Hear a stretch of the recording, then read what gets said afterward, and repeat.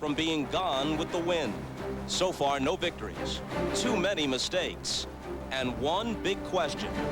How do you beat the Yankees? Tom Glavine could be the answer. His credentials and calm demeanor are what the Braves are counting on tonight. For the past decade, no left-hander has won more games. His one-hitter in Game 6 of the '95 series was his crowning achievement, one of the greatest World Series pitching performances of his generation. Tonight, he's been asked to do it again, to do what begins to look more and more difficult. Beat the Yankees. Come into the house that Ruth built during the World Series and defeat Joe Torre's talented and resourceful team. The odds are stacked in New York's favor. The Yankees' stellar performances have the Braves facing a quick exit from the Fall Classic. For 2 games, New York has done what defending world champions do. Right now, they'd probably win a vote to determine the best team of the decade. But Tom Glavine and the Braves haven't cast their ballots yet. They're waiting for Game 3 next. This is the E-Trade World Series pregame show. Tonight, it's Game 3. The Atlanta Braves versus the New York Yankees. We catch a break on the weather tonight. A very pleasant 56 degrees at Yankee Stadium. New York throws Andy Pettitte against the Braves' Tom Glavine. Each was 14 and 11, but those stats are a bit misleading. Each pitched well down the stretch. Each has 2 strong postseason outings under his belt. Each beat tonight's opponent during interleague play in July. Hi and welcome to Game 3, everybody. I'm Bob Costas. Joe Morgan will join me in a few minutes for the call. Now, the position in which the Braves find themselves, we can't kid you, is not good, but neither is it insurmountable. 11 times in World Series history, a team down 0-2 has come back to win. And the Braves know this from painful experience because they were in the same position the Yankees find themselves in now, winning the first 2 games on the road against the Yanks in 1996, coming home for 3, heavily favored, and somehow the Yankees won 4 in a row. It can be done, but for it to happen, Tom Glavine has to be Tom Glavine tonight. Back with a call in a bit. Right now, here's Hannah Storm with the pregame show. Hannah. Thanks, Bob, and it is a beautiful night for baseball. It might be fitting that the Braves will attempt to restart the series with the pitcher who was scheduled for Game 1. A stomach virus sidelined Tom Glavine for the opener, and he says he lost 7 pounds. A short time ago, Craig Sager asked for an update on Glavine's condition from Braves manager Bobby Cox. After being scratched from Game 1 due to the flu, Bobby Cox sends Tom Glavine to the mound in Yankee Stadium tonight in Game 3. And Bobby, after the flu, what do you expect out of Tom Glavine tonight? Well, hopefully he can go 7 strong ones, and if he can go after that, that's fine too. But right now, that's probably what we'd expect. But he does feel fine, and he should be close to 100% when he goes out there. Even if you get a good game from Tom Glavine, it doesn't mean a win. The way the batting order has been going, hitting less than 200. What do you have to do? Who do you have to count on tonight to get runs from? Well, you never know in these things, and it could be the weakest hitter in your lineup could be the star of the game when it comes to the World Series. Mark Lemke did that one year here in '96, I think, and you never know. I'm just hoping we all get hot at one time, and we can do that very easily. We have hit, and we'll hit again, so it could come from anywhere in that lineup. But what concerns you most, the leadoff man or the cleanup man? No, there's no one thing that concerns you. You know, we just need to get a couple runs. We need to hit some gaps in this ballpark, certainly with Andy Pettitte pitching with his pickoff move. It's very difficult to hit and run or steal bases off him. He leads the league every year in caught stealing, and it's very difficult to do. But yet, you know, we may try something there, but we need to hit the ball tonight. All right, thanks a lot. Let's go back to Hannah. Thanks, Craig. Well, Tom Glavine told me during batting practice today that for the first time in 4 days, he ate solid food, a pregame meal of ravioli. Glavine has been with the Braves since 1988 when Atlanta lost 106 games. He went on to pitch the deciding 6th game in the Braves' 1995 World Series championship. It remains the only series the Braves have won in their 4 tries this decade. Now, once again, Atlanta is facing postseason disappointment. We'll just have to see if the Braves are able to pick themselves up and bounce back. I think one ball game can turn this whole series around, but that ball game has to be Tuesday night in New York. So a lot of pressure will be put on Tom Glavine. Coming from where I was with this organization in the late 80s, where you lose 100 games a year, I like being a part of this situation. We realized how difficult it is to get here, and for us there's more of a sense of urgency because you start to wonder about the law of averages, and you don't get this opportunity typically as many times as this ball club has had, and I think that it's at the point where you're kind of starting to wonder how many more chances we're going to get, and we want to try and take advantage of some before they're gone. Tonight, Glavine faces a relentless Yankee lineup that is getting production throughout the order. Among the toughest outs, shortstop Derek Jeter, who has 4 hits and 3 runs scored in the first 2 games. The Yankees have yet to hit a home run, but still have scored 11 runs, with 17 of their 20 hits singles. Cincinnati Reds all-star shortstop Barry Larkin went into the batting cage to explain just what makes the Yankees so tough. You've heard these Yankees referred to as professional hitters. Well, let me tell you what that means. Early in the count, you'll see these guys looking for a particular pitch in a particular zone where they can drive it. And Leday drives one to left center field. But what makes them special is the fact that late in the count, they'll cut down on their swing and basically take what the pitcher gives them. They don't mind working the count, they never give up in that bat, and they don't mind hitting with 2 strikes. Struck him out. Tonight, these professional hitters meet the professional pitcher. Tom Glavine is not going to give in to these Yankees. He's going to work both sides of the plate and make these guys hit his pitch. It'll be interesting to see who wins this battle of professionals. You can talk baseball with Barry Larkin online throughout Game 3 at msnbcsports.com. As the baseball trading deadline approached, the Yankees almost dealt away tonight's starting pitcher Andy Pettitte. He had struggled for the first half of the season and heard it from the tough Bronx crowd. He couldn't even escape his wife's comments in his own home. Pettitte deals 2-2. I think she was talking about maybe that I didn't have quite the fire that I used to have. And, you know, once you get beat up on for a couple of months and every time you take the mound, you're struggling and stuff, yeah, I guess I kind of lost a little bit of the fire. So it's kind of a joke now around the house that she doesn't tell me good luck anymore. She tells me to go out there and get my eyes right. So she thinks I'll have a good start as long as I have the focus. Well, Pettitte turned it around. He went 7-3 after the trade deadline and pitched brilliantly in the Yankees' critical Game 4 win in the American League Championship Series. Tonight, the Braves' Chipper Jones will face Pettitte, dealing with the tragic news that 2 of his agents, Robert Fraley and Van Arden, were on the doomed flight that also killed U.S. Open champion Payne Stewart. Dan Hicks remembers the life of one of golf's great champions.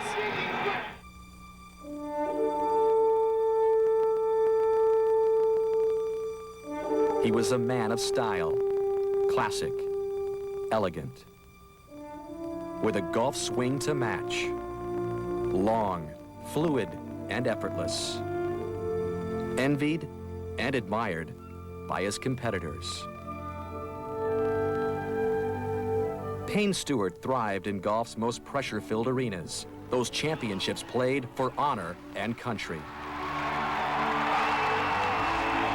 A winner of 3 major titles, including 2 U.S. Opens.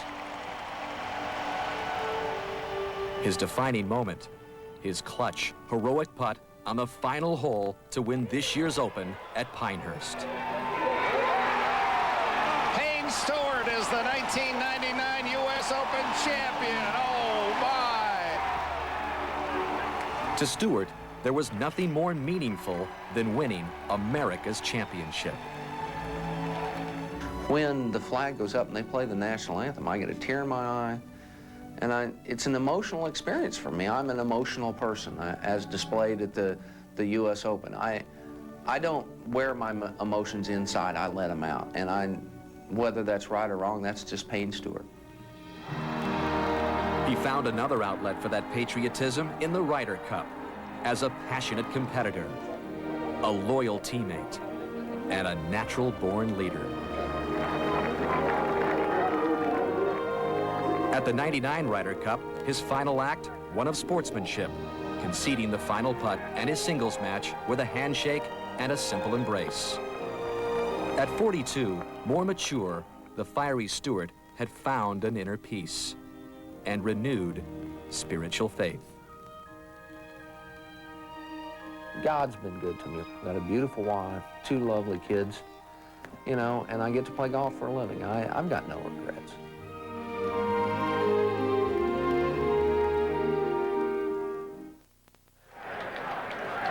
The PGA Tour is rearranging play at the Tour Championship to allow players to attend Friday's memorial service for Payne Stewart.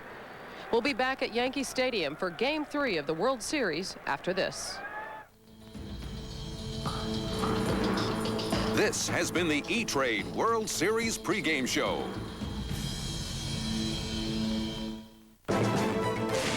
Eeny, miny, blow. This Christmas, everything, yes, everything, is getting blown up. From Trimount Studios comes the $200 million event of the year, Blow Up. Oh, my. This movie's gonna blow. A Michael Harper film, a Trimount Studios production.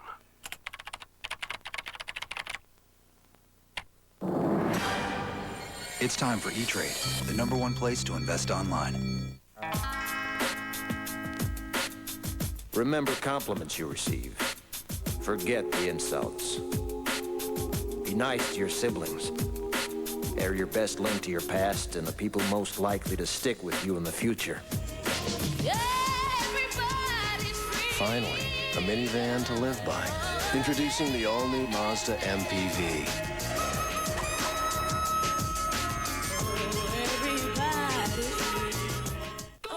What do Brazilian chocolates, Filipino soft drinks, German motor cars, and the South China Morning Post have in common? You got to have this, and this. They're all made in factories that use Siemens industrial systems. Before you eat, or you drink, or you write, or you read, there is this, and this. All over the world, we make a lot of things that make a lot of things. So for this, or this. We're Siemens. We can do that.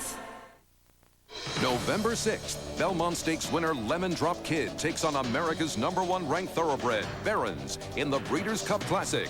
Just one of 8 championship races on racing's richest day. Live from famed Gulfstream Park, the 16th running of the Breeders' Cup, November 6th on NBC. I could see you. Oh, no. I got it. Freaks and Geeks. I said I got it. Time magazine calls it sweet and funny. The best new show. Show off. NBC Saturdays after baseball. I said I got it. The 1999 World Series. Tonight, it's Game 3. The Atlanta Braves versus the New York Yankees.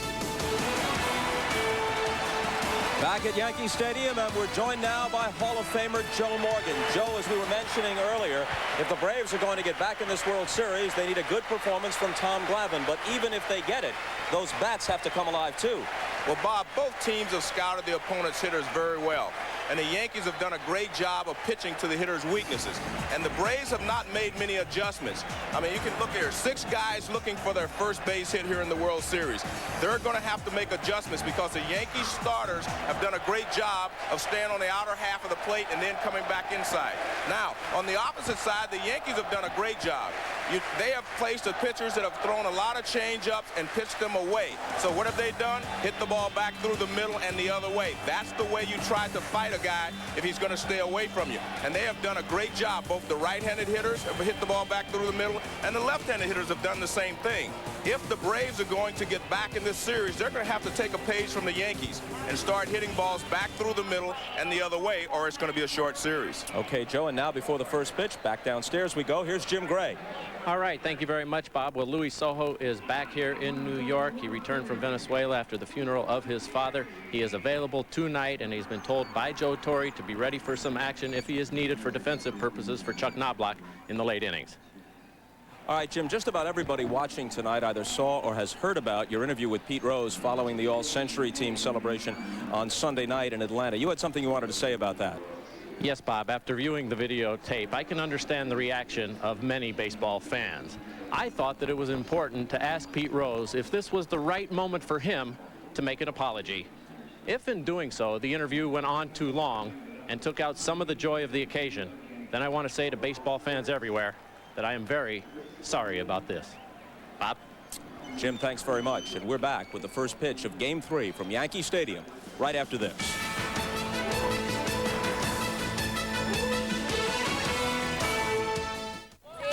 Whoa, what's up? Oh, let's see, that's a miss. That's lame. Sports drinks, colas, like that's working up there?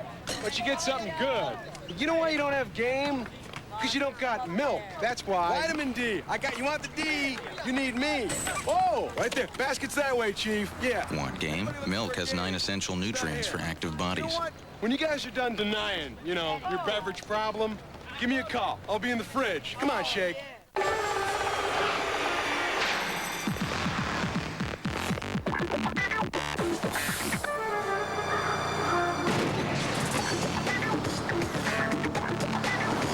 UPS guarantees earliest delivery to the most international cities. How?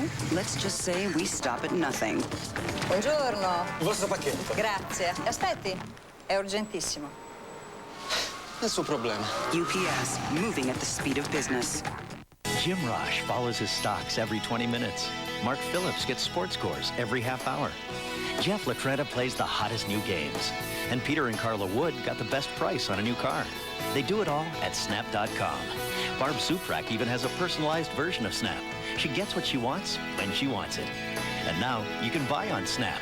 Gifts, electronics, sporting goods, almost anything. Shop, compare, and buy. The only limit is your imagination. Do it all on Snap.com.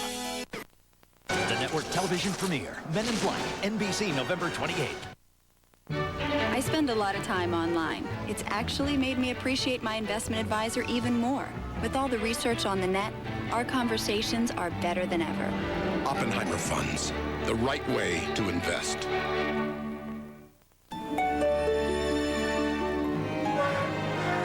Buying a car will never be the same, because now you can check out any car you want and see how it stacks up to the competition whenever it's convenient for you. With our website, even when the showroom is closed, we're still open. GMBuyPower.com. As you might expect, Teller and I don't see eye to eye on investing. I like to avoid risk. Teller's a little more daring. We do, however, share the same new way to trade online. Introducing Power Street by Fidelity, the first site with trading tools customized by Lycos to fit your life, your goals, your unique way of doing things. Look, the market's up. Or, in your case, down. Power Street Online Trading. Call or visit Fidelity.com to open an account.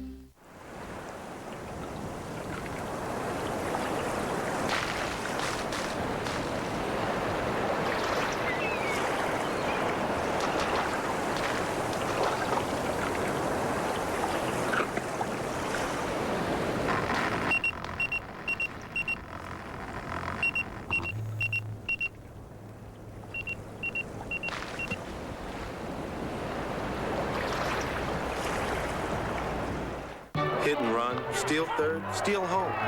You can't avoid risk altogether, but you can try managing it by doing things the right way. At Oppenheimer Funds, they understand that. Oppenheimer Funds, the right way to invest. When I run with 32,000 people, I run against myself. As the top of the first approaches, here's the Budweiser starting lineup for the Atlanta Braves. And right off the top, you see one of their problems. Gerald Williams is 2 for his last 30, and the first 2 spots in their order have produced 1 for 16 without any walks in the first 2 games. So they haven't hit the ball, and neither have they been able to reach base to run the bases. They stole 14 bases against the Mets in the National League Championship Series. They haven't been able to get on, and in Game 2 they were behind right away, so they haven't been able to use that tactic against the Yanks. Well, one of the problems they'll have trying to steal bases or move runners today is Andy Pettitte. He has one of the greatest pickoff moves in the game today, so they're going to have to be careful there. But they definitely have to get something started early in this ball game. You can't wait till the 4th or 5th inning and start to score runs. You're already down 2 games to none. You have to put some pressure on the Yankees here at Yankee Stadium. Atlanta has lost 4 of their last 5 games. The only victory in that string the Game 6 win that clinched the pennant against the Mets. But even there, they almost blew a 5-0 lead. In fact, they did fall behind and had to come back. So they've been shaky of late. Well, you're right, Bob. They fought adversity all year, and they came through with flying colors. There's a movie written about the pride of the Yankees. I think the Atlanta Braves have a lot of pride, too, and I think that's going to show tonight. They have to prove to the world that they're not going to get swept by the Yankees, and if they don't win tonight, it's a great possibility of that happening. And the Yanks take the field in pursuit of their 25th World Championship. All this talk about team of the decade, to put it in some kind of perspective, we already know we're looking at the franchise of the century when we talk about the Yankees. Since 1921, they've been in 36 of the 78 World Series played. They've been in almost half the World Series. No doubt they are the team of the century. Franchise of the century, we should say. Another problem for the Braves tonight, they faced El Duque and they faced David Cone, two right-handers who drop down through a lot of pitches on the outer half of the plate. They're going to face Andy Pettitte today, who pitches inside to the right-handed hitters. He throws a cut fastball, and he likes to get in tight on the right-handed hitters, and then he'll sink the ball away occasionally. But his best pitch is the cut fastball. He throws in on the right-handers, and they're going to have to make that adjustment.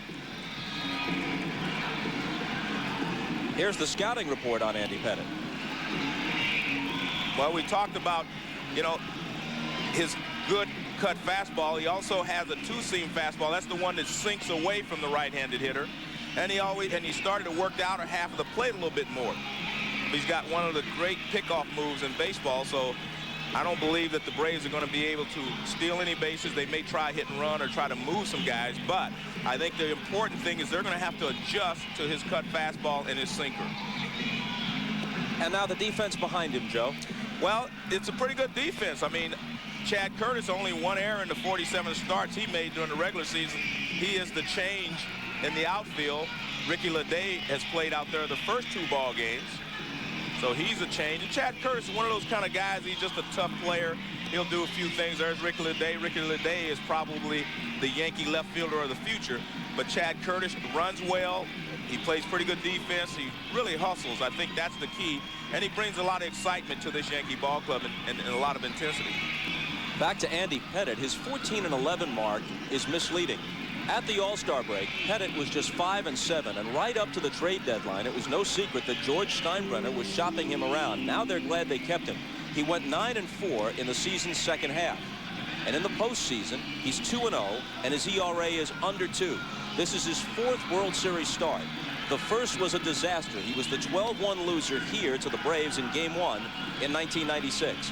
Then he came back to beat John Smoltz in a 1-0 classic in Atlanta in Game 5. And he was the 3-0 winner in the Game 4 clincher at San Diego as the Yankees swept the Padres last year. He threw 7 shutout innings, so he has a string of 16 consecutive shutout innings pitched in World Series play. He has really pitched well in, his last few World Series ball games. He has proven that he's a big game pitcher. There was a lot of question about him being a big game pitcher early in his career, but now he has proven that he is a quality pitcher under pressure. Looking for some support from recent history, the Braves won 2 of 3 in this ballpark in interleague play from the Yankees in July. If they do it again, it would get them back to Atlanta. A called strike. The plate umpire is Steve Ripley from the National League, Darrell Cousins of the American League at first, Jerry Davis NL at second, Jim Joyce American League at third, Randy Marsh National League left field line. Rocky Rowe of the American League calls the plays down the line in right. Off the outside corner, a ball and a strike. Watching these first 2 pitches, Bob, he's following the scouting report and pitching the same way El Duque did and David Cone. He's staying away from the hitters, even though his best pitch is the cut fastball. There's the cutter. Down and in, 2-1. And all you have to do is watch Joe Girardi. If he moves away, it's the fastball. That's a sinker. And if he moves in, it's going to be a hard cutter in.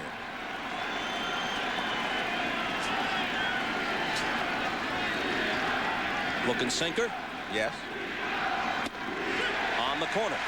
That's what you get. I mean, a catcher will make his pitcher work. He's making him use the sinker so far in this ball game by moving away. He came off the plate inside just to keep Gerald honest. There he goes back out there again. And Williams spoils it. Gerald is 7 for 15 in his career against his old Yankee teammate, Andy Pettitte. He's hoping to reach base for the first time in this World Series. And he's a guy that the Braves do not necessarily look at him as a leadoff hitter. They look at him as a guy to jump start their offense. He's not a guy they want him to send up there and take a lot of pitches.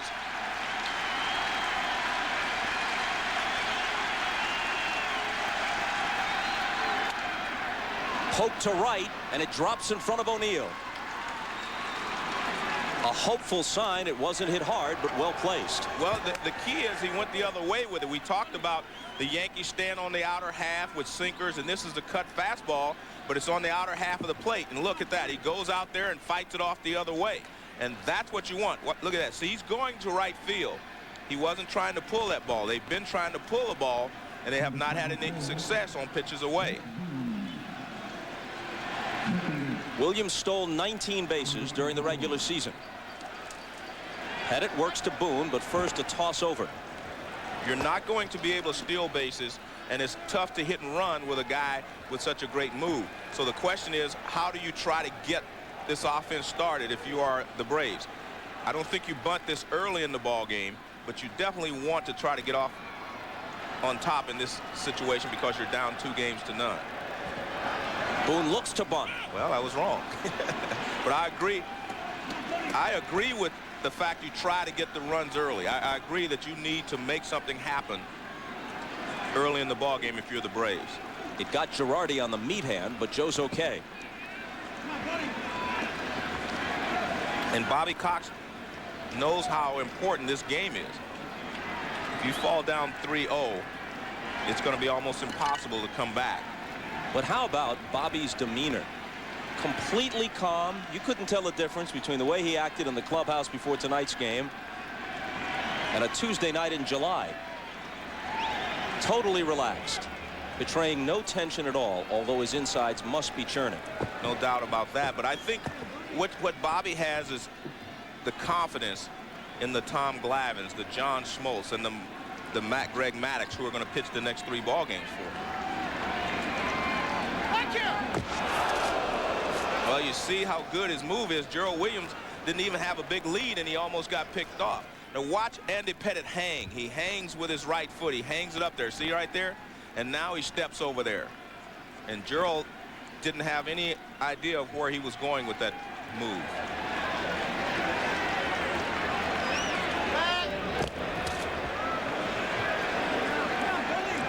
He's thrown 1 pitch to Brett Boone. Bunted foul.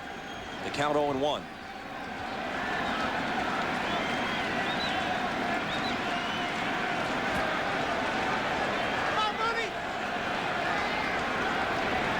Williams with a modest lead.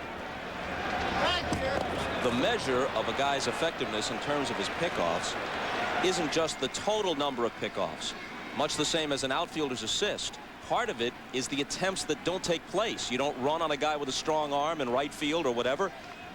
And how short a lead a lot of these base runners take is more of a measure of Pettitte's effectiveness than the pickoffs themselves.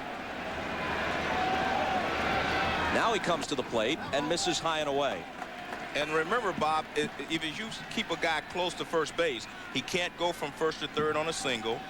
Ground balls in the hole. If you dive and knock it down, you're able to get him at second base. So you're taking away a lot of the base running skills that a guy has when he can't read your move from first base. The 1-1 is hit in the air to right center field. O'Neill turns, trying to track it down, looking up. It's off the wall. On his way to third is Williams. He'll be stopped there by the coach, Ned Yost, as Boone slides into second with a double. The ball really carried out to right center, Joe.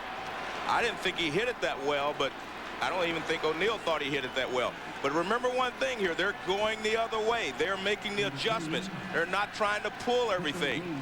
Look, it's a cut fastball away. Boone goes the other way, as did Gerald Williams. They're making adjustments to things that they have seen so far in the series. And this ball just continued to rise, as you were saying. I mean, I didn't think it was going that far. And Paul O'Neill finally looks up like it's going out of the ballpark, and it hits about 3 feet from the top of the wall. In 2 hitters, Andy Pettitte has given up more hits than El Duque and David Cone did in 7 innings each. Chipper Jones takes a ball. And I think a lot of that is the fact that talking to Don Baylor, talking amongst themselves, they have realized that they're going to have to take Andy Pettitte the other way, and they've done a good job so far. Yankee infield, of course, is back. They'll concede a run in this situation. In there, 1-1.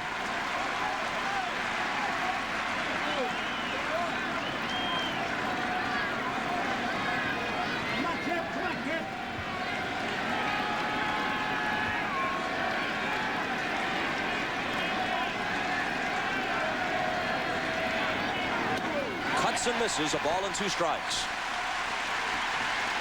And that's Andy Pettitte's favorite pitch to a right-handed hitter. He starts the ball on the inside part of the plate, and it breaks off the plate inside.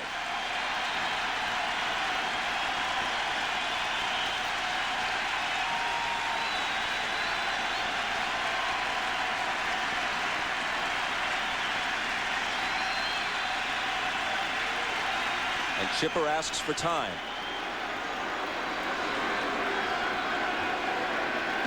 Gerald Williams blooped a single. Brett Boone banged a double off the wall and right. Second and third, nobody out. As you see, Jones became a much more productive hitter from the right side of the plate this year. He credits Don Baylor with getting him to be more aggressive against lefties, especially early in the count. Here's Pettitte's 1-2 pitch.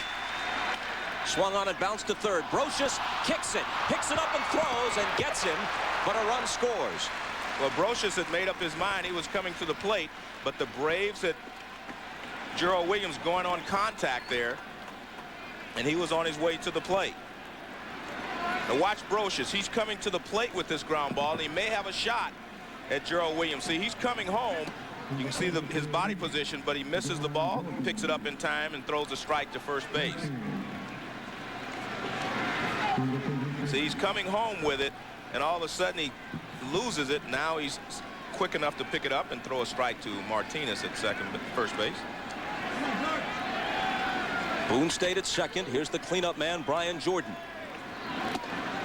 Ball 1 to him. Brian is 0 for 7 in the World Series, but narrowly missed a home run in the first inning of Game 2. The wind kept his drive to left in the park.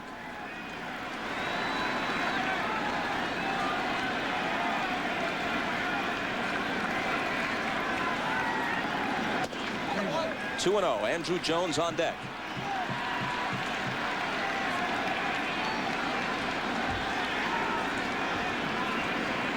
This is the first time the Braves have been able to break out on top and think that they have a chance to do something here against the Yankees. Offensively, that is. A hitter's pitch. And taken high and away, 3-0. And they put a little pressure on the Yankees. They forced Brocious to have to decide whether to go to first base or come home with that ball, and he didn't field it cleanly.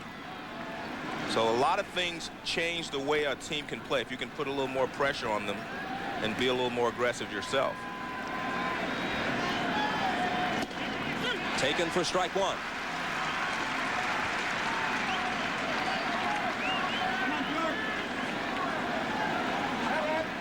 Andy Pettitte is 27 years old, 6'5", 220, from Baton Rouge, Louisiana. In first inning trouble in Game 3, and he walks Brian Jordan.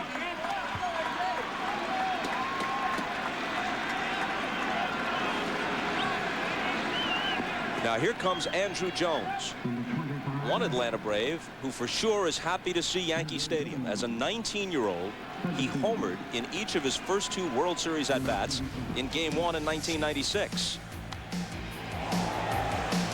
Andy Pettitte, as you see, was the victim on the first one.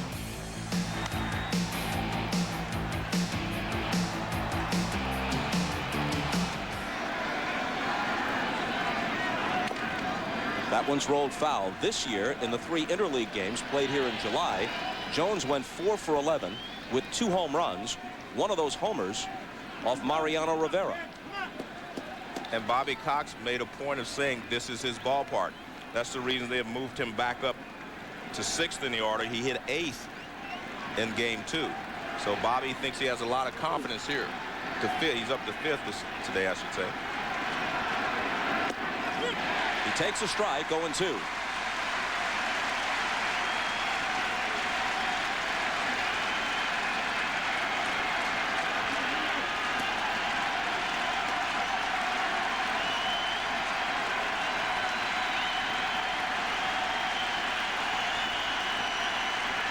Two on, 1 out, a run already home, and Pettit's 0-2 pitch to Andrew Jones. Just off the inside corner. Well, this is a cut fastball, and Pettit usually gets a right-hander to bite on this. And it's just off the plate, says Steve Ripley, and you can see there it appears that it was just off on the inside corner.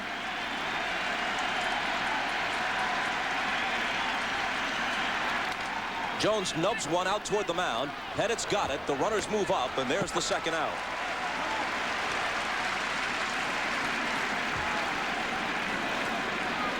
Well, it may not look like Atlanta's beating up on the Yankees to get the run that they have so far and to get the runners in 2nd and 3rd. But at least I think their approach is better. I mean, they're not trying to pull off. They're not swinging too hard. They're not going for the fences.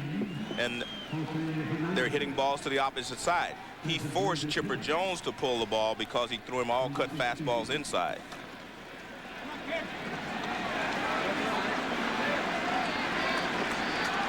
So here's the DH, Jose Hernandez, the former Cub. Taking the ball. He hit .266 for the year with 19 homers.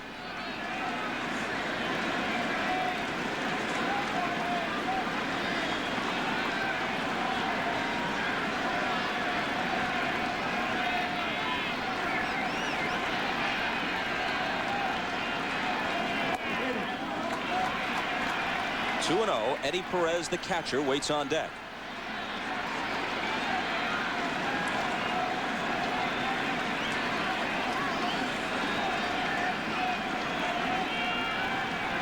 Brett Boone at 3rd, Brian Jordan at 2nd with 2 out. 3-0 to Hernandez. And Bob, the Braves have accomplished one thing already this inning. They have forced Andy Pettit to throw 26 pitches here in the 1st inning. And that means that his teammates, all the guys sitting on the bench, have had an opportunity to see that. And that's what Joe Torre was saying. He said 21, but it's 26. Hernandez swings at the 3-0, and Jeter gobbles it up. May have done Pettit a favor. The Yankees are out of the top of the 1st, and the Braves score once. Back to the Bronx after this. Okay. Really simple. AT&T, 7 cents a minute, all day, every day. That's it. The rest of this commercial is yours to enjoy as you choose. Make calls.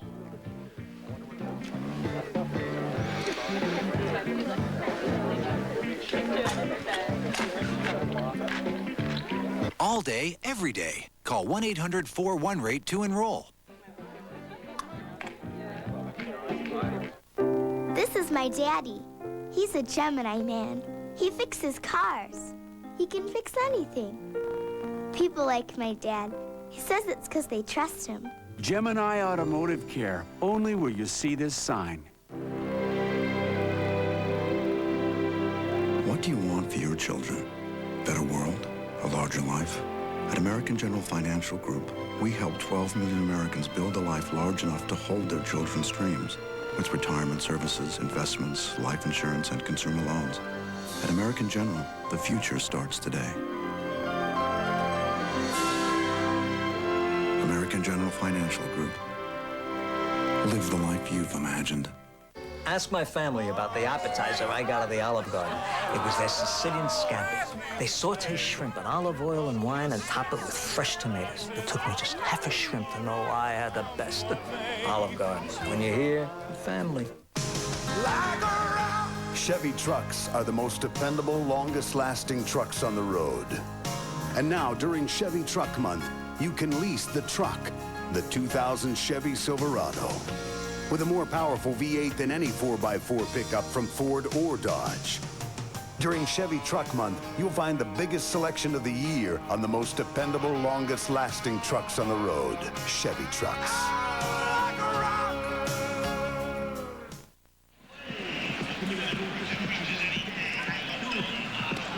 Back at Yankee Stadium, and note the contrast concerning the first two hitters. Through the first two games, the number 1 and 2 spots in the Yankee order are 6 for 17, plus 2 walks, and an important sacrifice in game 1 by Chuck Knobloch. Now tonight, Williams singled and Boone doubled to reverse the trend for the Braves. Well, Bob, do we really know how healthy Tom Glavine is a question that I would ask.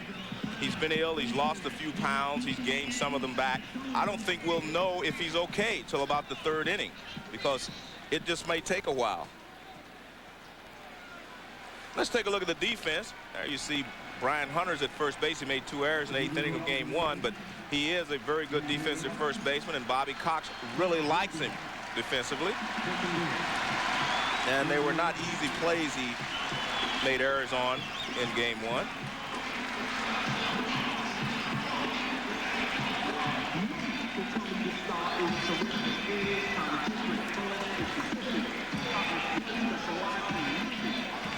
This may remind some of the 1991 World Series. Chuck Knobloch against Tom Glavine. Then it was Twins and Braves.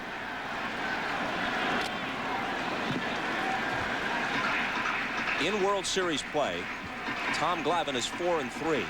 But in his 3 World Series losses, he's allowed only 4 earned runs in 23 innings. Look at that career World Series earned run average. Pitched 1 hit ball through 8 innings in the Game 6 clincher against the Indians in '95. Let's go downstairs to Craig Sager. Leo Mazzoni says Tom Glavine may get hit tonight. He might lose, but I won't because he doesn't have his stuff. Some pitchers can look lousy in warm-ups, then fire a shutout. Some can throw lights out and then get hammered, but Mazzoni says Glavine has never been one of them, as warm-up was very consistent.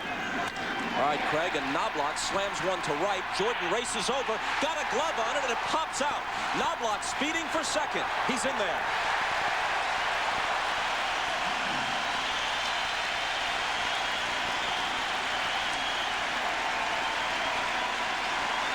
Well, the one thing, when you're down 2-0 and you get a chance to make the play, you're going to have to make it. I don't know exactly how they're going to score this, but Jordan reaches out. It looked like he may have lost the ball or something because he slowed up before he got there. See, right there's a bank of lights here, and you see that he may have lost it right there at the last second. They're scoring it as an error, but you see he gets there, but it did appear that he slowed up and maybe looked away from the ball. So he could have been looking into the bank of lights. Yeah, those lights right there, that's where it was, right center field. A 2-base error. And Glavine, staked to a 1-0 lead, finds the leadoff man in scoring position. Here's Jeter. 4 for 9 in the series. He skies one to right. Jordan for the catch. Knobloch tags. He'll test him. Jordan's throw. Not nearly in time. And that's big league baseball right there by Derek Jeter. Taking the ball the other way, moving Chuck Knobloch up to 3rd with less than 2 outs. And Jordan camps under this one. He wants to make a strong throw, but it's a little bit offline, and Knobloch runs very well, and the ball was pretty deep. You can see it's a little bit offline.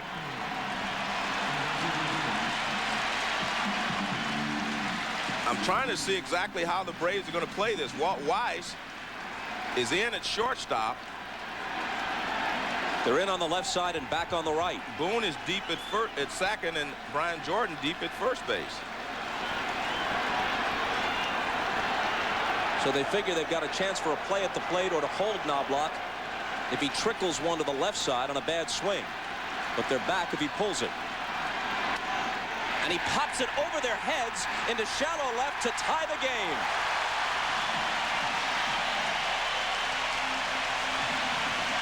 These Yankees are almost ruthlessly opportunistic.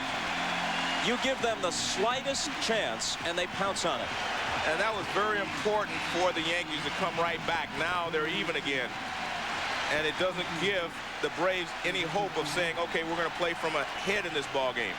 You see, all he does is just reach out and slap it to left field, but he gets the job done.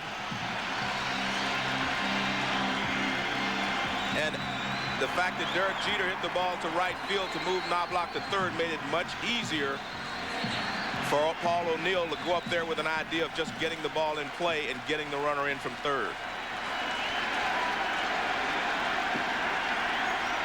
Here's Bernie Williams taking a ball down and away.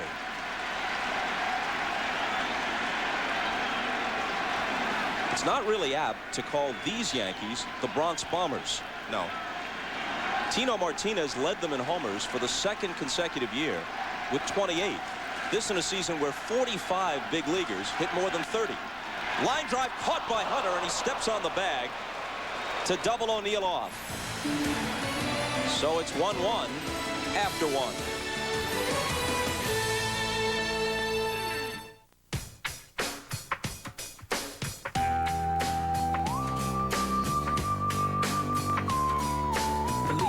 Fireman, the mayor of my town. The dude's hanging off with a paper truck. Mr. Chang, down at the local deli, sells me morning coffee, wishes me good luck. This is for the people in my neighborhood. They help me through the day and make me feel good. This bug's for you. And you and you and you. This bug's for you. And you and you and you. This bug's for bus drivers, cab drivers, local gas station guys. Sal and his brother make a mean pizza pie. Tattooed Tony in his cool muscle shirt. Maria on the corner looking good in a skirt. This is for the people in my neighborhood who help me through the day and make me feel good. This bug's for you.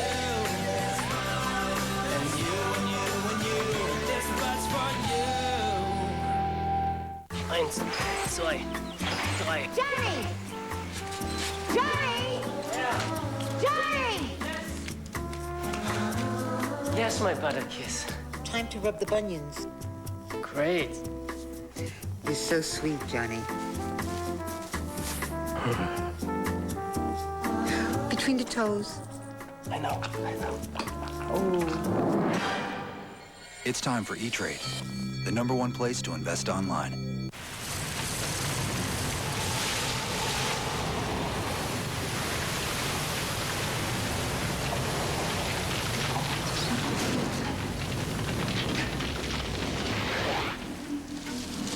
Introducing the all-new Chevy Monte Carlo. Green. The side you show the world is up to you.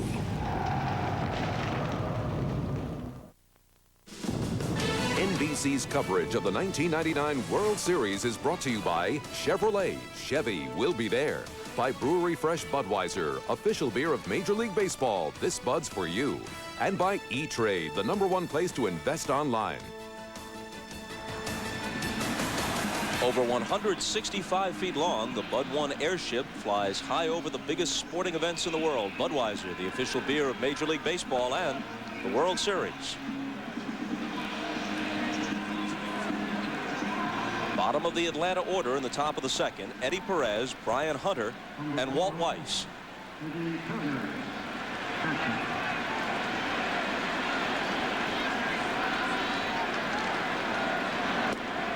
Ball 1 to Eddie. Andy Pettitte was touched for a run in the top of the first. The Yankees got it right back off Tom Glavine in the bottom half with the help of a Brian Jordan error. Perez fouls it off.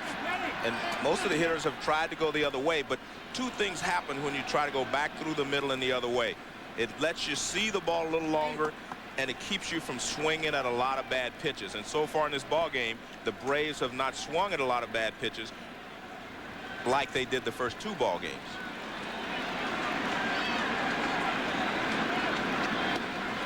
Threw it by him, a ball and 2 strikes. Perez, the National League Championship Series MVP, going 10 for 20 with 2 homers against the Mets.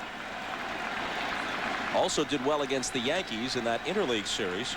He was 6 for 11 here at Yankee Stadium in July.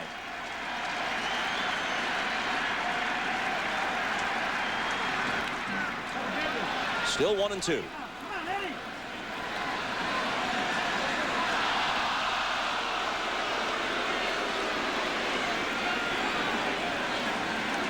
This is Brian Jordan moments ago with the veteran reserve Otis Nixon talking about the ball he mishandled in right field. It was right in the middle of his glove, not off the tip or anything, smack in the middle of the glove, and it popped out. I think he's saying that he's lost it at the last second due to the lights.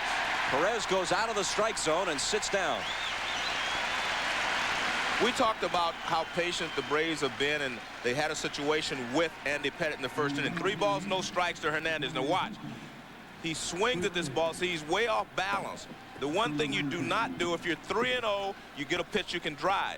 And when he came in, you're going to see Bobby Cox talking to him, and see Bobby is basically saying, okay, I gave you the 3-0, but I want you to get a little better pitch than that. Here's Brian Hunter. Swings on the first one and rips it to left for a 1-out single.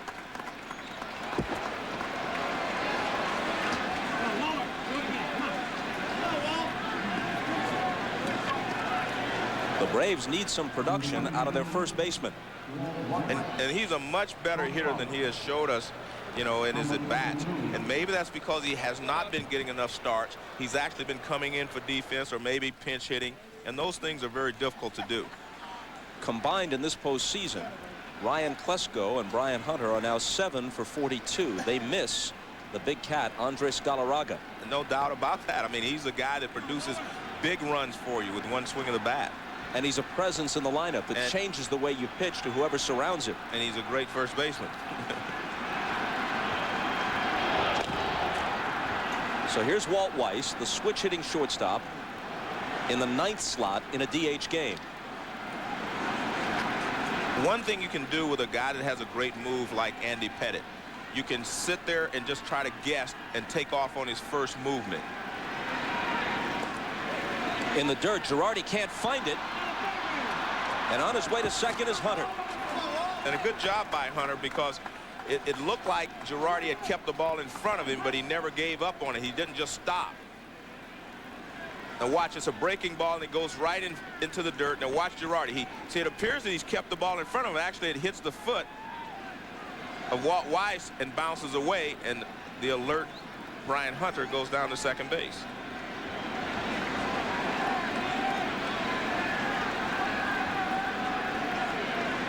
And the 1-0 pitch. Taken down and away. Weiss is from nearby the Bronx. Grew up in Suffern, New York, about 30 miles north of Yankee Stadium. His dad ran a magazine stand at Grand Central Station. So he's a Brave who feels pretty much at home coming to New York. The 2-0 pitch. Misses again, 3-0. See, that's what the Braves are doing. They're not swinging at that ball that starts in the strike zone and moves out. And the reason is because they're staying on the ball a little bit longer, because they're not trying to pull everything. So they've done a good job so far. And don't be surprised if he doesn't let Weiss swing 3-0. He takes a strike. And I'm sure Pettitte, the fact that they swung 3-0 in the first inning tells Pettitte that if he gets behind a lot of hitters, they're going to attack. They're going to be aggressive. And he's not going to be able to just lay the 2-0 or 3-0 pitch into the strike zone.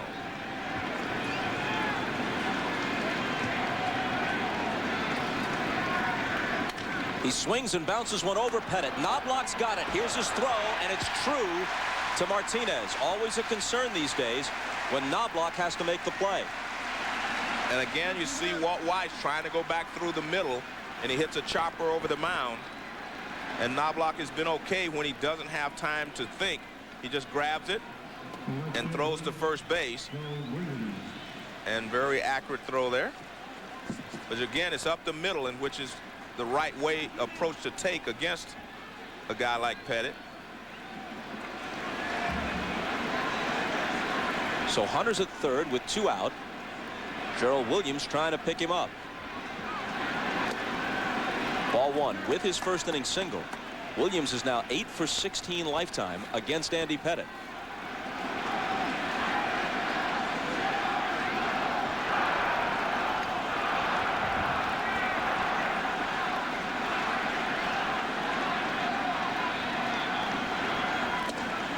Down and away, 2-0. Very good patience being showed by the Atlanta Braves here. They're taking those pitches off the plate, getting ahead of Pettit. You've got to do some damage once you get there, but so far they've been able to make Pettit throw a lot of pitches, and they're not biting on that sinker that's sinking just off the plate outside.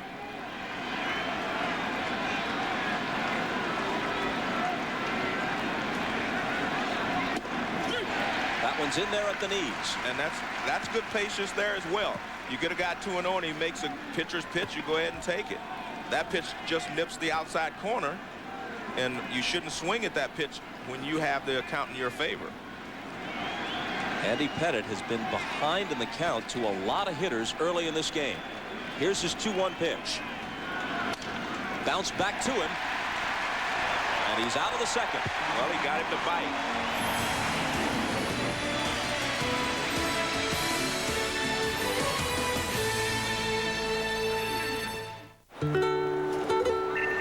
Small business software, $400. Letterhead, $610. Office supplies, $90. Remembering who you work for, priceless. MasterCard Business Bonuses lets you earn miles good on any airline, no blackouts. There are some things money can't buy. For everything else, there's MasterCard Business Card.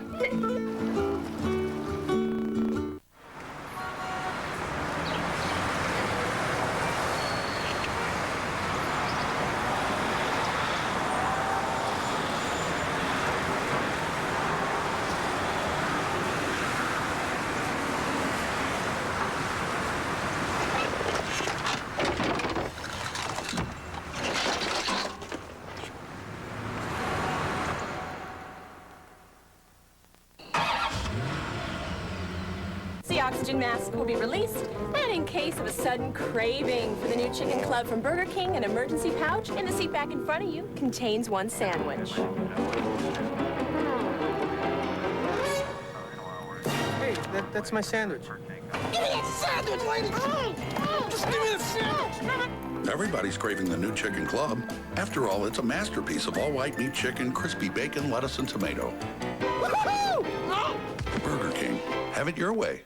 So what'll happen to all this now that you're going virtual? We're not going virtual. But I read you're getting into internet trading, online cash management. Well, we are, yes. The end of an era. Not at all. Online trading and the rest of it are simply new tools we're making available. You don't have to sugarcoat it for me, but I must tell you, I'm going to miss our little chats. Nelson, I'm not going away. The office isn't going away. The coffee? The ticker? Not going away. What about the little bull? Not going away. Good. Now from Artisan Home Entertainment. The search of the 3 missing Montgomery College students continues tonight. Young kids started disappearing. We can never locate them. Never found any clues. Please help us! See what's never been seen. Oh my God, what On the Blair Witch Project, on video or DVD. Now with newly discovered footage. On the Project from Artisan Home Entertainment. I love you, Mom. Dad. In stores now. We talked about the hitters making some adjustments. Watch Mel Stottlemyre. Look at his hands. He's saying they're going the other way. They're trying to go the other way. Now watch, he'll give you a motion that you're going to have to come inside eventually. So what he's basically saying is they're making adjustments. See right there, he's saying you're going to have to come inside to keep them honest. And you can tell that the Braves are trying to make some adjustments. And of course, Mel Stottlemyre and the Yankees see them making the same adjustments we see here. So we'll see if Pettit changes and starts coming inside a little more often. Chili Davis's first at-bat of this World Series slices one down the right field line and foul. Chili was a Twin in 1991 when they faced Atlanta in the World Series. He hit 2 home runs in that series, one of them off Tom Glavine. If this is Atlanta's last stand, trying to establish themselves as the team of the decade, it's appropriate that they give the ball tonight to Glavine and tomorrow to Smoltz, because they're the only 2 players who have been with the team all the way through this run of excellence. They're the only 2 who go back to the 1991 pennant. And a lot of times, like hitters, pitchers feed off of each other. Broken bat roller. Weiss guns it over to Hunter to get Davis. And folks, you can log on to MSNBCSports.com for an exclusive webcast featuring the Reds All-Star Barry Larkin, who provides his analysis of the key plays and strategy in tonight's game, plus answers fan email. You can also check out real-time in-game stats complete with a box score. MSNBCSports.com, the official website of NBC Sports. We mentioned in the last inning that Tino Martinez was again the Yankees' leading home run hitter with 28, same number that led the club last year. That is a very modest figure considering the offensive explosion all around baseball. This is not a team that bludgeons you. This is a team that's almost numbingly effective with little things, as we've seen in the first 2 games of this World Series. Bob, I don't think we can overstate how smart they are as players and how smart they are as hitters. We saw them get behind in the count to Millwood. He'd make curveballs away. Wherever they threw it, they would go the other way with the pitches. This ball's hit well to center. Andrew Jones going back to the track to take it in his stride. Mr. Nonchalance. Well, he always seems to get there in time and make the play, but you're always worried because he doesn't. Look at this. I mean, he is so relaxed. Well, if you're good, you're good.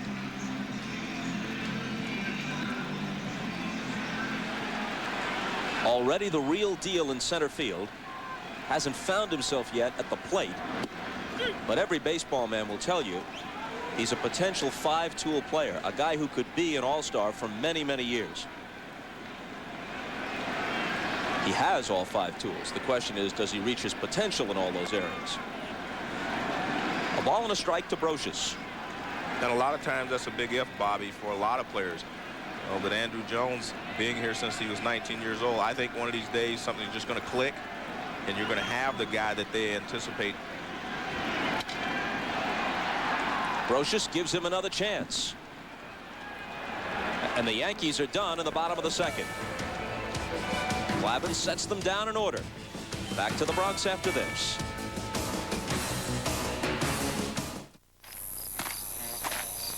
If you don't get AC Delco brand name parts, you'd better get a good brand name shoe. AC Delco, if you're not asking for it, you're asking for it. No matter what kind of car or truck that comes into my shop, there's one brand of automotive parts I can depend on. AC Delco. If you're not asking for it, you're asking for it. Give me soybeans. Yeah. Scroll up. Buy it. Buy. Next page. Close that.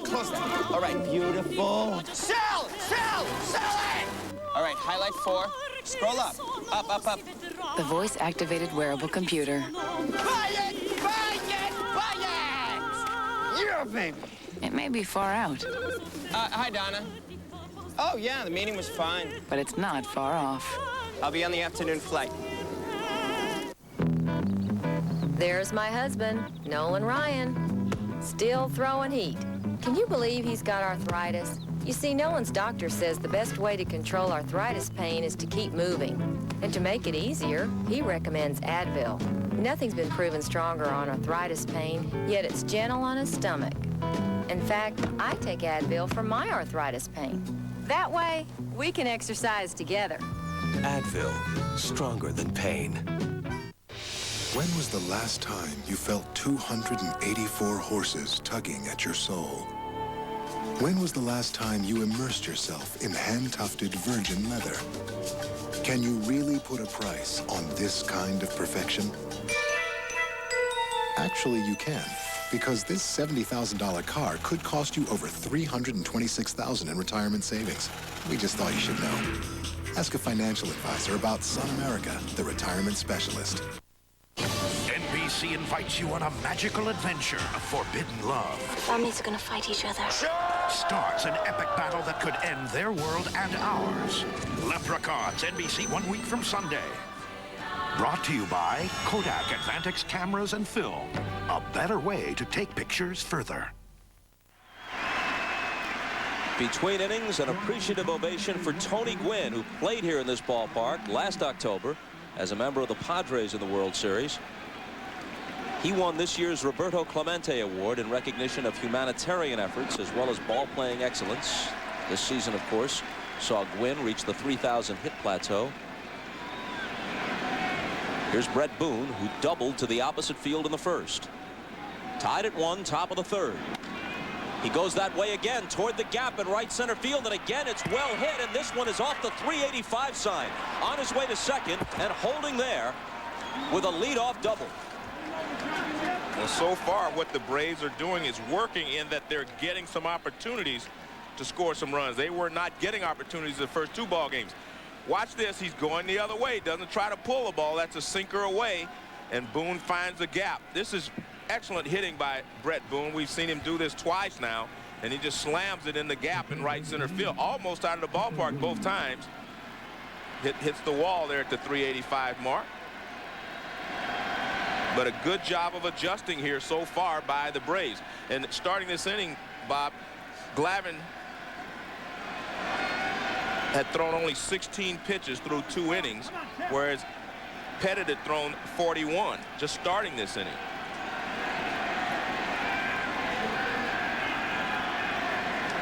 He faces Chipper Jones, whose ground out to third produced a run in the first.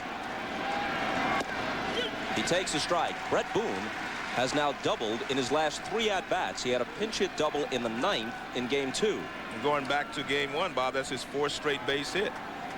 And look at that, 3 or 4 hits to right field. That tells you that the Braves are trying to make some adjustments against Andy Pettit. But he is pitching Chipper Jones much differently than he is the other hitters. He's thrown 2 cut fastballs inside. He's trying to keep him from hitting the ball the other way in this situation. He's thrown a couple of cut fastballs in, which makes Chipper realize he's going to have to open up and get to the ball. And that's why he hit the ground ball at third base his first time up. And the 0-2 pitch. There it is again. He pushes it up the middle. Jeter fields it behind the bag, and Boone moves to third. And he gets the job done. That was a cut fastball in again, but he just kind of pushed it up the middle, and that was very good description. Watch. He just pushes this ball off of him. He doesn't have a big swing. Watch the location. A cut fastball in, and he just draws his arms in and pushes the ball up the middle. And he's out at first base, but he gets the job done, moving Boone over to third with less than 2 outs. And they're going to play the infield in. Against Jordan, who walked in the first and is hitless in the series.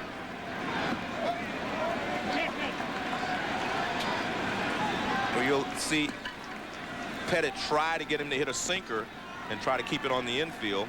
That one, of course, sunk too much, but he'll try to get him to hit a sinker or that cut fastball down and in. Just try to keep the ball on the infield.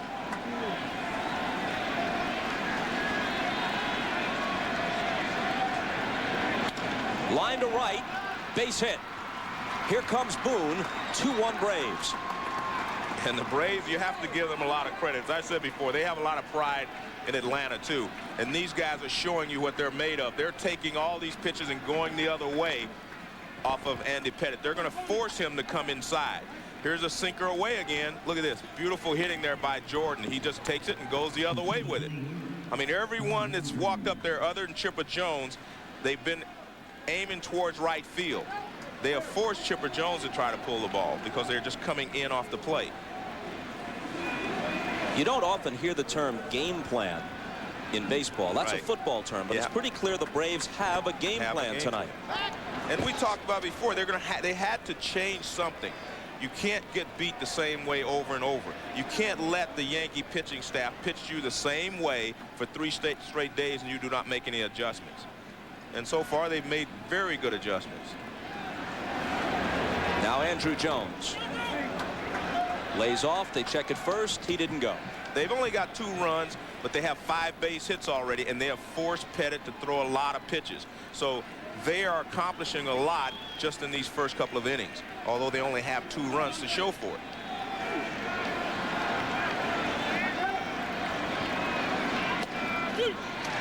A ball and a strike. The Yankees must think Glavine has it tonight because they played the infield in early in the game. I was a little surprised at that too, Bobby, except they feel like with Glavin's sinker, if he tries to pull it, he's going to hit a chopper on the infield, and they would be able to hold Boone at third. But you saw Jordan just take the pitch and go the other way.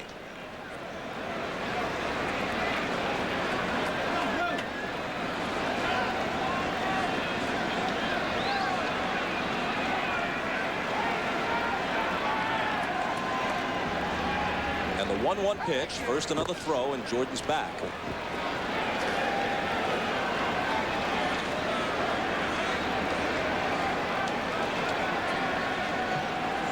The Braves were running at will against the Mets, except when Kenny Rogers started game 2 with his great pickoff move. Against Pettit, they'll find it difficult to get much of a jump. Jones rolls it foul. We've talked about the Yankees coming back from 0-2 against the Braves in the '96 World Series. But just prior to that, the Braves themselves were down 3-1 to the Cardinals in the LCS and won 3 straight with their backs to the wall to get to the World Series. So both these clubs know it can be done.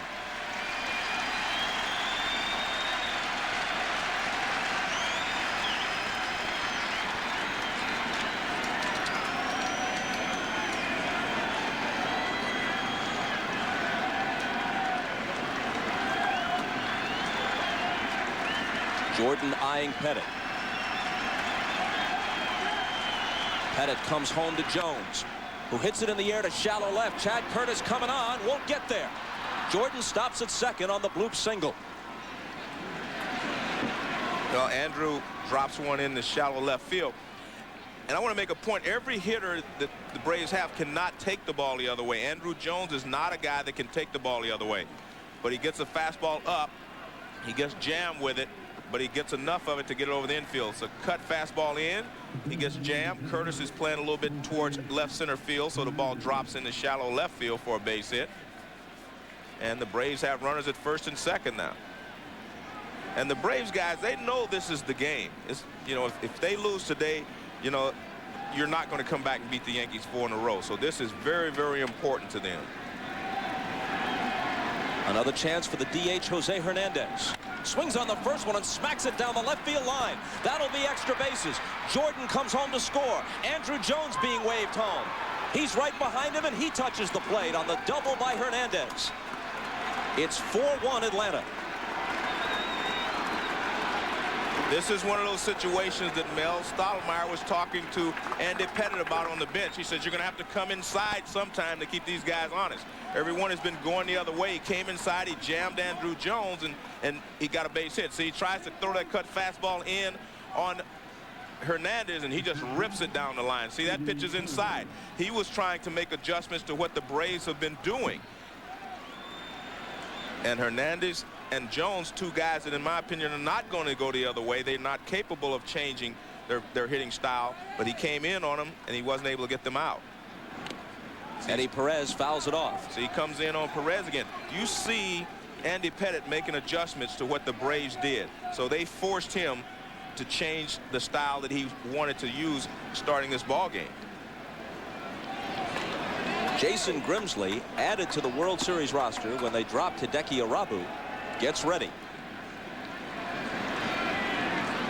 Pettit works to Perez, who lines it to left. Curtis sprinting in, and he makes the catch.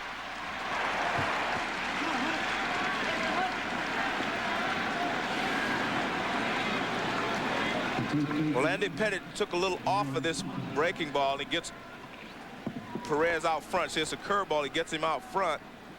And you see Pettit, he's saying, get in here and catch that. And he sees that he's going to be caught. He thought he was going to have to back up home plate if it dropped in front of Chad Curtis. But it hung up long enough for Curtis to make the play. Now Brian Hunter, who had a sharp single to left his first time up. Down and in, ball 1. 1 in the first, 3 here in the third for Atlanta.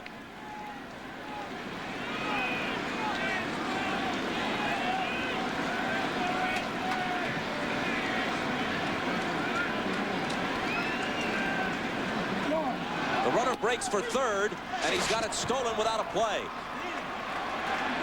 It's much easier to steal third base off of a left-handed pitcher than it is a right-handed pitcher because of their motion and them not being able to pick up the shortstop on a pickoff.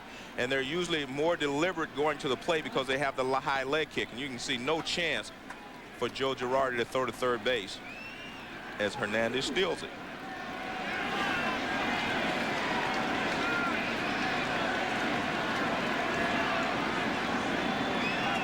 The 1-1 pitch to Hunter. 2 balls and a strike. And a lot of people say, why do you steal third with 2 outs?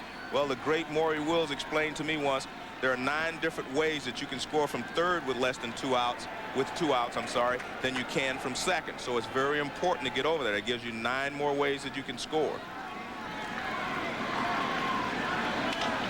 Bouncer foul. In the first 2 games, 18 innings worth of at-bats, the Braves scored 3 runs and had 7 hits. In 2 2/3 tonight, they have 4 runs and 7 hits. Bob, this is the beauty of baseball. We've seen the Braves make adjustments to what Pettit was doing.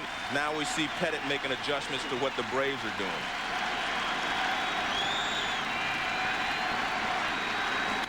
Off-speed breaking ball taken in the air to right, and O'Neill retreats to make the catch. Jose Hernandez 2-run double, the big blow in a 3-run inning, 4-1 Atlanta. Remember life in the fast lane? I do. First you meet, then you get married, and things slow down. Yeah, right. To help you keep up, drive the supercharged Regal GS Sports Sedan. Plenty of room, standard traction control, and the most power in its class. Get up to $35.67 average finance savings with 1.9% APR financing for 60 months on 1999 Regals. Official car of the supercharged family. Stop it! Need brakes? Now during the Midas $40 lifetime brakes rebate, save $20 per axle or $40 for your whole car. Lifetime guaranteed $40 in savings right now. Go safely. Go Midas.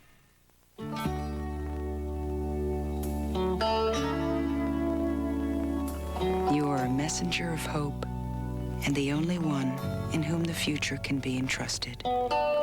Is it not time then to prepare for the journey ahead? You are a survivor. You are alone, but you are strong.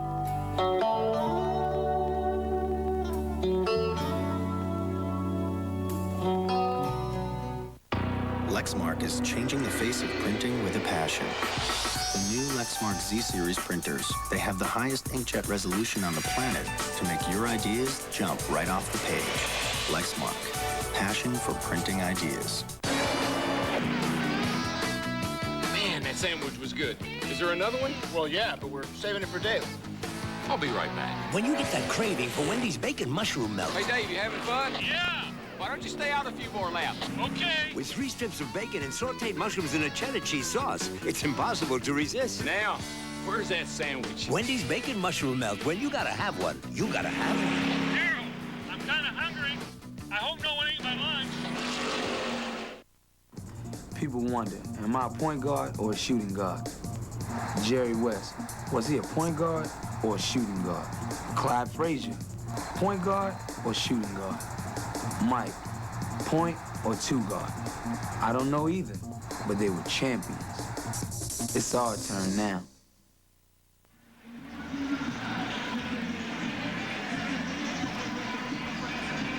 Tom Glavine with a 3-run cushion to work with as we go to the bottom of the 3rd. And Bob, make no mistake about it, this game's a long way from being over because the Yankees are capable of stringing an inning together as well. So you see the pitches, 16 pitches in the 2 innings. So so far he's on top of his game. And the layoff hasn't caused him any control problems. He's able to throw strikes, and he has good stuff. He's got good movement on his fastball. But it's exactly what you would expect from Tom Glavine.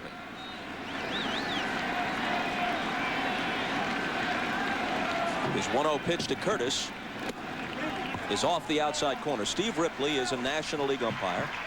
He and Glavine familiar with each other. It's often said when Glavine starts that the strike zone of the home plate umpire is a key to the game. How do you view the way Ripley's calling them? Well, I think he's being pretty fair with both. I think he's got a pretty consistent strike zone so far, and I don't think he's missed any pitches. He looks like he's making good calls. The players are not complaining. I think that's the key for me.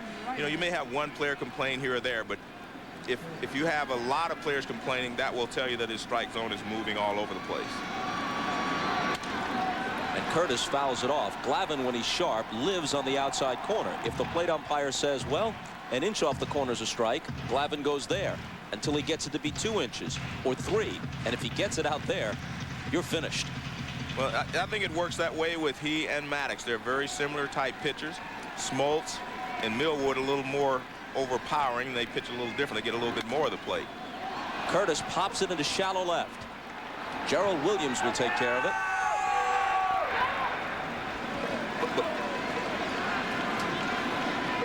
Well, Bob, right there, we saw Glavine make an adjustment. 2 pitches away, and then he came in on Curtis, and he wasn't able to handle it.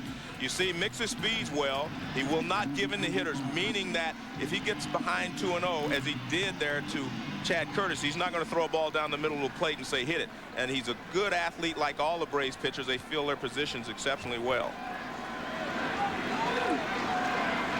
Girardi, the catcher, hitting ninth and taking a ball. When the scouting report says that Glavine is a great all-round athlete, they're not blowing smoke. Right. He was taken in the 2nd round by the Braves, in the 4th round by the NHL's LA Kings.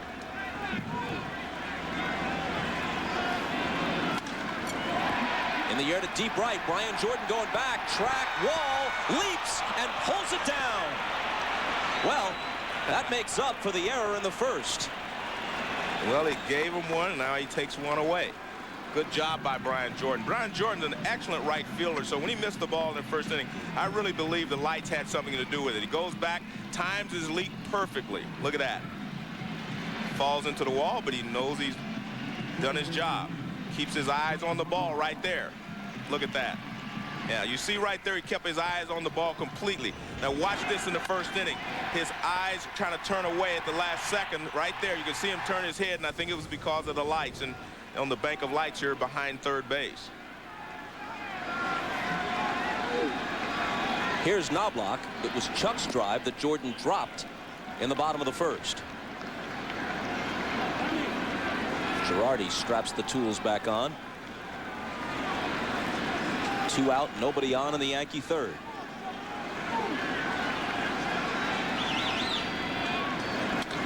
Line to left, in there for extra bases. It goes to the wall with Williams in pursuit. Knobloch with a 2-out double.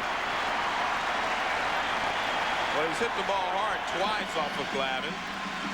We mentioned Brian Jordan wasn't able to run the other one down. He got there and dropped it. 1 ball, no strike count. Glavine trying to get the outside part of the plate, and he gets most of the outside corner. Knobloch pulls it down the line for a base hit. Right into the corner. And the Yankees have a 2-out threat here.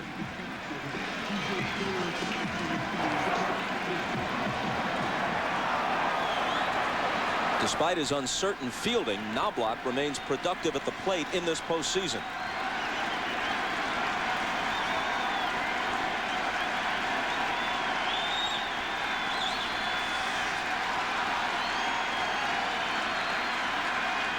Glavine to Jeter. Off-speed breaking ball misses. And Perez pays a visit to the mound.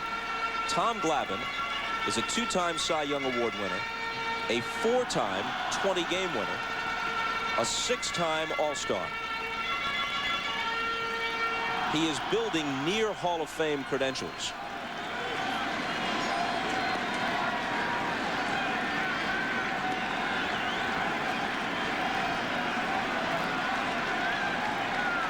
Pettit in a 4-1 hole, but Jeter could draw them one closer with a hit here. He cuts and misses. Well, Jeter went out of the strike zone there. It's a fastball that tails away and up. And you see out of Jeter's zone. This will be up and off the plate. See it outside of the strike zone. 2-1. And that's what you're talking about. He went like 3 inches off the plate. Jeter bit. He went 4 inches off. He does not bite. Glavine beat the Yankees here 6-2 in July. He lost Game 3 of the '96 World Series in Atlanta to David Cohn. 3 balls and a strike.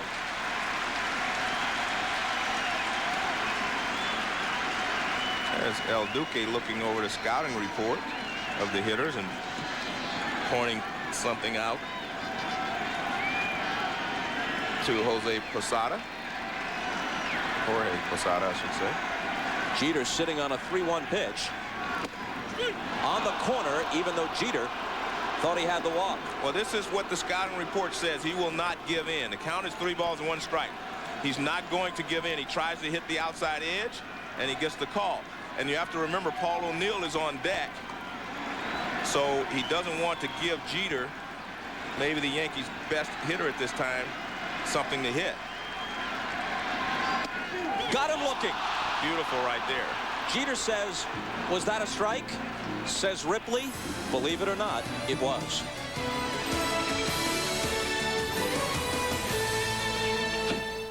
Insecurities. Get analysis. CNBC and CNBC.com. Profit from it. Today, I'm overseeing some deliveries for Pets.com, purely in an advisory role. I like your shorts. You're a good-looking fella. I hope they're home. Oh, wow, you cats hit the jackpot. There's enough food here to feed a lion. What goes up? Try to get it. Try to get it. Try to get the burger. Must come down. I got it. Spinning wheel, round and round. Pets.com, because pets can't drive.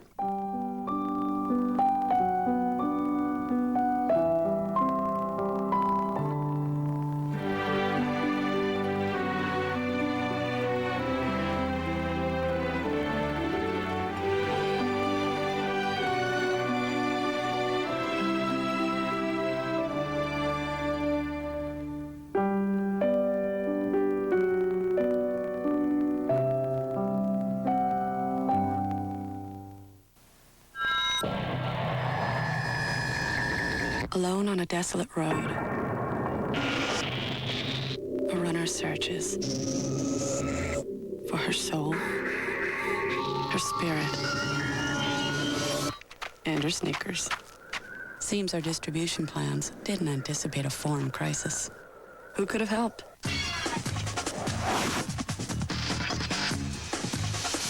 Aeon, ensure your vision.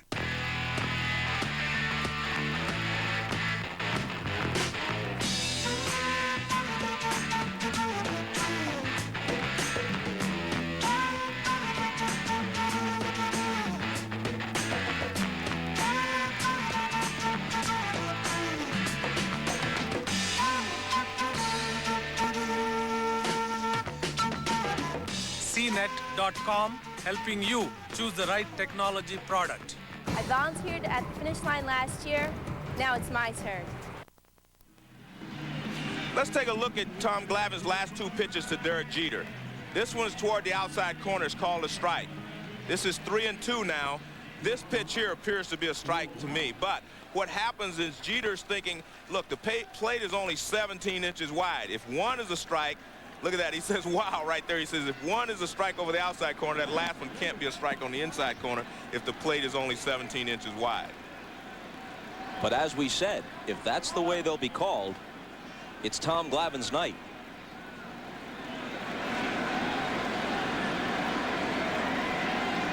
Jeter's still thinking about it as Pettit brings the 1-0 home to Walt Weiss. The problem, Bob, is he'll still be thinking about it when he steps in the batter's box next time up as well. Because you'll say, well, if he's going to stay away, I've got to go away. But if he comes inside, as he did on the 3-2 pitch, then I can't look away. There's a strike, 2-1. His first time up, Weiss sent a bouncer over the mound, and Chuck Knobloch made a nice running play on it.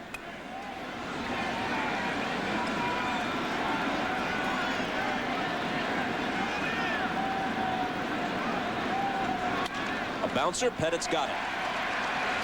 That takes care of Weiss. And now that the all-century team has been selected, Major League Baseball and MasterCard want you, the fans, to name the starting lineup. Just log on to MajorLeagueBaseball.com, the official postseason site of Major League Baseball, to vote for your starters. The fan starting lineup will be announced tomorrow night during Game 4 of the World Series right here on NBC. Man, it was hard enough to select 30 players, and a lot of very worthy people had to be left off. How in the world do you whittle it down to a starting 9? Gerald Williams luffs a bunt, takes a ball. Gerald is singled and grounded out. We talked about the top of the Atlanta order. Tonight, they've gotten it done. Looks like he's taking until he gets a strike, which is very unlike Gerald Williams, a free swinger by reputation. But I think he set the tone, Bob, in the first inning by going the other way. Boone followed by going the other way. We've seen Jordan go the other way. He swings on the 2-0 pitch, lifts it to deep center. Williams back, way back, and it's off the top of the wall. Williams, make it Gerald Williams, not Bernie, who's chasing it down, heads for third as the ball bounced halfway back to the infield, and he's in with a triple. Gerald Williams sending it over the head of his buddy and former teammate Bernie Williams for a one-out triple. Well, he got the count in his favor. He gets a pitch, and he tries to hammer it, but he doesn't try to pull it. He goes straight away. Now, this ball stays in the ballpark. Bernie thought it might go out. So watch, he'll leap a little too quickly, and the ball's coming down behind him, and it hits the wall. And by the time they get it back in, Gerald Williams is at third base with a triple.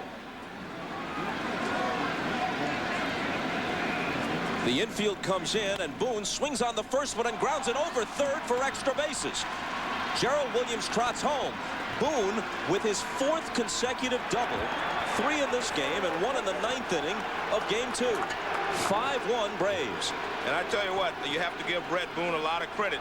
He went the other way with 2 fastballs tailing away. He's smart enough to know that Pettit's not going to throw it out there again for him to slap it the other way. He waits for the ball inside. It looks like it's a curveball. It may be a cutter, but it's something inside. Look at that, inside, and he pulls it down the line for a base hit. The other pitches were out away from him, and he went the other way. This is a breaking ball in, and he pulls it inside the bag. Nothing Brocious could do, and he drives in another run, and he goes to second base with a double. So we have seen a good Braves attack tonight against Andy Pettitte. By no means is this game over. 5-1, the 4th inning. But tomorrow night, John Smoltz against Roger Clemens. You might give Smoltz at this stage, considering the way they've each pitched of late, you might give him the edge in that matchup. We could be looking at a situation where the Braves have a decent chance to tie this series. Jason Grimsley has been throwing for a while.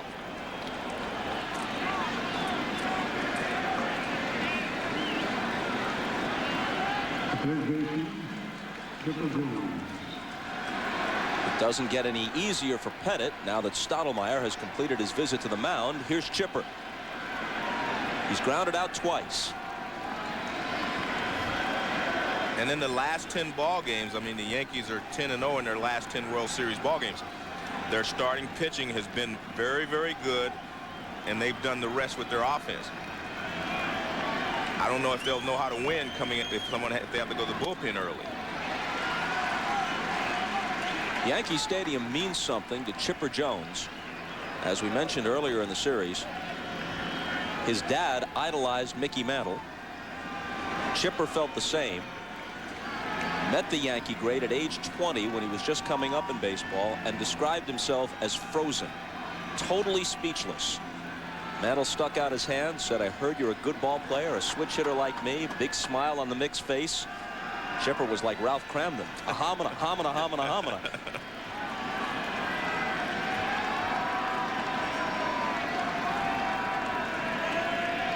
The 0-1 pitch to him. There goes Boone for third. Girardi's throw. Got it! Well, you see the game plan of the Braves. They feel like they can steal third base off of Pettitte, although they can't steal second base. Boone gets I think his lead was a little too short. Watch, he's going to be out by just a hair there at third base. He just didn't have a big enough lead at second base. Good job there by Brocious for the swipe tag. And Chipper pops it into foul ground. Girardi over for a look, and it's on top of the Yankee dugout. You can always steal third base off a left-hander. You can run him into the ground if you want to be aggressive. Boone actually reaches with his right hand, pulls it away, and then he tries to come in with his left hand. If he would have gone straight in with his right hand, I think he would have beat the throw. I think he would have beaten the throw if he would have gone straight in with his right hand. But again, you see Bobby Cox being aggressive. And the 1-2 pitch is lined to center. It's in there for a hit. Williams over to cut it off and hold him to a single. That was a high cut fastball from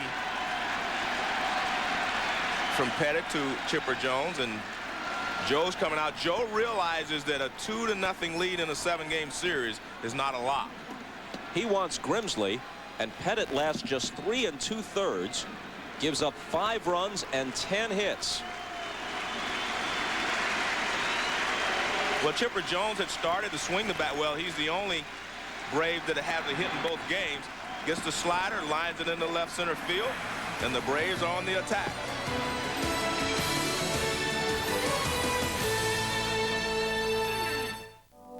Someday there will be no subways or corporate ladders to climb.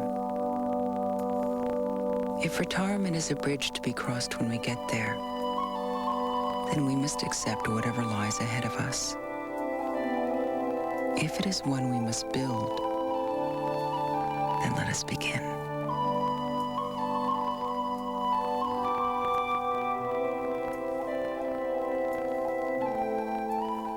Today, I'm overseeing some deliveries for Pets.com, purely in an advisory role. I like your shorts. You're a good-looking fella. I hope they're home. Oh, wow, you cats hit the jackpot. There's enough food here to feed a lion. What goes up? Try to get it. Try to get it. Try to get the burger. Must come down. I got it. Spinning wheel, round and round. Pets.com, because pets can't drive. Oh.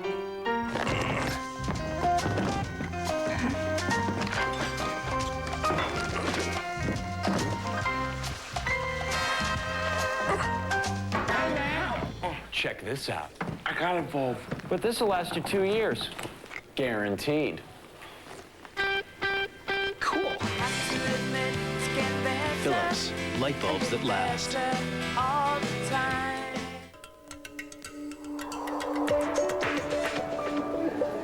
We know advanced technology doesn't have to be complicated.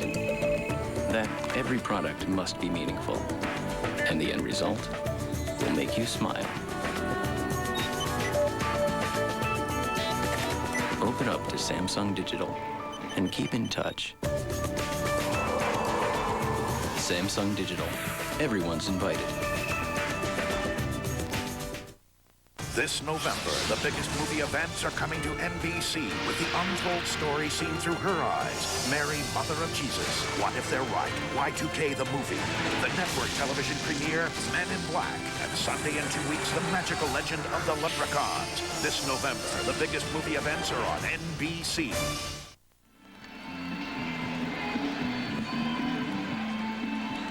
Grimsley in, and a very grim Andy Pettit to the dugout. I think Andy Pettit was the victim of the Braves making adjustments to what happened in the first 2 ball games, of how they were pitching them according to the scouting report, and the Braves have made some adjustments. I think they would have hit Cone a little better if he was pitching tonight, or even Hernandez if he would have been the 3rd game pitcher rather than the 1st and 2nd. Ball 1 to Brian Jordan. And this is what the Braves have wanted to do. They want to get into the pen early. They want to, see the Yankees' second line pitching.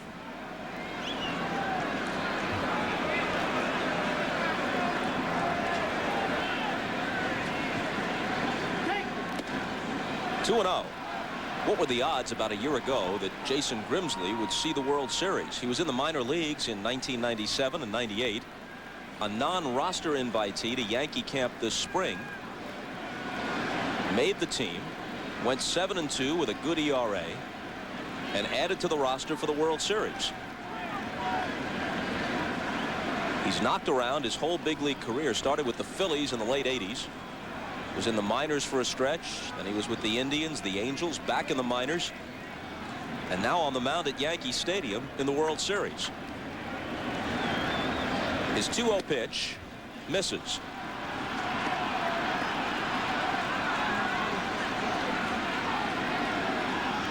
Well, Boone was thrown out trying to steal third, Bob, but I think it was a good play. I really do. I think the Braves being aggressive tonight, showing that they're not going to just sit around and fold up their tent. Just put some pressure on the Yankees. See how they play with pressure on them. This is super slow motion. Now, I thought if he put his right hand forward, he would have been safer. You see, brings his left hand in. The swipe tag there by Brocious appears that it may have missed him, but I think the umpire made the proper call because it appeared that Brocious made a good, solid tag. Chipper Jones breaks, and Girardi doesn't have to throw. It's ball 4. Let's take a look at the hits against Pettit this inning. Gerald Williams worked the 2-0 count, got a sinker away, and drove it over the head of Bernie Williams in center field. Then Boone gets a breaking ball, and he pulls it down the line after hitting 2 fastballs the other way. Chipper Jones high cut fastball, and he finds a gap in left center field. So the Braves have just made some adjustments tonight, and Andy Pettit wasn't able to keep them from swinging the bats as well as they have. I mean, they have been swinging the bats very well tonight. And we talked about that. Even though they only had 2 runs in the second and third inning, they were putting pressure on the Yankees. They were doing things. They were getting opportunities to score runs. And you see right there, they're going over the scouting report on Grimsley right now, Boone and Don Baylor. They're talking about how he pitches, what he throws on 2-1 pitches, what he throws the count 3-1. To right-handers. They have a right-handed scouting report and one for left-handed hitters. High technology. Andrew Jones hits a little bloop back of second, and Knobloch takes it. So the Braves settle for 1 and build their lead to 5-1 after 3.5.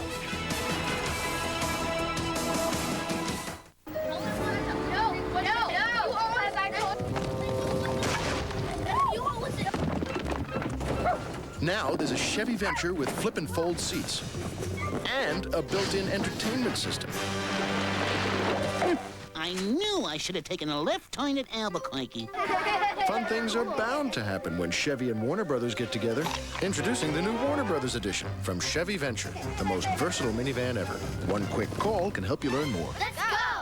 Own the most honored film of the year. The special limited edition of Saving Private Ryan. Winner of 5 Academy Awards, including Best Director Steven Spielberg. The special limited edition of Saving Private Ryan on video and DVD November 2nd. 3 motorcycles passed here. 3 men, 2 women. All carrying Visa cards. How do you know that, grandfather? Because Central Law's Motorcycle Adventures doesn't take American Express. Central Oz will take you to a place beyond your imagination, but they won't take American Express.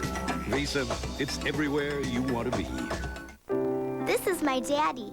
He's a Gemini man. He fixes cars. He can fix anything. People like my dad. He says it's because they trust him. Gemini Automotive Care, only where you see this sign. As you might expect, Teller and I don't see eye to eye on investing. I like to avoid risk. Teller's a little more daring. We do, however, share the same new way to trade online. Introducing Power Street by Fidelity, the first site with trading tools customized by Lycos to fit your life, your goals, your unique way of doing things. Look, the market's up. Or, in your case, down. Power Street Online Trading. Call or visit Fidelity.com to open an account. NBC's coverage of the 1999 World Series is brought to you by Chevrolet Trucks, the most dependable, longest-lasting trucks on the road. By Fidelity Investments, we help you invest responsibly. By 1010-220, dial it and talk up to 20 minutes for only 99 cents. And by Gatorade Thirst Quencher, helping you play longer and stronger when it counts the most. Gatorade, is it in you?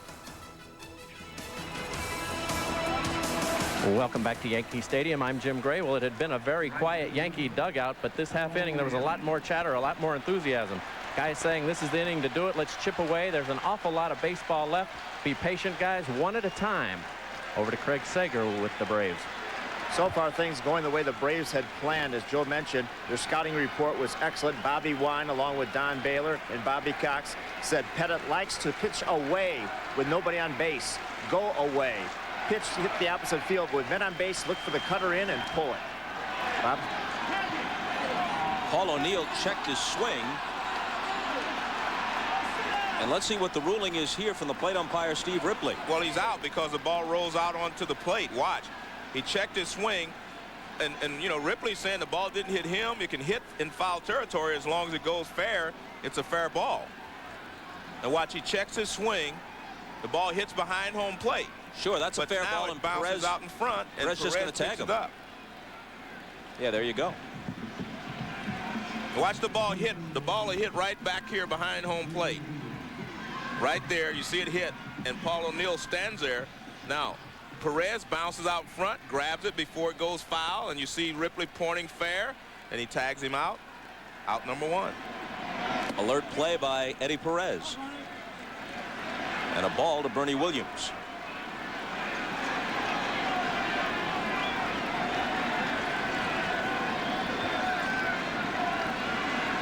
The intense O'Neill displeased, but he has no case. It was the right call.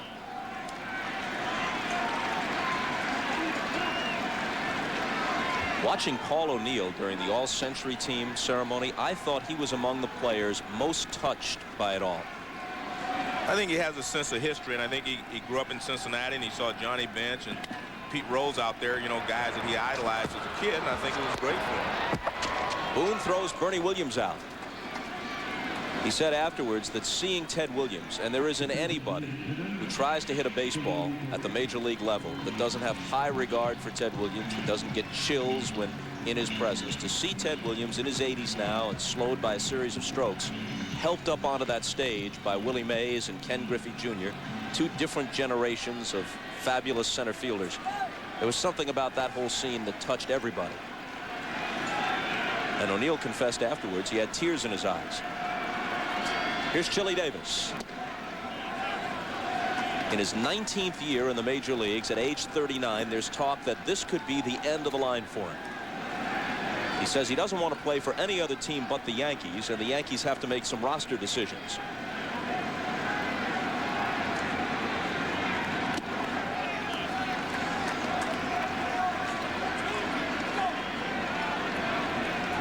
'91, and then 1998. Here he is again. 1999. The World Series. I guarantee you he appreciated 1998 a lot more than the first one. Just because I think as the older you get, you realize I may not have another opportunity, and you take the time to smell the roses, as they say. The first time you go to the World Series, you say, well, I'll be back next year anyway. You forget how difficult it is to get to the World Series. Is that how it was for you? Very, very much so. The first one, I just thought I was supposed to be there every year, you know. And then after that, you realize it's tough to get back. Well, now, wait a minute. You'd started with the Astros. Right. You couldn't have gotten the idea. That was an entitlement. Yeah, but the first year in Cincinnati, we won. The next year, we win the division again. I mean, you say, hey, it's easy. Well, it is easy. You bench Rose, Perez, Foster, you know, Sparky Anderson, all those guys. It's easy that way.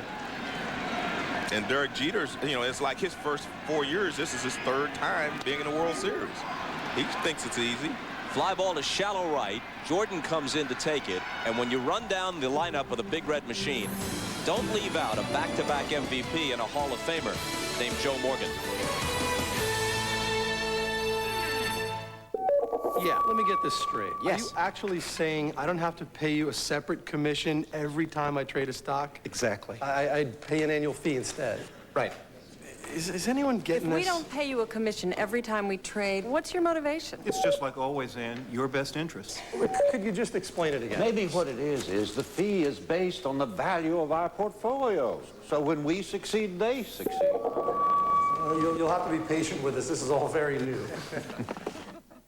Hi, I'm Doug Flutie, pro football player and father of an autistic child.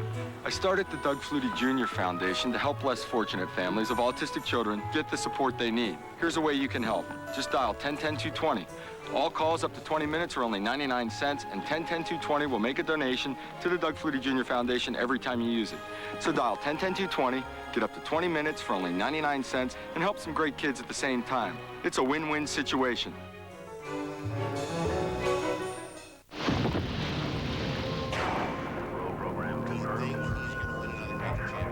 Baseball isn't measured by time. It's measured by desire. The game moves toward the end, fueled by sweat and blood. And what matters then isn't how long it took to get there, but whether or not you have the stuff you need to finish it off. 5 things to consider about the Chevy Impala. It's new. It starts under $20,000. It's designed, engineered, and built to be carefree. It's at your Chevy dealer now. It's received the highest frontal crash rating possible. 5 stars from the federal government. The new Chevy Impala. As USA Today put it, it's a lot more car than you imagine, at a lower price than you expect. The new Chevy Impala. Let's go for a drive. Big events coming to Just Shoot Me. Maya makes out with Hercules, Kevin Sorbo. Jack's ex-wife is Victoria Principal. The return of Sherry O'Terry. And will Finch leave his supermodel wife? Why, he'd have to be king of the geeks to leave her for her. Welcome back, Commander. Oh, when Just Shoot Me returns next Tuesday. David Spade in attendance tonight. How is it that guys like David Spade always get such good tickets? Just Shoot Me not seen tonight because of the World Series. Back with an all-new episode a week from tonight. Maybe if he's not using them tomorrow, we can borrow them. That would be a nice gesture. A ball to Hernandez, the DH who doubled home 2 in the 3rd. So the Braves benefited by the presence of the DH, at least here in Game 3. But you'll never convince Bobby Cox that it's a better game with the DH, and Joe Torre feels the same way.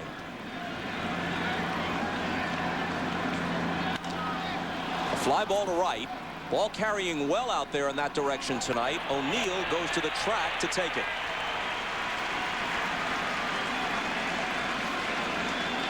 Once again, a shot from the Bud 1 airship. The Brewmasters at Budweiser remind you that fresh beer tastes better. Budweiser, the official beer of Major League Baseball and the World Series.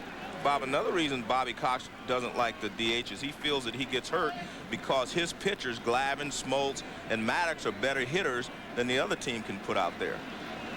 It's just a more textured game without the DH.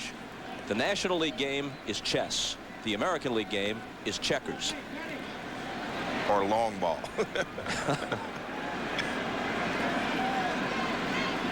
Perez is struck out and lined out. That's the Jason Grimsley we saw earlier in the year. He had a lot of movement and sink on his fastball. And then he went through a spell there where he couldn't get the ball down. But he really pitched well for the Yankees there at the beginning of the season.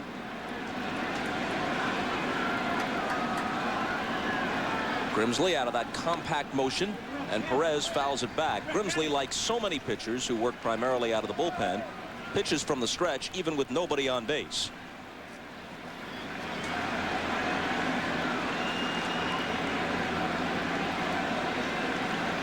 We're in the 5th on a beautiful October night at Yankee Stadium. We lucked out on the weather for Game 3. Back over Grimsley's head. Here's Knobloch from the outfield grass, bounces it there, and it's an infield hit.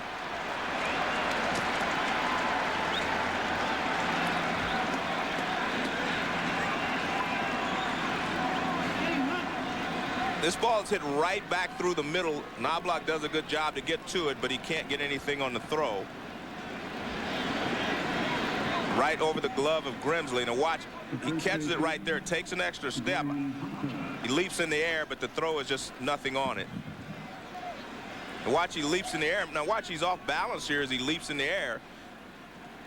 His body's still going away. He throws off his back foot, and the ball just kind of rolls toward first base. It's a hit, no question. It would have been a spectacular play to get him, but it also illustrates that Knobloch's troubles continue. The 1997 Gold Glove winner at second base, who led the league with 26 errors this year.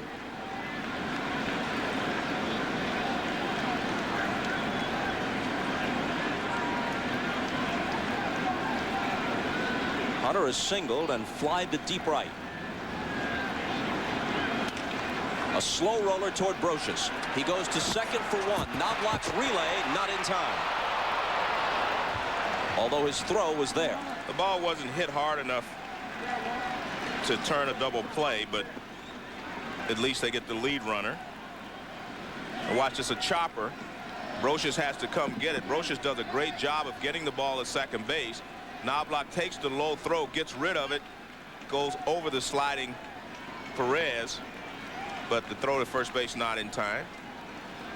Brocious comes to get it. You have to go get it if the ball's not hit hard.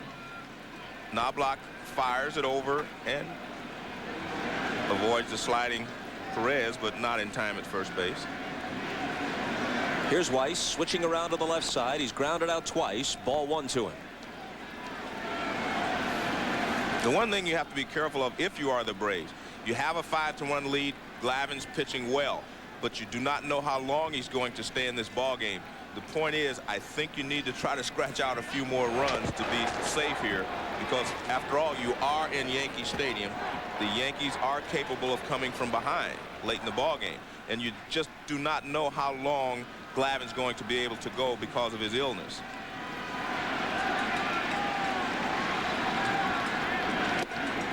Weiss cuts and misses. Bobby Cox told us before the game that he thought that provided Glavin was on tonight, that he could go 7. Yeah. Well, that's being optimistic, I think. But by the same token, you have to remember that the Yankees have hit the Braves bullpen pretty sharply in the first 2 ball games. So I would say that, again, don't feel safe if you're the Atlanta Braves with this 5-1 lead. And Weiss hits it toward the hole and through. Hunter rounds second and stays there. They're still being aggressive. They're still swinging a bat, so good.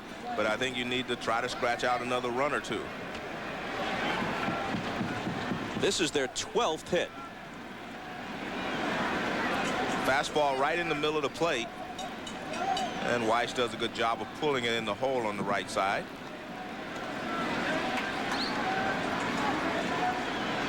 Bringing up the suddenly resurgent Gerald Williams, who has singled and tripled in 3 at-bats.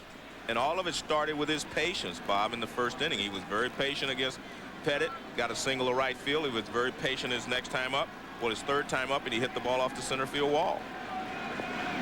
We're only in the 5th, and everyone in the Atlanta lineup has hit safely tonight. Ball 1. Quite a contrast. We had 6 guys looking for their first base hit going into tonight's ball game. We had Gerald Williams, Brian Jordan, Andrew Jones, all of them looking for their first hit. Hernandez, Perez, and Hunter.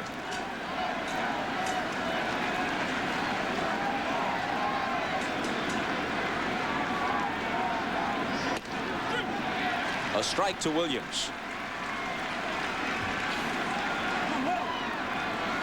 When we talked to Bobby Cox today, I said, Bobby, tonight is do or die, isn't it? And he says, not do or die, but we have to do something. And they have done something. They've come out and put 5 runs on the board. Hunter at second, Weiss at first. And with 2 out, the 1-1 pitch. A called strike 2. In a DH game, Joe Torre is looking for Jason Grimsley to give him some innings here. On the other hand, this is still a manageable deficit. A base hit here, it starts to get out of hand. Bob, always remember, if you're within 1 swing, meaning the grand slam can tie the ball game, you're always in the ball game. And Williams lofts one to left. Curtis comes on, says, I've got it, and he does. The Braves leave 2. Halfway through in the Bronx. 5-1 Atlanta.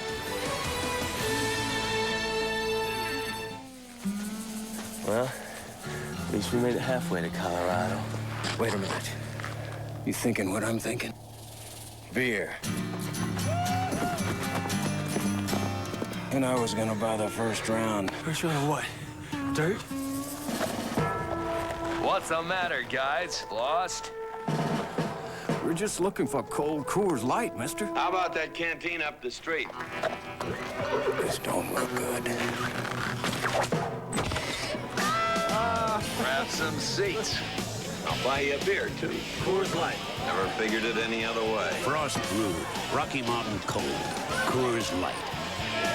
Around these parts, you just can't make a better call. You guys still heading to Colorado? Feels like we're already there. You know, you're just about right.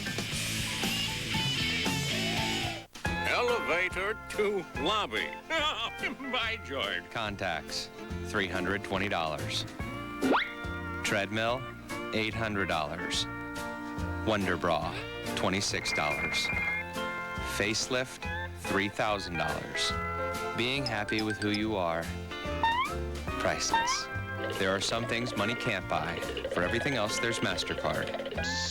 Happily accepted, most everywhere. Eeny, miny, blow.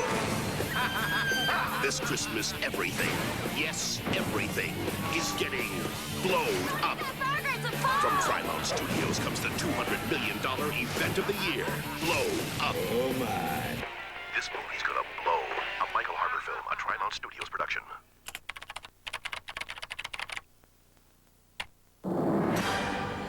It's time for E-Trade, the #1 place to invest online. Because you know how hard it is to get here. Because you never know what might happen.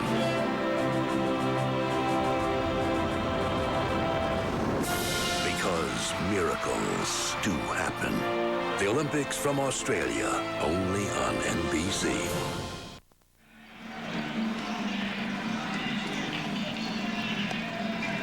The Yankees will send up Tino Martinez, Scott Brocious, and Chad Curtis in their half of the 5th against Tom Glavine, who's looked very sharp so far.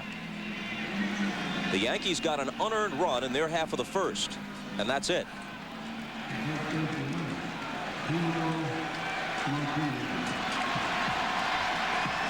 We mentioned earlier that Tino Martinez led the Yankees with 28 home runs. That would have been the top figure on only 4 of the 29 other clubs in the major leagues. It's a measure of how resourceful this Yankee team is. Right. They are Bronx Bombers by nickname only, at least in '98 and '99. But they have been baseball's best team over the last couple of years.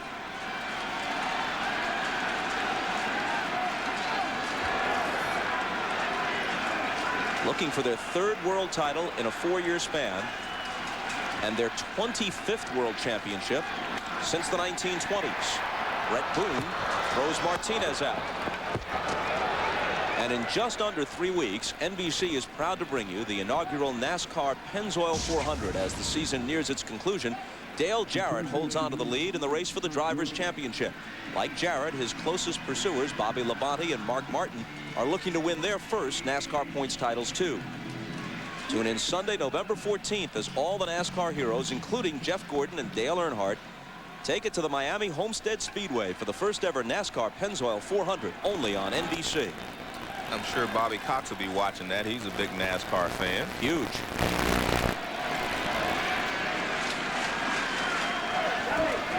When we're in there at Game 5, remember he had NASCAR on this television set up there we were watching. At Shea Stadium during the LCS. A ball and a strike to Brocious, whose fly out to center in the 2nd brought his lifetime World Series batting average beneath 500. He's now 13 for 27 in 7 World Series games. To qualify for the all-time list, you have to have 40 World Series at-bats. The highest ever World Series batting average belongs to the Yankee infielder of the DiMaggio days, Bobby Brown. Yeah, American League president. Yep, Dr. Bobby Brown, cardiologist in Fort Worth, Texas for a long time. 439. Lifetime World Series hitter Paul Molitor and the Cardinals' Pepper Martin are next at 418. The thing is, when you're batting around 500, that average can plummet if you go 0 for 3. It's a hard average to maintain. There's the list. And Hal McRae of the Royals in there. The 2-2 pitch. Did he go? Yep, he's gone. Well, he tried to check his swing, but watch the barrel of the bat, and he brings it back with his wrist. Watch it go out. See the barrel, and then he brings it back. So he did go too far. Watch the barrel again. Right there, and then he brings it back with his hands.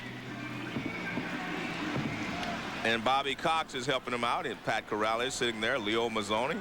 They're all helping Steve Ripley out, but they got the call correct.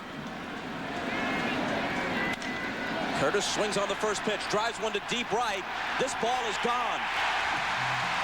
An opposite field home run by Chad Curtis.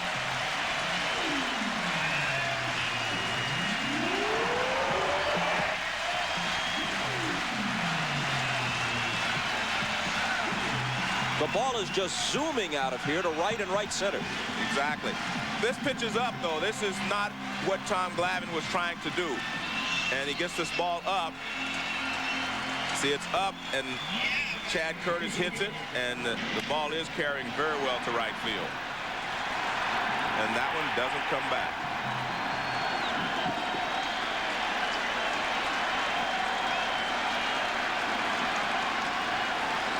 And the Yankees get one swing closer. A ball to Girardi. Here is something that should be a concern to Bobby Cox. His team has 5 runs on 12 hits. They've left 8 men on base. The Yankees had 2 runs on 3 hits, and their first run was unearned.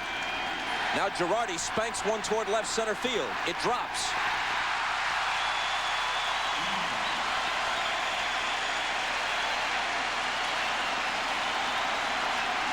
If you're Bobby Cox, my concern is really not what the Yankees are doing right now. My concern is, how does Tom Glavine feel?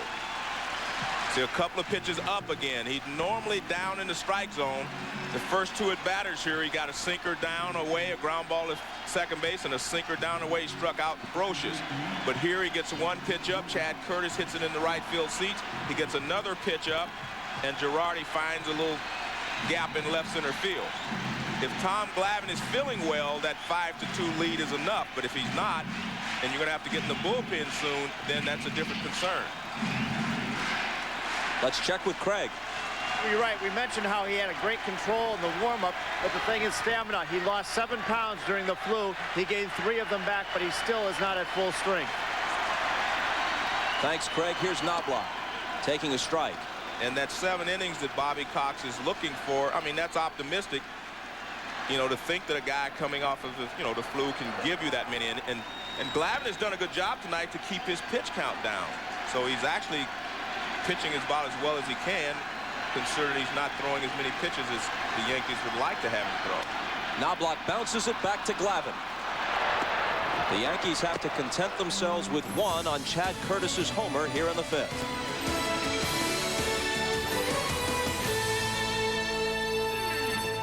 What would you do with a crystal face hand polished to withstand 2 tons of unadulterated pressure? What would you do with a tachymetric scale so precise it can survive 240-degree heat? What would you do with the world-renowned Alpha Expedition timepiece? Well, you'd probably just use it to tell time. And at $6,500, that watch could cost you over $30,000 in retirement savings. We just thought you should know. Ask a financial advisor about Sun America, the retirement specialist.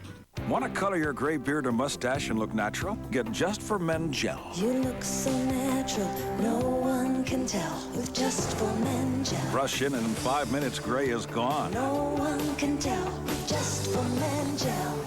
Hello, I'm Mark John Jeffries, and I'm here to talk with you about People PC. It's simple. 1, a new brand name PC replaced every 3 years. 2, unlimited internet. 3, in-home service. Yep, if all else fails, they come to you. 4, great deals on stuff you like from places you know. All for $24.95 a month. That's it. We've been struggling at the plate, but there's a nice breeze blowing out towards right field. From spring to fall, you can feel it in the air. From the sunshine leagues of Florida to the farmlands of the prairies. From the schoolyards of New York to the golden fields of California,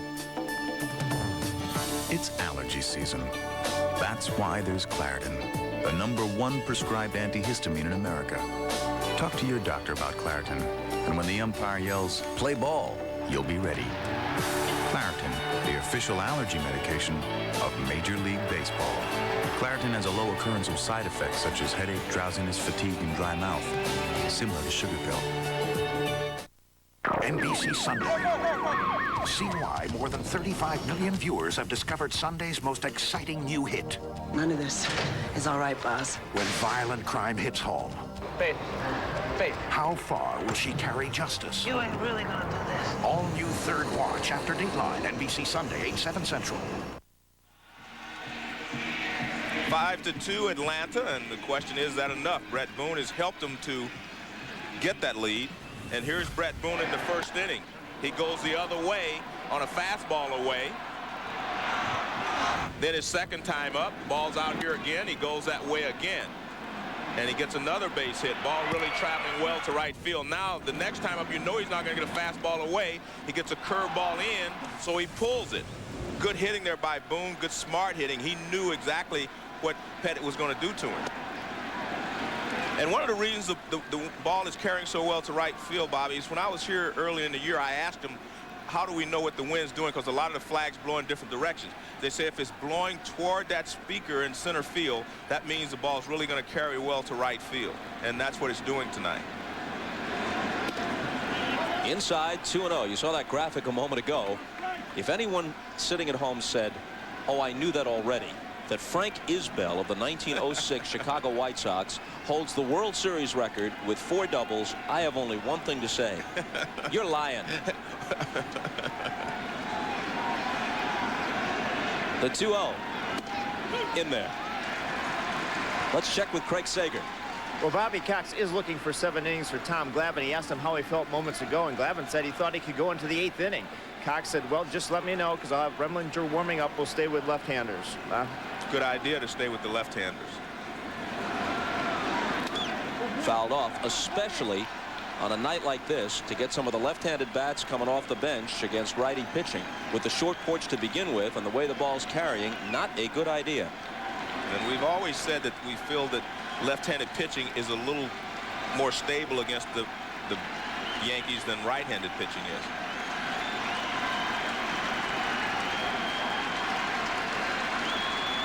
Grimsley's 2-2 pitch.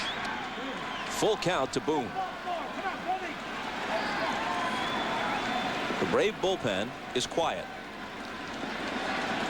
So it's in Glavine's hands for the moment.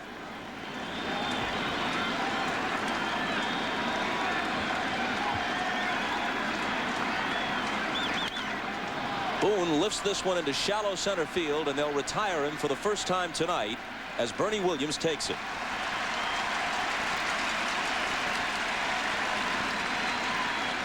He gets a pitch to hit. He gets a 3-2 fastball. Looks like it gets the middle of the plate, and he doesn't hit it. Look at that, right there in the middle. He gets underneath it, and you can see that he's upset because he got it right on the good part of the bat, but he was underneath it. Look at him. He knows he had a pitch to hit, and he missed it.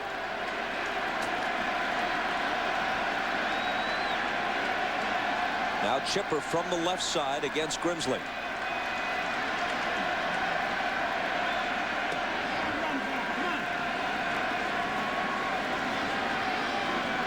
Let's take a look. This is a spray chart on Chipper Jones, left-handed. You see a lot of his balls go to right field. A lot of his hits and a lot of his home runs go that way. And the short porch and the wind blowing out. 2-0. Chipper has something on his mind besides Game 3. He was represented by Bob Farley and Van Arden, 2 of those who perished along with I meant to say Bob Fraley. and Van Arden, two of those who perished along with Payne Stewart in yesterday's plane crash.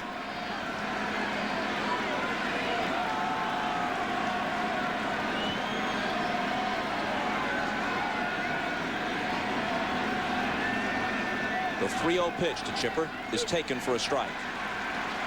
And I think one of the reasons Chipper took that pitch is we've seen him swing 3-0 a lot in the postseason and swing at bad pitches and get himself out.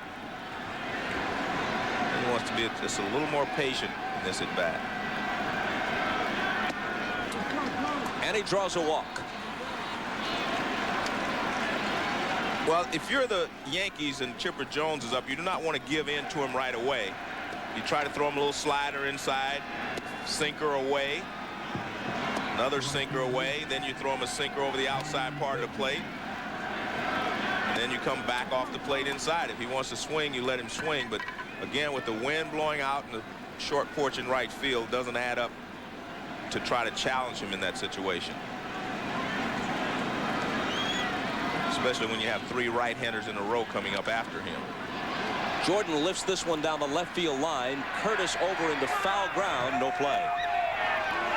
And he gives it back to one of the fans who still can't handle it. Bad hands, bad hands. Now he says, hey, I got to hand it to you because you have such bad hands.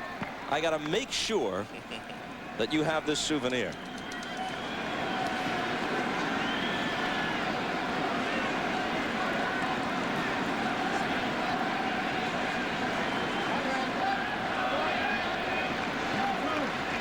With an RBI single sandwiched in between a pair of walks. Takes low and outside, 1-1.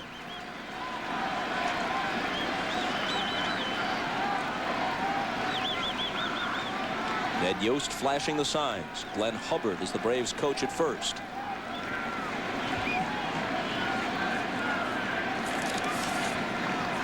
Chipper Jones with his lead. Andrew Jones on deck. And the 1-1 to Jordan. Fouled off.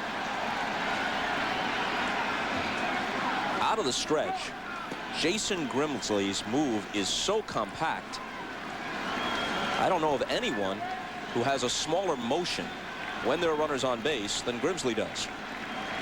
Just kind of steps and throws. Nothing elaborate about it at all.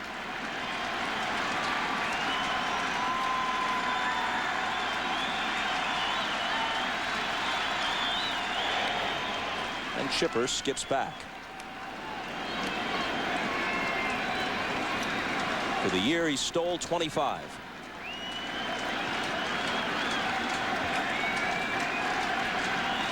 With Pettit gone, the Braves might think about running. Not going, rolled foul.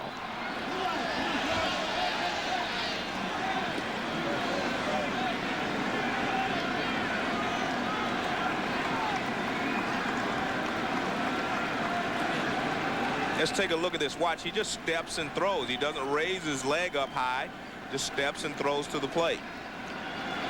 It's tough to get a good jump off of a pitcher that doesn't lift his leg and give you a little time to run from first base.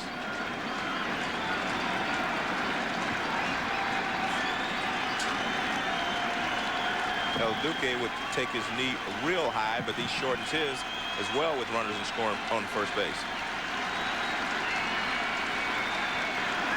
1-2 pitch hit hard to short, could be 2. Jeter steps on the bag and fires it to Martinez to close the Braves out in the 6th.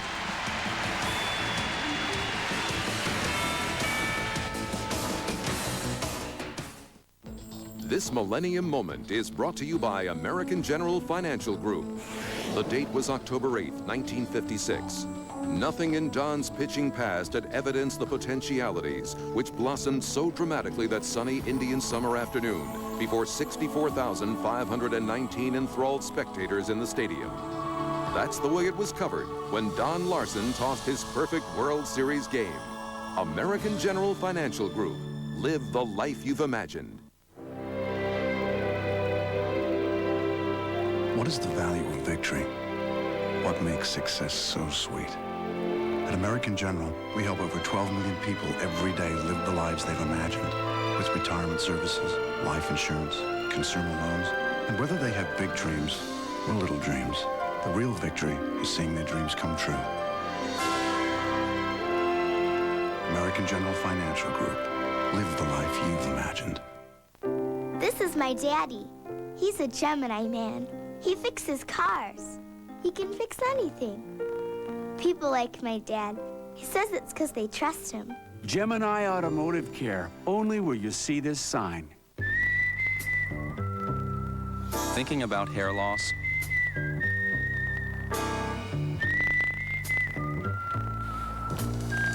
Well, now there are effective FDA-approved treatments for men's hair loss.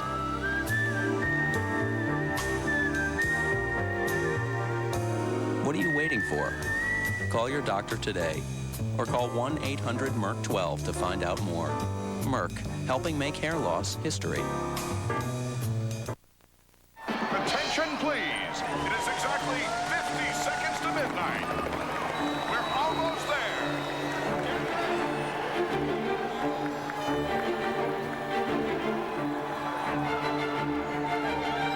10 seconds. 9, 8, 7, 6, 5,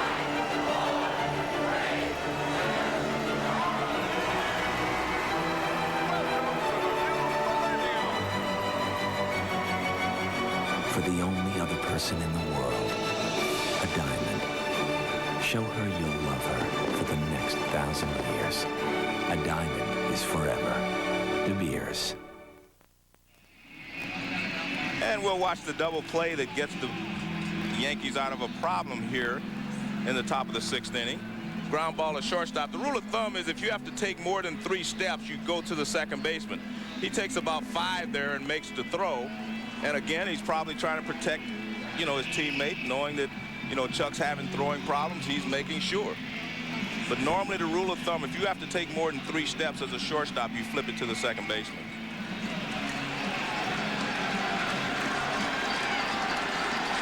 And as Jeter leads off in the bottom of the 6th, here's what Jason Grimsley has given Joe Torre since he came on in the 4th. 2 1/3 innings of work, no runs, couple of hits, couple of walks, so he has had to work with runners on base, but he kept it at a 5-1 game, and then it became 5-2 on Curtis's homer, which is where we stand now. Jeff Nelson up in the pen.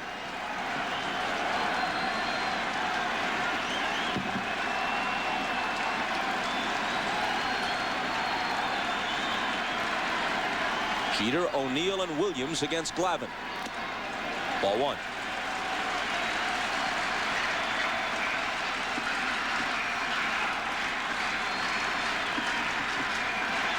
Now remember, all of Hank Bauer's hits were in the World Series for the Yankees in the late 40s and 50s. Jeter skies one to left. Gerald Williams is going to take it. From the producers of Merlin and The Odyssey. NBC, November 7th. A forbidden love leads to an epic battle to save the Earth. Leprechauns, coming to NBC 1 week from Sunday. That would be November 7th.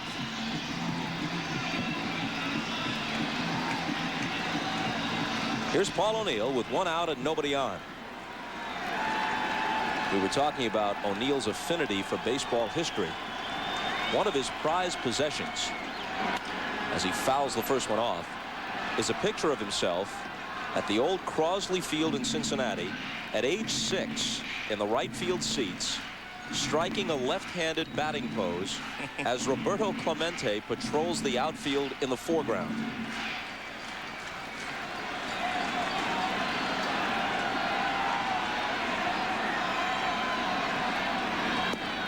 One and one.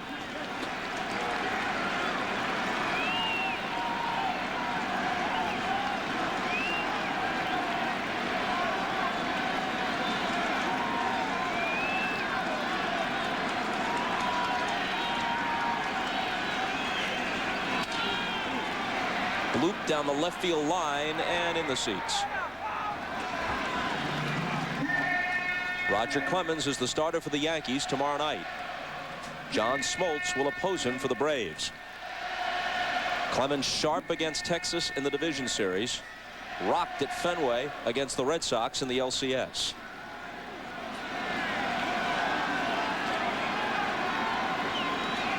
Those are the combined numbers.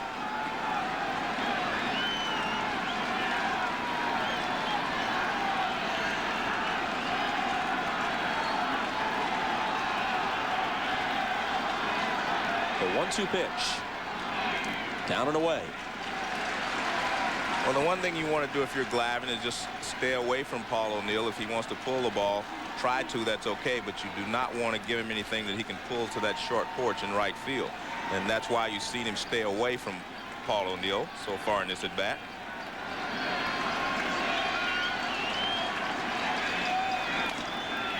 And O'Neill with a little tap. Perez up with it, pegs it to Hunter for the out. And that's that good sinker away.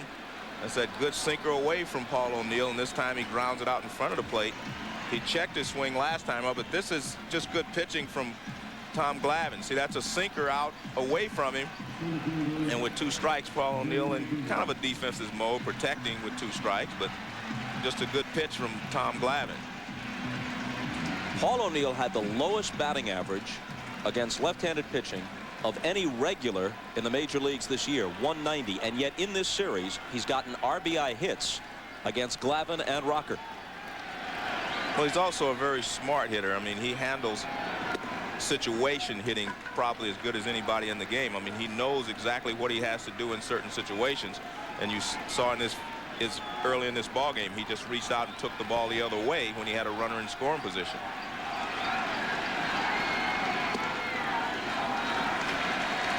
This is a key inning that Glavine is 2/3 of the way through. The second, third, and now Bernie Williams, 4th hitters in the Yankee lineup. The way this is going, they may come up only one more time in this game.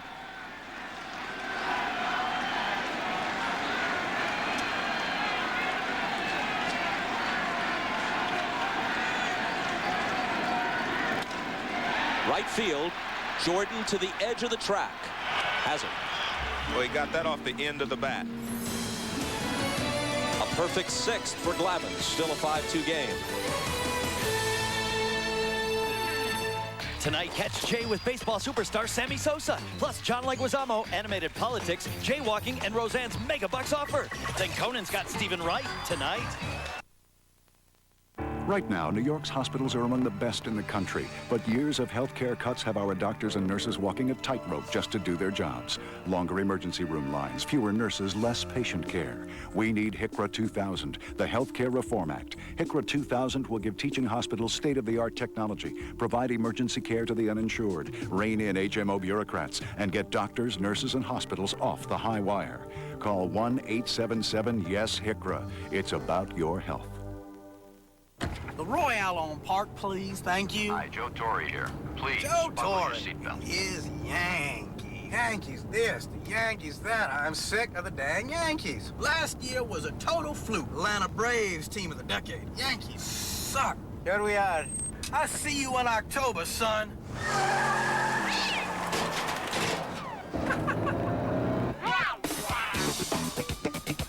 Honey, you look lost.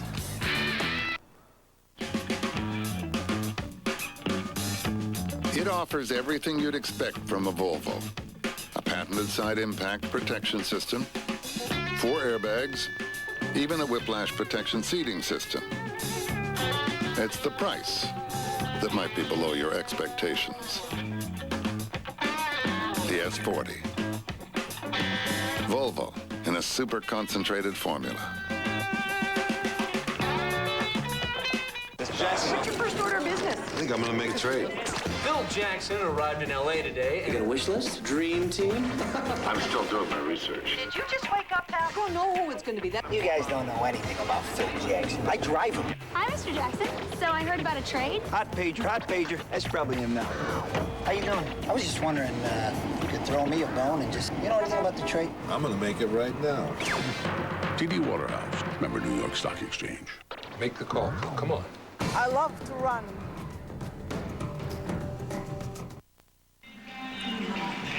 If he hadn't gotten well tonight, his team might have been on the critical list. As it is, they've got a chance to get back in the series, Joe.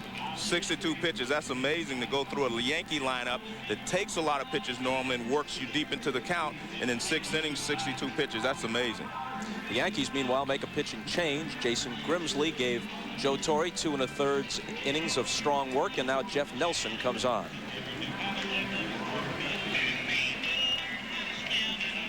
And maybe the fact that Bobby Cox was looking for 7 innings from Glavine is not too optimistic. There's Mike Stanton throwing in the bullpen. I think the Yankees are reaching a point where they do not want to fall any farther behind either, even though, you know, they're always capable of coming back. You do not want to let the Atlanta Braves score another run or two here and put the game away.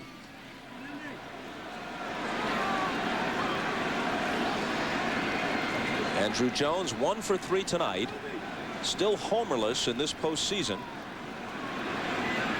after hitting 26 of them during the regular year.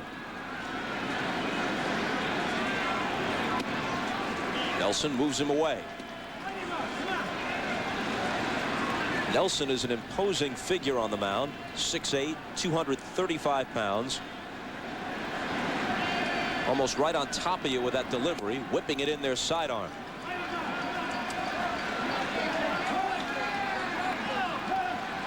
A right-handed hitter's nightmare when that slider is biting.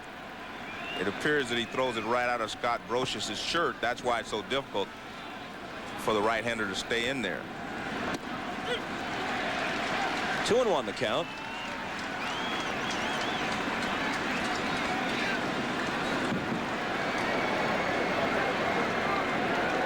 All of a sudden, the bats come alive for Atlanta.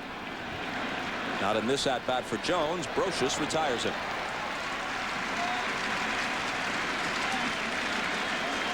Scheduled after the game on most of these NBC stations, it's your late local news, followed by The Tonight Show with Jay Leno. And for those of you who'd like to continue with the World Series, we'll have a post-game report on CNBC immediately following the game. The World Series post-game report on CNBC.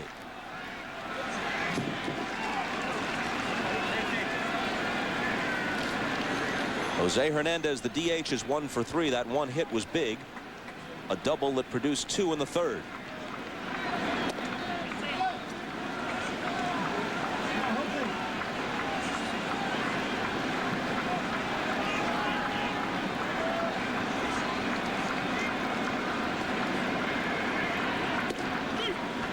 A ball and a strike.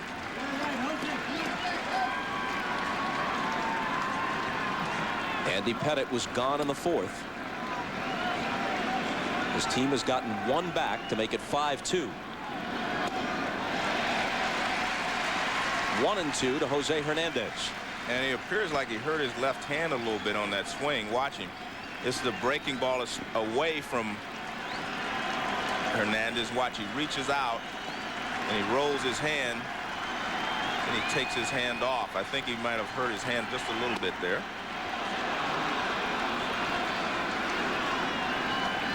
Looking way down the road, and the Braves, remember, are just trying to get back in the series tonight. But if they do, and if by chance there's a 7th game, down goes Hernandez. Andy Pettitte would be the scheduled Yankee starter in Game 7. Now, he has pitched well in his outings in the Division Series and in the LCS. A bad showing tonight. Does that change Joe Torre's thinking? Well, I think the Braves are lucky that Tom Glavine would be their 7th game start if it goes that way.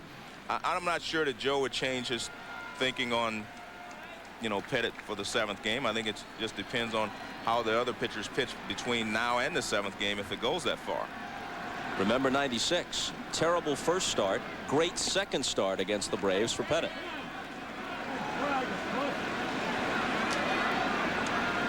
The loser in a 12-1 game, then the winner in a 1-0 classic. I don't think anyone has their pitching rotation just set in stone at this point, because it depends on what happens in this game and the next 2 ball games here in Yankee Stadium. A lot of changes could be made between now and the 7th game on deciding who would start that game for you. If we even get that far. Right. Back to Nelson. He sets them down in order in the 7th. Stretch time at the stadium. 5-2 Braves.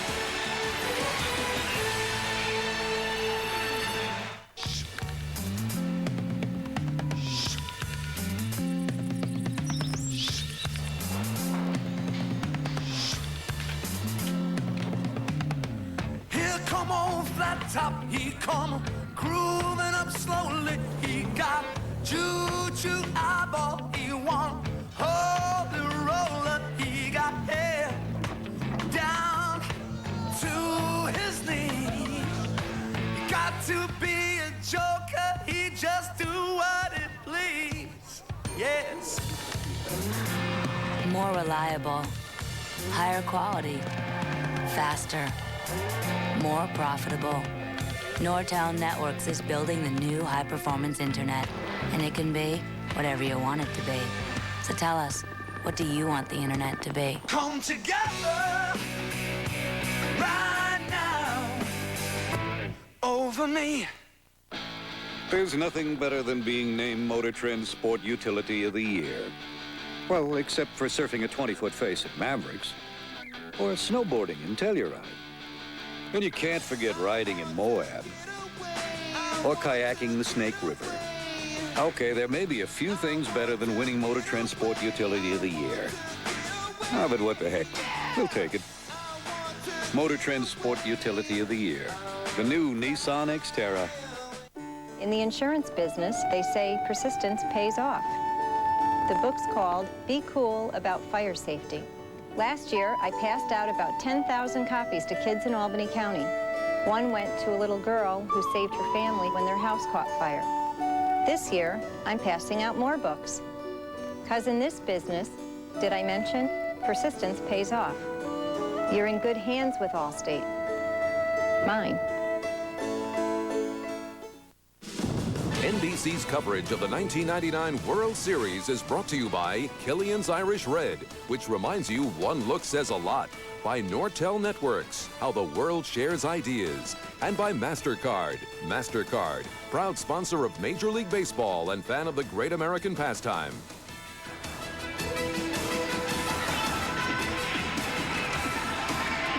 The Empire State Building lit up in blue and white for the Yankees, and NBC's headquarters, the GE Building. Joe, didn't I tell you to turn out the lights when you left? Man, what a waste. And of course, this view provided by the Bud 1 airship. Budweiser delivered fresh daily from a local brewery near you. Budweiser, the official beer of Major League Baseball and the World Series.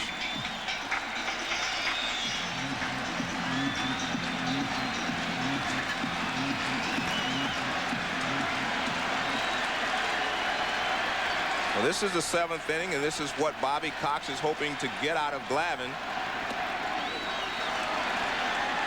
And he still looks like he's sharp. He's got a good sinker still working for him toward the outside corner. There's action now in the Brave bullpen. Remlinger the lefty. And Springer's the righty. A strike to Chili Davis, 0-2. And when you look at the Yankee bench, you know, you want to stay away from Darryl Strawberry over there as a pinch hitter, and Ricky Leday. Other than that, on the right-hand side, you have Jim Leyritz capable of hitting the ball out of the ballpark. So you'd rather have a left-hander come in to relieve Glavine if you have the opportunity to do so. Waste that one, 1-2.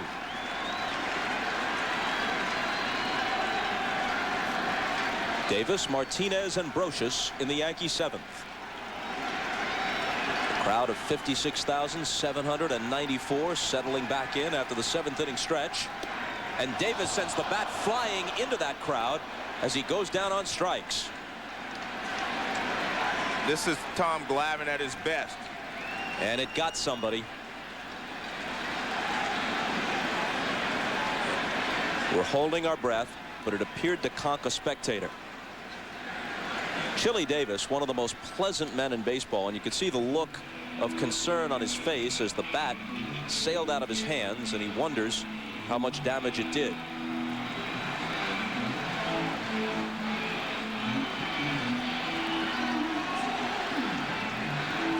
That was the 3rd strikeout of the night for Glavine.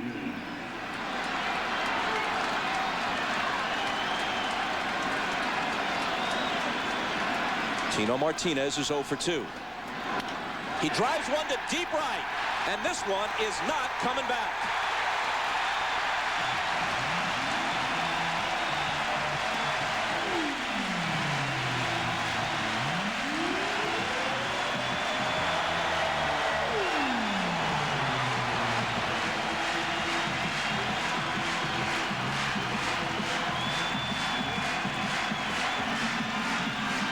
showed you against Paul O'Neill how Glavine was keeping the sinker away from him. Watch where this pitch is. Not exactly where he wants it. That ball gets the middle in, and Tino Martinez turns on it, and this ballpark can't hold that fly ball. Not where Glavine was trying to throw that pitch.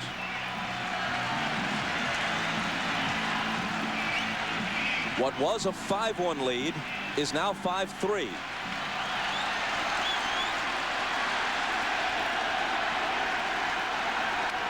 Brocious fouls it into the Yankee dugout. And this is why, as we talked in the 4th inning when it was 5-1, we said the Yankees may need some more run. I mean, the Braves may need some more runs to give themselves a working margin here, because the Yankees are always going to make a run after you.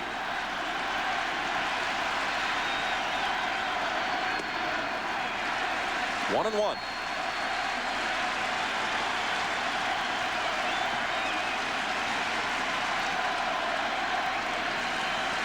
The homers by Martinez and Curtis, the first 2 in the series for the Yankees.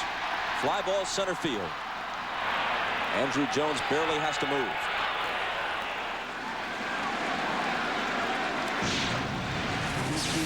And we know the Yankees are capable of coming back. They've done it a lot of times. Look at that, from the 7th inning on. In the division series, they were 3-0, and in the LCS, they were 15-5. So they're scoring a lot of runs late in the ball game. Scored 4 in games 1 and 2. So they get a chance to see a pitcher a few times, get a chance to make adjustments, and they've been very difficult to put away. Here's Curtis, who homered his last time up. The 2 home runs they've hit have been on fastballs that are up and kind of in the middle of the plate. And both Martinez and Chad Curtis hit the ball. They hit the ball well into the right field bleachers. Hit up the middle. To his left is Weiss. From behind the bag, got him. But the Yankees peck away. Glavine has worked the 7 innings Bobby Cox hoped for and leads it 5-3. So instead of paying a separate commission every time you trade, you'd pay an annual fee. Trade all you want. All I want? Yeah, virtually unlimited. Oh, really? Remember the financial plan we're working from here, Dad. The point is long-term capital appreciation. I know, I know. You just don't want you sitting by the computer all day buying and selling stocks. Yeah, yeah. Show me how I log on to your research. Oh, that's easy. Yeah, investing is serious business, Dad. I promise I'll do my homework, okay? AT&T, 7 cents a minute, all day, every day. Take one of these. That'll be 25 cents. But it says here it's a nickel. Not for a couple of hours. What? Well, see, sometimes it's a nickel, but right now, it's a quarter. It's like that long-distance nickel plan where they say it's a nickel. Sometimes they charge you 25. That's right. That's where we got the idea. Is that right? 7 cents a minute, all day, every day, even to Canada with our international plan. You know, there are some stores that sell candy for one low price all day long. And people like it? Oh, they love it. Call 1-800-41-RATE to enroll. 2 tickets, $28. 2 hot dogs, 2 popcorns, and 2 sodas, $18. 1 autographed baseball, $45. Real conversation with 11-year-old son, priceless. There are some things money can't buy. For everything else, there's MasterCard. Accepted all over, even Major League ballparks. Together we've celebrated birthdays and opening days. Good efforts and little losses. Moments that live once and forever. But what we've really celebrated is time together. Now McDonald's salutes the year-long Walt Disney World Millennium Celebration, where new memories are yet to come. Commemorate this momentous event at McDonald's with 4 special edition glasses. Where can you start celebrating the millennium? Did somebody say McDonald's? As New Year's approaches, We're starting to see some problems. one thing's on everyone's mind. Everybody out! Oh my God. What if they're right? Y2K the movie, NBC, November 21st. Well, you can see Bobby Cox there talking to Tom Glavine, and he says he has a lot of trust in his pitchers. They're going to be honest with him and tell him whether they have one more inning to go. or what they can do. You see Bobby Cox trying to fight with him. That nodded head may mean I think I'm okay. It's something that Bobby's going to have to decide. But he thinks that these guys are very honest with him, so he gives them the opportunity to tell them whether they're finished or not. Unlike a lot of modern managers, Bobby Cox does not do it by formula. He does it by feel. Right. Plays hunches a lot. And the key members of this team, especially the pitching staff, have been with him so long that he'll rely on what they tell him. Joe Torre got Nelson into the game in an inning that began with Andrew Jones, then Hernandez, then Perez. You've got Hunter, all right-handed hitters, well thought out by Joe. A good opportunity to keep the Braves in check while the Yankees try to rally. But I think there are big decisions to be made by the Braves, because the fact that you're ahead 5-3 doesn't eliminate the fact that if you lose this ball game, the series is almost over. So this is still a tough situation for the Braves to decide whether to send Glavine back out there or bring someone in from the bullpen. Girardi, hitting ninth, is scheduled to lead off the bottom of the eighth, then Knobloch and Jeter. Called strike three.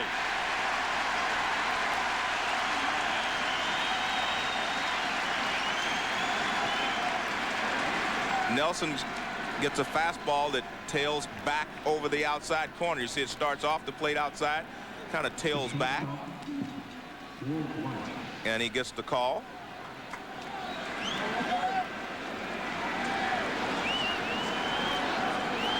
And you see the Braves were ahead 5-1 at one time. Now it's 5-3, and that's well within the range of the Yankees. And it's been Grimsley and Nelson who have given the Yankees a chance once Pettit was knocked out.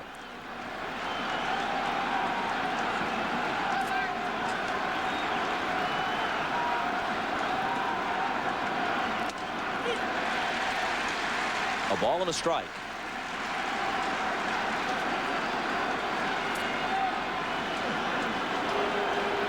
Rocker gets up. The reception he got during the pregame introductions was just about as rude as what he experienced at Shea Stadium.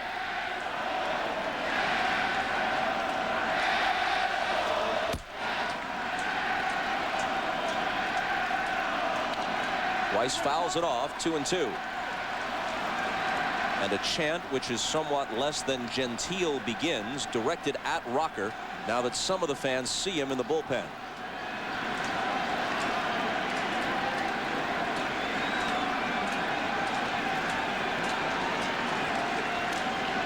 The fans out in those bleachers in left center field overlooking the visiting bullpen are not conducting a tea party out there. Still 2-2.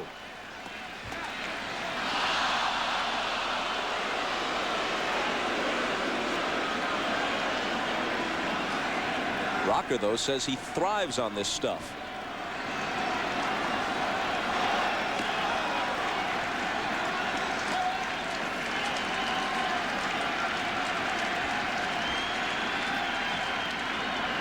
Weiss stays alive. Rocker, as you know, comes tearing out of the bullpen. They open the door and he comes charging out toward the mound, and he says in his mind it's like when he played high school football and you're at home and you break through that banner, the whole team comes out onto the field on a Friday night. Yeah. That's the surge he gets.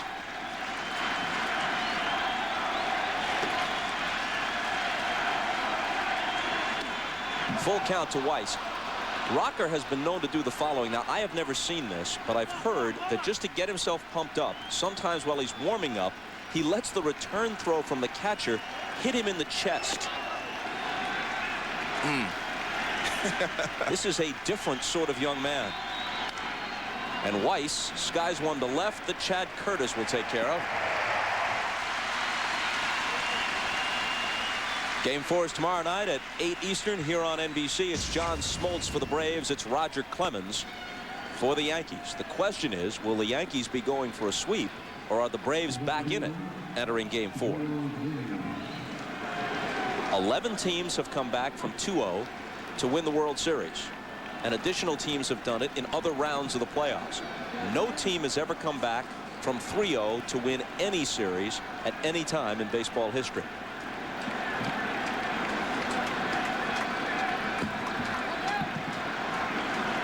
Williams is 2 for 4. A single and a triple.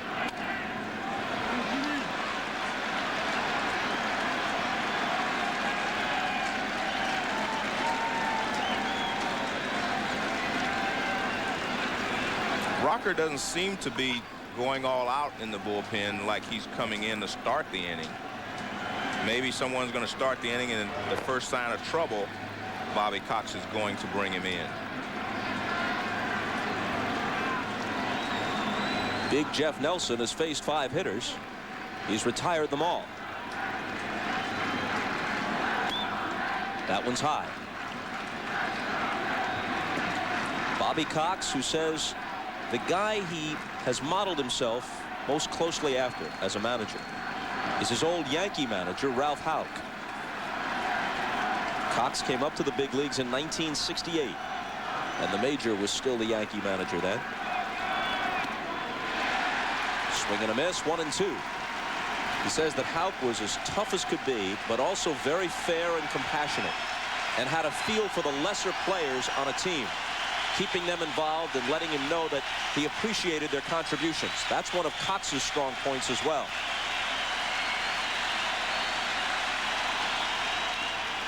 A fly ball to left. 6 up and 6 down against Nelson as he gives the Yankees a chance to come back to the bottom of the 8th with New York trailing by 2.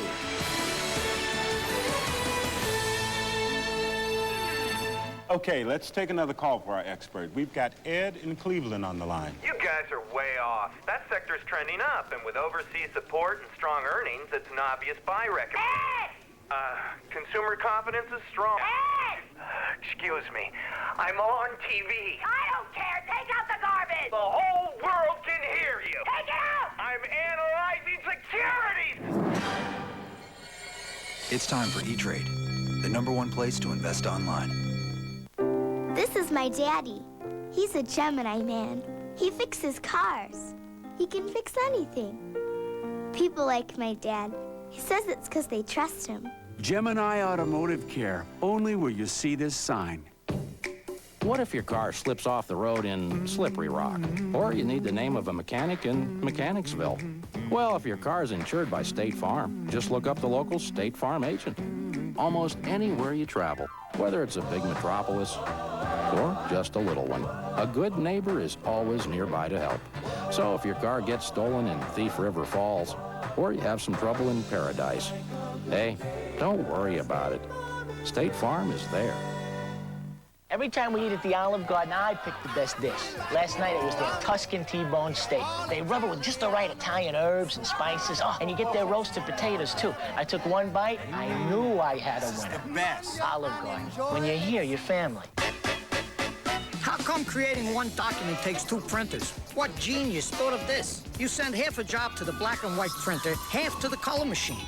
And you're what? A human collator? Where exactly is this office of the future we keep hearing about? These magic machines of the new millennium. The ones that deliver laser-sharp black text in stunning color, freeing you from that sick 2-machine marathon you once called your workday. The Image Class series from Canon. Here's the future. Let's get to work. Critics are calling Mr. Rock and Roll absolutely electrifying. There are 20,000 people. The thrilling rise of the legends behind the music revolution. A fascinating story, an energetic performance, an irresistible soundtrack. Roll back the rug and get ready to rock. Mr. Rock and Roll, NBC Sunday. Having thrown 72 pitches through 7, Glavine will start the 8th. Well, Bobby Cox was optimistic in saying he wanted him to go 7. Glavine said he felt so good he could go 8, so he's back out there for the 8th inning. But I'll guarantee the first sign of trouble, Bobby's going to go to the bullpen.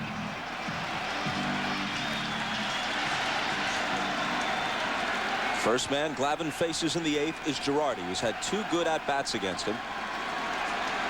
He lined it deep right. A tremendous leaping catch out there by Brian Jordan. Then he singled. And he goes to the opposite field for a leadoff hit. Will Glavin's first pitch of the inning be his last? We'll see.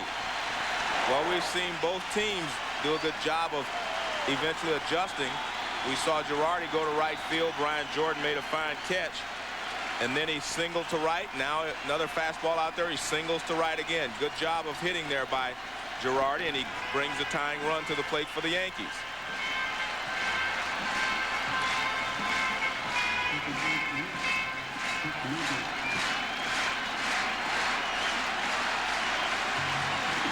Yankee bench reacting.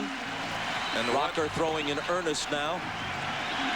And one thing to remember, the Yankees never panic.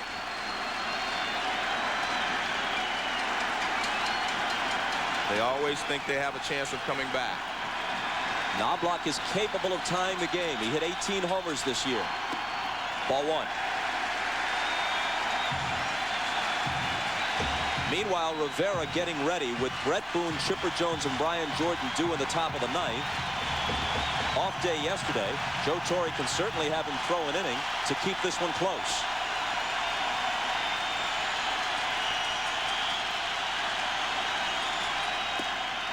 Well, Joe's hoping that he can put some numbers on the board and he'll come in to close out the ninth. That's probably part of his thinking right now, not just to hold it close. He feels that the eighth inning has been the Yankees' inning, and they have an opportunity to get back in this game or at least tie it here in the eighth inning. In the air to right. Jordan going back to the track, to the wall. And he cannot come up with it. It's a tie ball game.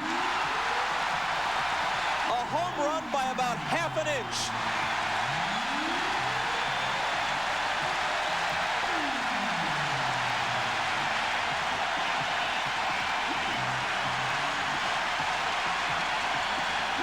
Well, we talked about decisions you have to make as a manager. And here we see the ball traveling well to right field. It actually hits, looks like it hit off of his glove maybe, but he had such a bad angle to get to it that the ball bounces off and goes into the seats. Let's take a look here. I think it hit the top of the wall. Yeah, I'm not sure. I think it hit his glove. We'll have to take another look there. Well, he was looking in it. Yeah, he as if he might have gotten some leather on it. That ball hits off his glove. Well, it was both. Yeah, it hit his glove and then hit the top of the wall. Such an awkward position for Jordan to make the catch on. He tries right there, and it hits off of his glove, and he can't bring it back. Glavin's gone. Knobloch celebrating. The game is tied.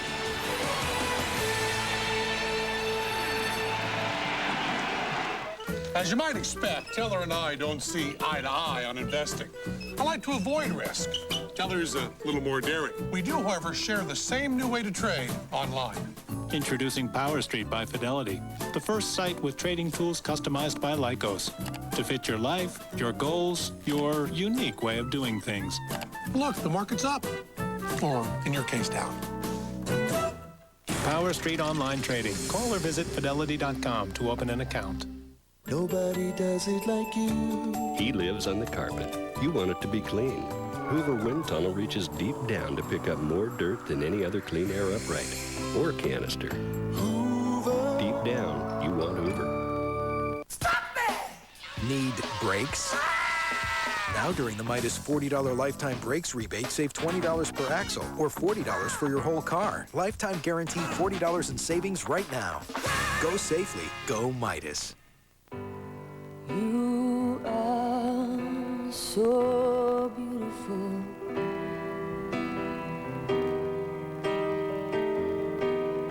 To me, you are so beautiful.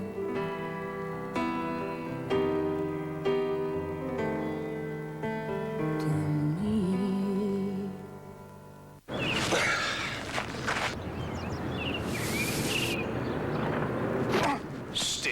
trying to make the major leagues? Log on to MajorLeagueBaseball.com to reach the major leagues every day. Video highlights on demand. Live game audio. 7 days! Get comprehensive World Series coverage and order your official clubhouse cap and tee. MajorLeagueBaseball.com lets you be a part of the major leagues, and it may even help your game. This copyrighted telecast is presented by authority of the Commissioner of Baseball and may not be retransmitted in any form. The accounts and descriptions of this game may not be disseminated without express written consent.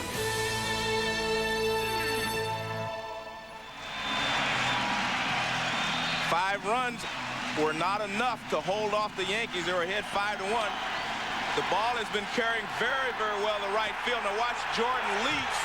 He gets a glove on it, but he can't bring it back in the park. Watch this. It hits off the left side of his glove right there, and he's not able to bring it back. I think when he hit I think his glove hit the railing and kept him from closing the glove.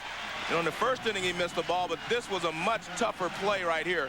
And his glove, I think, hits the wall, and that kept him from closing his glove and bringing it back in. But the Yankees are an experienced ball club, and they just never panic. So now Cox and Mazzoni regretting the decision to allow Glavine to come out for the 8th. He threw 7 innings plus, allowed 7 hits, but 3 of them went for the distance.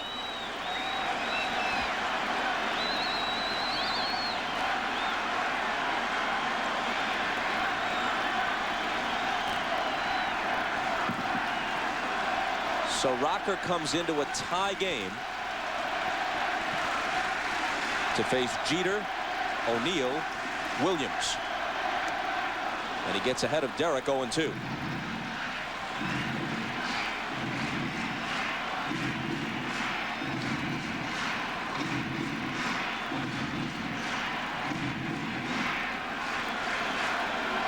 Well, Bobby, it's very demoralizing when you have a 5-1 lead and they keep pecking away at you and finally catch you in the 8th inning. And now you're in a situation, if they score 1 run, you know you're going to be looking at Rivera. He fists one into shallow center, and it drops for a hit.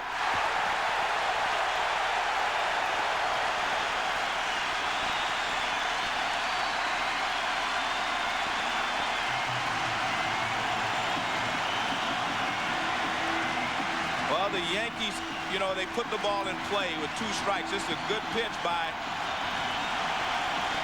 Rocker, and you can see all he did was fight it off, but he's strong enough. You see there, he just shortens his arms, pulls them in, and fights it off, and he gets enough of it because he's strong enough. He gets it over the infield.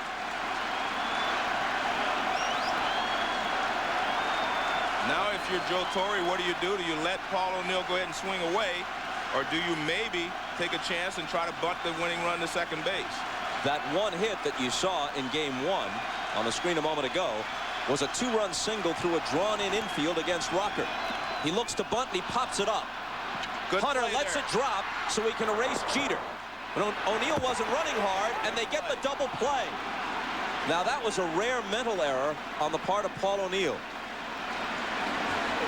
A nice play at first base by Hunter. He realizes that O'Neill wasn't running. Now watch this. He'll realize he sees the ball there, so he comes in. He sees O'Neill not running. He lets it bounce. Rocker's helping him. Now he fires to second. He knows he's got 1, and the return throw to the second baseman is in time for a double play. See, O'Neill didn't run. Now he realizes that he's going to drop it, and you can throw. The only time you can drop a ball intentionally on the infield is on a bunt. If that's a pop-up, you can't drop the ball. That would have been a good play even had O'Neill been running hard, because you erase the superior runner, Derek Jeter. Exactly. They got a bonus when O'Neill went into brain lock for a moment, and they get the double play. Bernie Williams.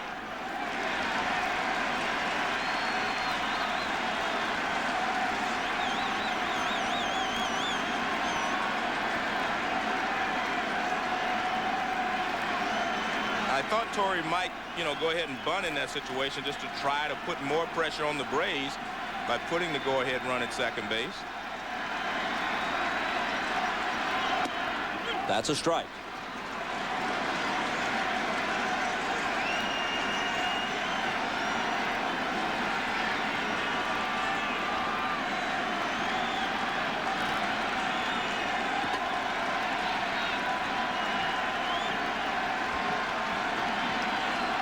And again, with Bernie Williams up there and the ball carrying so well to right field, John Rocker has to make a decision whether he's going to try to come in on him or stay away.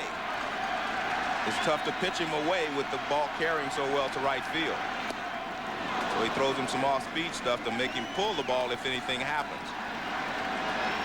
Good curveball from Rocker. It actually starts in the strike zone and breaks out.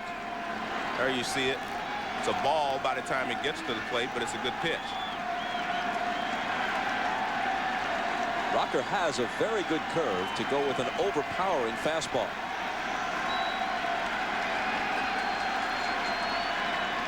Perez called for a fastball away. Rocker said no. And now he's saying let's start over again.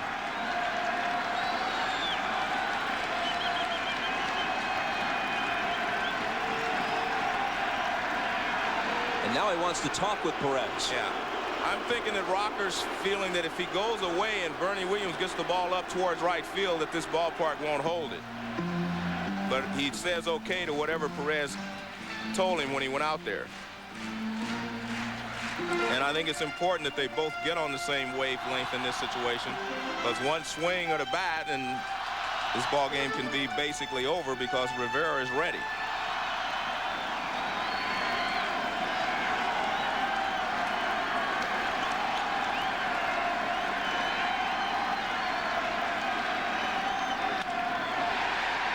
Center field, Andrew Jones. The 8th is history, but the Yankees tie it on Knobloch's home run. On to the 9th.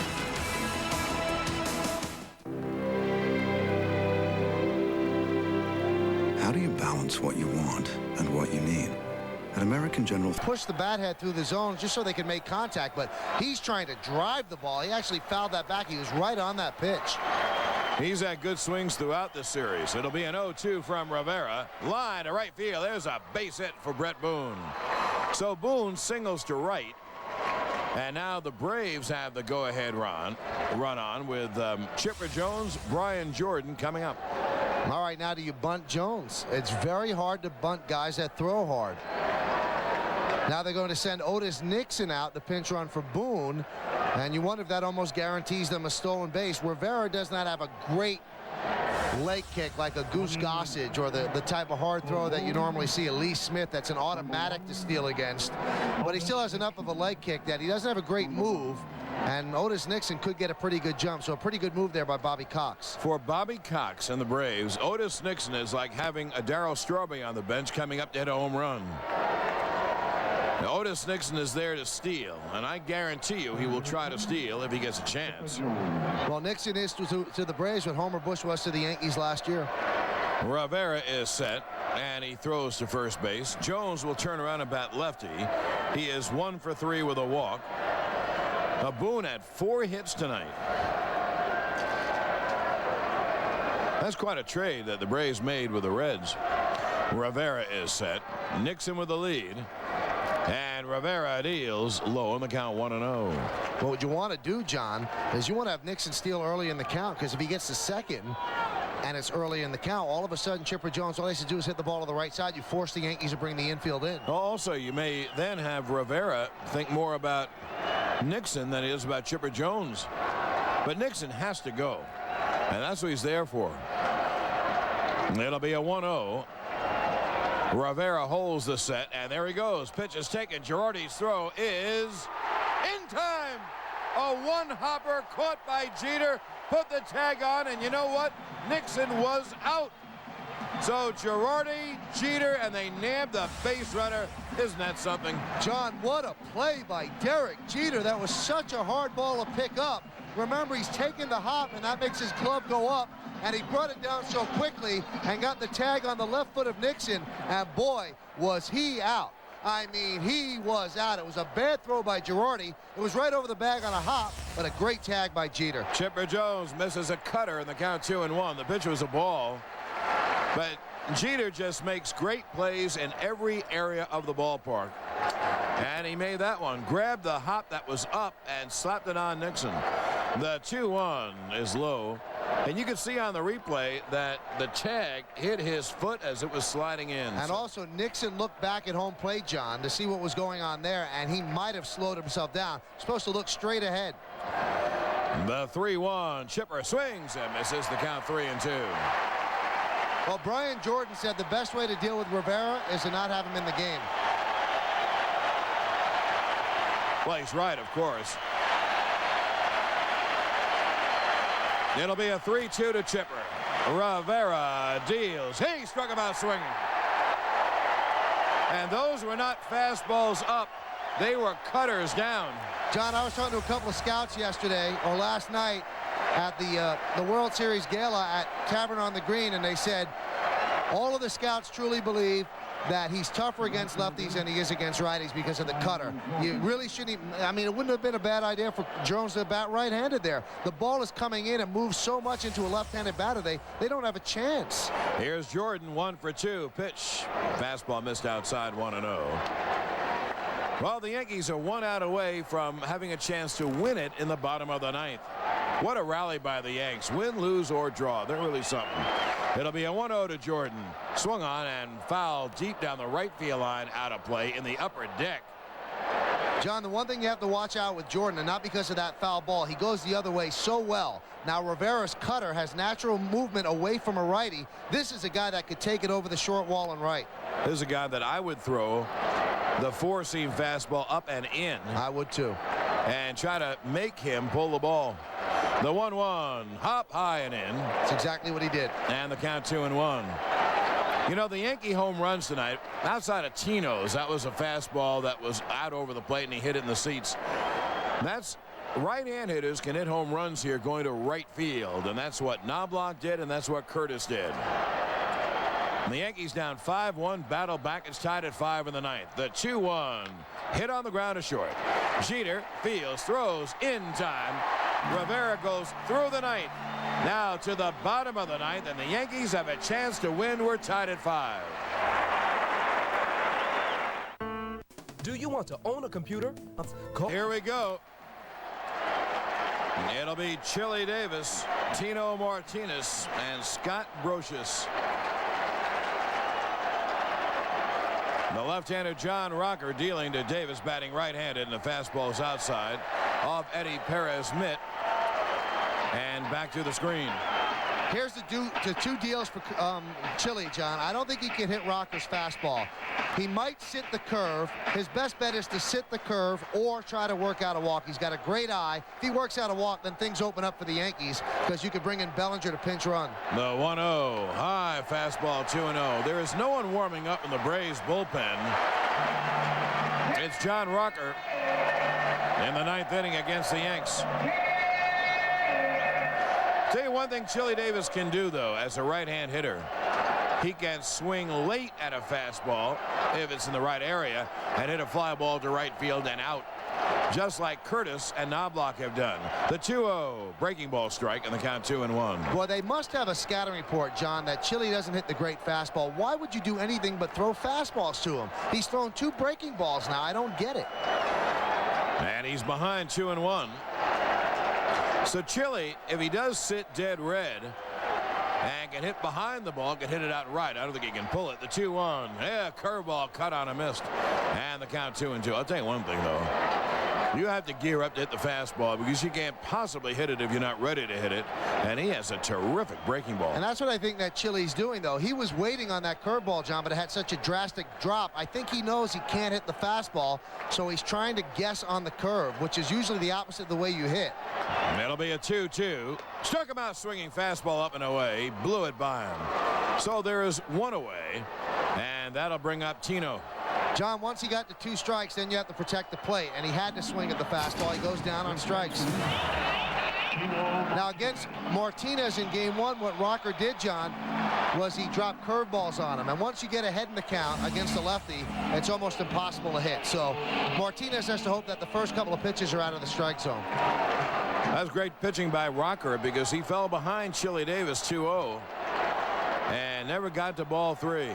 Here's Tino, who is 1 for 3, homered off Glavine deep in the right field seats.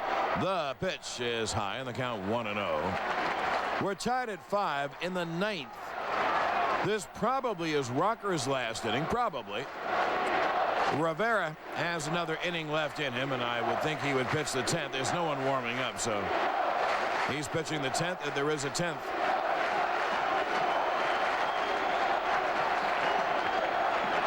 And the more he pitches, John, the better chance you have of hitting him, because the fastball has to slow down a little bit. Now the 1-0 to Tino is outside, 2-0. I'm talking about Rocker there, not Mariano. The Yankees, a team that never really hits home runs. Oh, man, they hit their share. But tonight, down 5-1, got solo homers from Curtis and Tino, and a 2-run home run from Knobloch to tie it. It'll be a 2-0 to Martinez. Rocker deals. There's a strike fastball, and the count 2-1. The Yankees were so impressed with Rocker in Game 1, even though they scored those runs off Maddox and Rocker gave up the hit to O'Neill and also to walk to Leyritz. They said that his stuff was so electric that, you know, they were stunned how good he was. They were stunned how fast the ball was on the plate. That'll be a 2-1 to Tino. Breaking ball high, and the count 3-1. Rocker snaps at the ball, coming back to him. Tino will be swinging if he likes it. The Yankees did see Rocker the year before in interleague. We got their first really glimpse at him in the playoffs. You can hear the crowd imploring Tino on. It'll be a 3-1. Swung on a high pop-up to third. Chipper Jones backpedals on the grass, now in foul territory, makes the catch, and they're 2-away. Tino had a good swing. He couldn't catch up to it and popped it up. Now 2-away, here's Brocious, who is 0 for 3.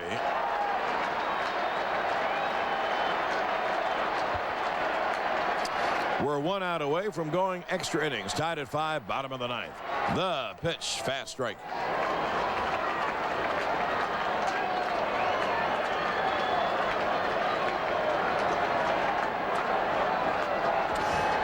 If Brocious reaches, another right-hand hitter on deck, and Chad Curtis, it'll be an 0-1. The pitch is low. The count 1-1. Bobby Cox said, I know that John Rocker is a little off center. He said, but I've had crazier players like Dave Revering. I did read that story. That's a funny story. You know, Rocker just has all this emotion going into it, but he's a heck of a pitcher. Maybe that makes him good. Yeah. It'll be a 1-1. The pitch swung on and looped to short and caught by Weiss. We go to extra innings. So Rocker sets the Yankees down 1-2-3. And now at the end of 9 innings of play, the Braves 5, the Yankees 5. Fight it out with Kevin Garnett and the T-Wolves. Join Fred Hickman for complete pregame coverage tomorrow beginning at 7:30 right here on Yes. Why count on Verizon Business DSL? The meeting's been pushed up to now. We're ready. But they just emailed me spreadsheets. They're here. But they just added more pictures. They're downloaded. But really? Verizon Business DSL delivers the connection that's made for your business and support you can count on. Order now for a special offer on Verizon Business DSL. Just call 1-888-3282-DSL today. Hey, we just look great. Mm-hmm. Verizon. Make progress every day. Your attention, please, ladies and gentlemen. You're watching, yes, the Yankees Entertainment and Sports Network. Hi, I'm Bob Papa. On the next This Week in Football, we'll get you set for the Battle of New York, the Giants and Jets. We'll be joined by Giants wide receiver Ike Hilliard and Jets quarterback Chad Pennington. This Week in Football, tomorrow night at 11, only on Yes. On the Yes Network center stage, Emmy-winning broadcaster Bryant Gumbel. I had Yogi Berra on the air one time, and I said, Yogi, let's play word association. You say the first thing comes to Well, here we go to extra innings for the first time in the World Series. Rivera will pitch a second inning. Andrew Jones leads off. We're tied at 5, top of the 10th. And back with the play-by-play, Michael Kay. Thank you, John. And the pitch to Jones, a fastball strike right down the middle. Jones, a very good fastball hitter. Mariano's a very good fastball pitcher, so it'll be interesting to see. Hit a home run off Rivera during interleague play. And he'll be sitting dead red. The 0-1. Swung on and grounded up the middle. Backing up Knobloch. Fields and fires to Martinez. One away. A beautiful play by Knobloch. And he threw the ball as hard as you could throw it. And right at Martinez. One down. Mike, I can't get inside anyone's head, including my own. But I know that he's playing with more confidence in the field. Of course, maybe when you do great things at bat, he's been doing great things at bat. Maybe it helps you there too, but he is playing with a great deal of confidence, and he did what you wanted him to do. He dropped down, fired sidearm, and I mean, he fired a bullet. He was near second. That was a long throw. Now Ozzie Guillen will pinch hit for Jose Hernandez. Guillen is 1 for 8 with 1 RBI in the postseason. He started game 2. Hernandez was 1 for 4. And the pitch to Guillen is swung on and fouled straight back here onto the screen, and the count 0-1. It's 5-5. We're in the top of the 10th inning, game 3 of the World Series. Yankees were down 5-1 after 4.5 innings of play. Half the game was over. Then they scored a run in the 5th on Chad Curtis's home run, a run in the 7th on Tino Martinez's home run, and then 2 runs in the 8th on a 2-run blast the other way by Chuck Knobloch. That's where we stand. The 0-1. Swung on and fouled back again on the screen, and the count 0-2. What Bobby Cox is trying to do here is just have Guillen slap the ball, put it in play, hopefully find a hole, maybe get a blooper.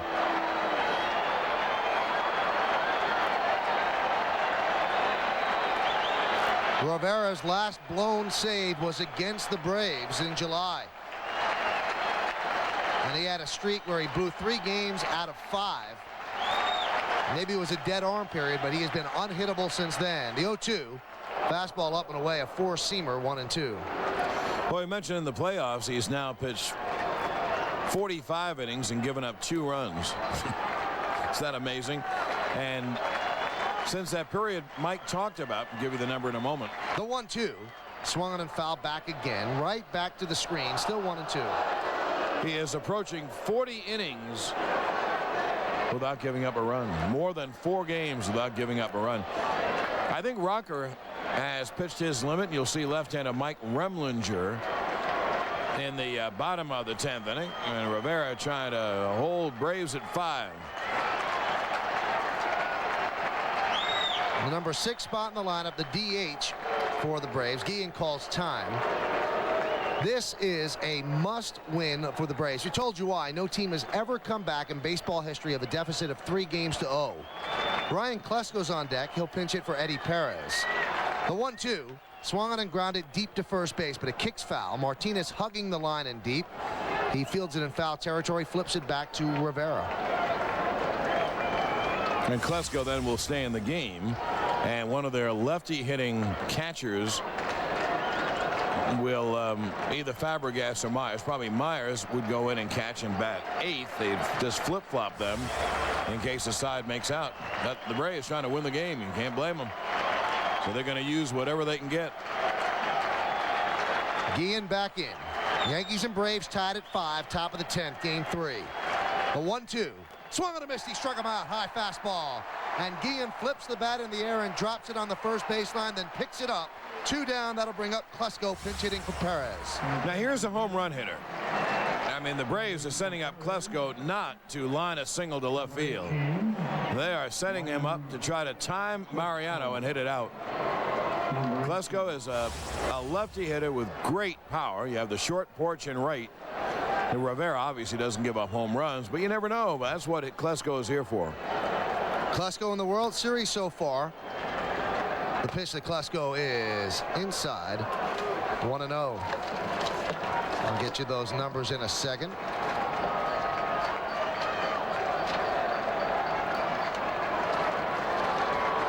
The 1-0 pitch, swung on and popped up behind the plate. Girardi giving it a look, throws away the mask near the screen, and it just hit the screen. The count evens up at 1-1.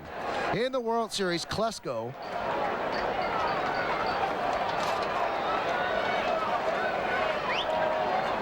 of course, they don't have that stat. In the postseason, we'll say that Klesko is hitting 185, 5 for 27. And in the World Series, Klesko is 0 for 7. Big, strong righty or lefty hitter deep in the box, wide open stands. The 1-1 swung on and fisted over the head of Knobloch. He backs up, and it's just over his leaping try into right field.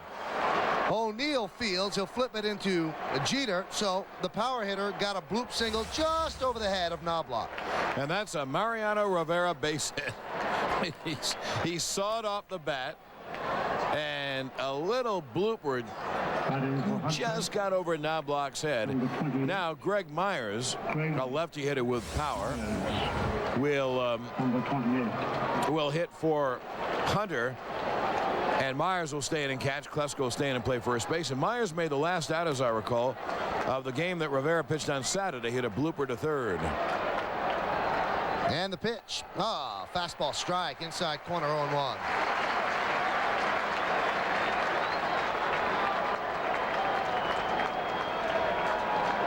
Yankees and the Braves are tied at 5. Top of the 10th inning here at Yankee Stadium. Game 3 of the World Series. Klesko leads off first, held by Martinez. The 0-1 to Myers, swung on and grounded foul, and it lands right on the World Series logo, painted in foul territory, first base side. And now the crowd gets to its feet. Rising as one. The 3 decks of the stadium, everybody standing, everybody in the bleachers standing.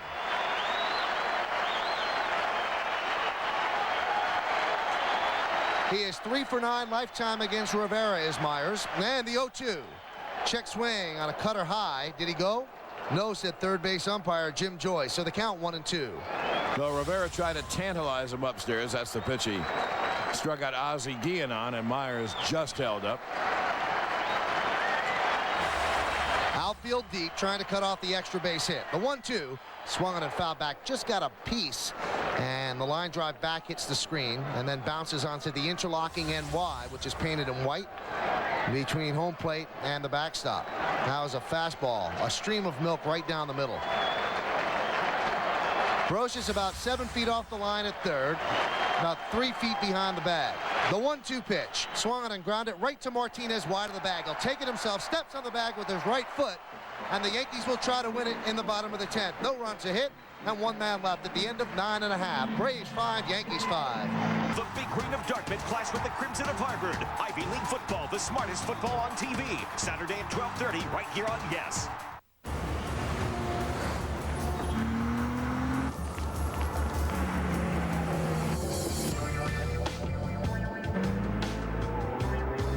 DVD navigation, keyless ignition, and laser-assisted cruise control. Are we getting ahead of ourselves? Or is everyone else standing still? The FX from Infinity. Imagine you could have your hair back. Imagine looking and feeling younger, more confident. Now you can with the technologically advanced and aesthetically perfect techniques for medical hair restoration, the leaders in microsurgical hair transplantation. Call 800-397-1343 right now, and we'll send you your medical hair restoration information kit. You'll receive this award-winning video or DVD free. There's absolutely no obligation. Call right now. And that's the office. Oh, those are my territories.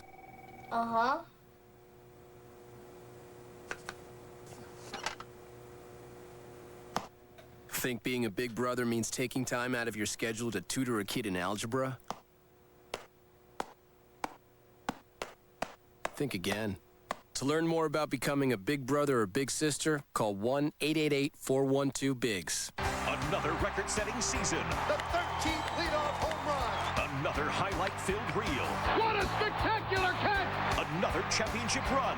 Yankees win. And when the excitement of the season is over, stay tuned to Yes for year-round Yankees coverage. Go inside the pinstripes on the Emmy Award-winning Yankeeography. Experience the mystique and aura with our exciting collection of Yankees classics. And stay on top of every clubhouse move this winter with Yankees Magazine. Because when it comes to the Yankees, the off-season is on Yes. Exclusively from the home of champions, it's Yankeeography, the Yes Network's Emmy-winning series that brings you true stories of true legends. Mantle had gifts from God, literally. Yankeeography tonight. Grimsley, Nelson, and Rivera have gone 6 1/3. No runs, 4 hits. Well, here we go. Left-hander Terry Mulholland warms in the bullpen, along with right-hander Russ Springer. Curtis digs in the batter's box against Remlinger, who is no rocker. And I know John Rocker. And here with the play-by-play, another guy I know, Michael Kay. Thank you, John. Chipper Jones in on the grass at third. And Remlinger throws hard, deals. Popped up foul, first base side out of play, into the seats. The count 0-1. Curtis is 1 for 3, but the one was a big one. They got the Yankees back into thinking they could win this game. 5-1 when he hit the home run in the bottom of the 5th inning. Made it 5-2. Then a Martinez home run in the 7th made it 5-3. And then the 2-run shot by Knobloch to right field off the glove of Jordan tied the game at 5. That's where we are right now in the bottom of the 10th inning. This means so much to Curtis. He did not get one at bat, one inning in the field last year in the World Series. He started tonight. The 0-1. Fastball high, 1-1. Now, we give you all these stats all the time. We got a million of them, right? Don't forget, he never had a hit off Glavine in his career. And then his first hit in the World Series, a home run. And a very big home run. The Yankees wouldn't be here without the Curtis home run.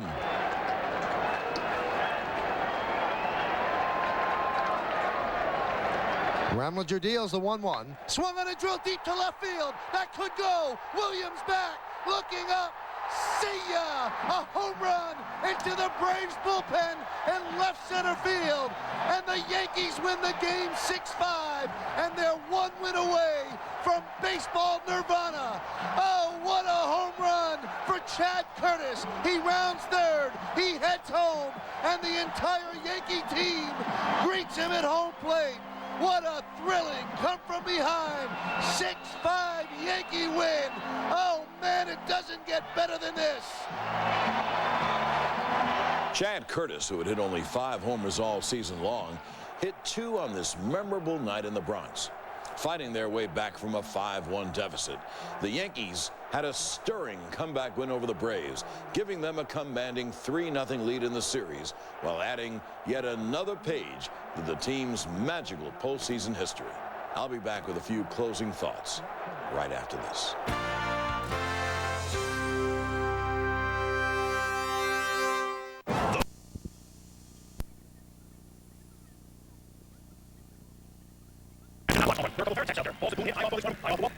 And the Atlanta Braves and manager Bobby Cox have to be shaking their head a little bit because they gave him their best shot, but maybe he was questioned after about leaving Glavine in long enough so that the Yankees could tie. Let's pick up his comments after the game. They're a good hitting ball club. They can come back. You know, they have a tough lineup. Tommy Glavine was throwing great tonight. I know everybody's going to ask, you know, why you left him in, this and that, but Tommy was throwing great. Didn't want to come out of the game. I asked him if he was tired, and he said no. And Leo thought he was throwing great. Tommy thought he was throwing great himself, and I thought he was throwing good. And we got beat with a pop-up to right field. It's a Yankee home run. And, you know, they hit 3 of them over there tonight, but the last one was really tagged. But, you know, the ball went 315 feet, and it's a home run, and, you know, that's the way it is here. And home run's a home run. But Tommy pitched great. He only had, I think, 72 pitches going into that inning, and we thought that he would cruise through it. And the Braves hitters finally got uncorked today, getting 5 runs very early in the game, but then again, that was it. Chipper Jones had 1 hit. He had an RBI ground out in the first inning, which actually Brocious bobbled. Might not have come home anyway that early in the game. We'll never know. So he gets 1 RBI and 1 hit, but again, the Braves scratching their heads. Here's Chipper with Dave Campbell. Chipper, the losses sometimes get uglier and uglier. How do you swallow this one tonight? It's tough. I mean, it looked like we had the game in hand. We were swinging the bats great against Pettit.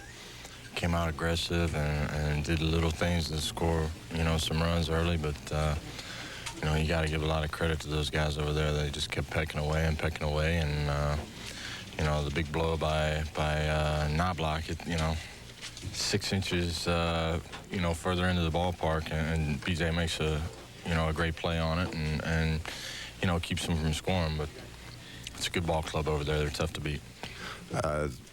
Your club looked like you could put Pettit away early. You left a lot of guys on third base. Did you kind of have a feeling deep down that might come back and haunt you? I didn't get a sense it was going to come back to haunt us until Booney got thrown out at third trying to steal, especially after I got the base hit. But, you know, you can't give away outs to that ball club over there, and you got to take advantage of every situation. We were swinging the bats good against Andy, and while we had him out there, we needed to take advantage of every single one. But, you know, give a lot of credit to their bullpen. They did a tremendous job. With what the Mets did to you guys coming back after you, does that give you a little bit of hope going into Game 4? Yeah, I guess so. You know, they came back and you know, won 2 games to push it to a Game 6. It's going to be awfully tough to do that. They were doing it in their home ballpark. We're doing it on the road, and this is an awfully hostile environment to try and do something like that in. But we'll fight it to the very end. Thanks for the visit. All right. Chipper Jones, back to you. All right, Dave and Chipper, thank you very much. Well, the Braves did some hitting, guys, compared to the first 2 games. And really, even the first 2 games, except for the 2 runs in the 9th, meaningless situation, the graphic will be a lot different. But 14 hits and 5 runs are wasted as the Yankees come back with the 4 home runs. And now the Atlanta Braves are saying, you know what? We're in the World Series. In the last 7 games, we've gone up against the Yankees, and we're 0-7. Fans leaving Yankee Stadium awfully happy. 6-5 Yankee winners in 10. All right, we need you guys to stay and fill the show. Pass protect. And why not? The latest hero in New York Yankee annals is Chad Curtis, a man who going into Game 3 had no postseason homers, no postseason RBIs, a man who had only 5 homers all season long, and a man who was part of the puzzle that never really solved itself in left field all season long. But boy, in October, what a way to solve it. Here's Mark Schwartz. Chad Curtis had never started a World Series game. In fact, he hadn't started much of anything lately. Limited to fewer than 200 at-bats this season, Curtis was facing a pitcher who had retired him 12 times in 12 career at-bats until the 5th inning of Game 3. We were flat there. We were 5-1, and Glavin's just mowing us down. And, you know, when you throw up another run, then you're back in the game. Last year I played almost every game during the regular season and never got to step on the field for the World Series. And during the offseason, I had told several people, I said if it was reversed next year where I didn't play much during the regular season but got a chance to play and contribute in the World Series, I would make that trade, and I guess that's kind of happened. Chad, you know, was able to play once in a while and still be productive. And I mean, I didn't expect this kind of production, but it was terrific. But when Curtis stepped to the plate in the 10th, looking only to drive the ball up the middle, he joined Al Weiss, Brian Doyle, and Mark Lemke as one of October's unlikeliest heroes. This game, those hits, I mean, that can make Chad Curtis his whole year. And there's a lot of people in here that are happy because we know what he's been through. It's frustrating at times when you don't get to play. I've never hit a walk-off home run, and I've heard people talk about tingling, and I've never felt that before. But I think somewhere between second and third, I felt like I was electricity running through my legs, and it was a great feeling. When you get to hit a walk-off home run in Yankee Stadium, I mean, that's one he'll remember, I'm sure. There's no doubt about it. In my history of baseball, it's my greatest moment, but I got 3 kids at home, and, you know, this pales in comparison to that. It was the 10th walk-off home run in World Series history and the first since Joe Carter's memorable blast in '93.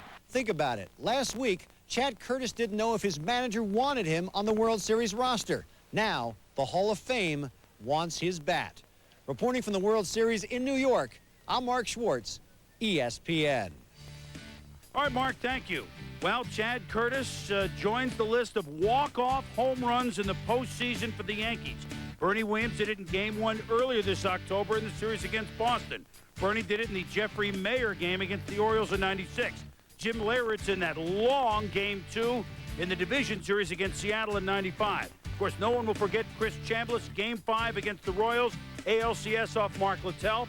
Mickey Mantle in the bottom of the 9th at 64 off knuckleballer Barney Schultz of St. Louis here at Game 3 at Yankee Stadium.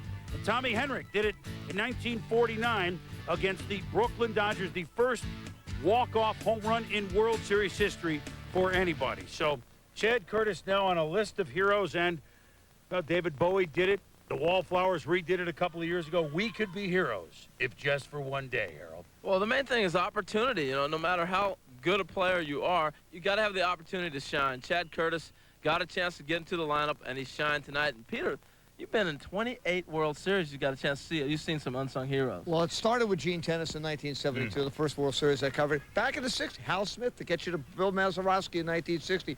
Al Weiss with the '69 Mets. And you get guys like Brian Doyle with the '78 Yankees, Bernie Carbo back in 1975 with the Red Sox. You keep guys come off those benches, have opportunities to play, and when they capitalize, they're heroes forever. Seizing the moment. Will the Yankees seize the moment for a sweep in Game 4 behind the Rocket Man? We'll look ahead when SportsCenter continues later from the Ball Yard in the Bronx. The Knobloch home run that tied the game in the 8th got over the fence by a matter of inches, but it was a measurement taken just previous that put that ball in play. Bobby Cox decided to stay with his flu-ridden pitcher Tom Glavine because he was looking so well. It'll be a source of second guessing, but the best answer is to go to the thrower in question, which is what our man Dave Campbell did. Tom, I know you talked to Bobby in between innings. They had a shot of you in between the 7th and 8th. What'd you guys talk about? What'd you tell him?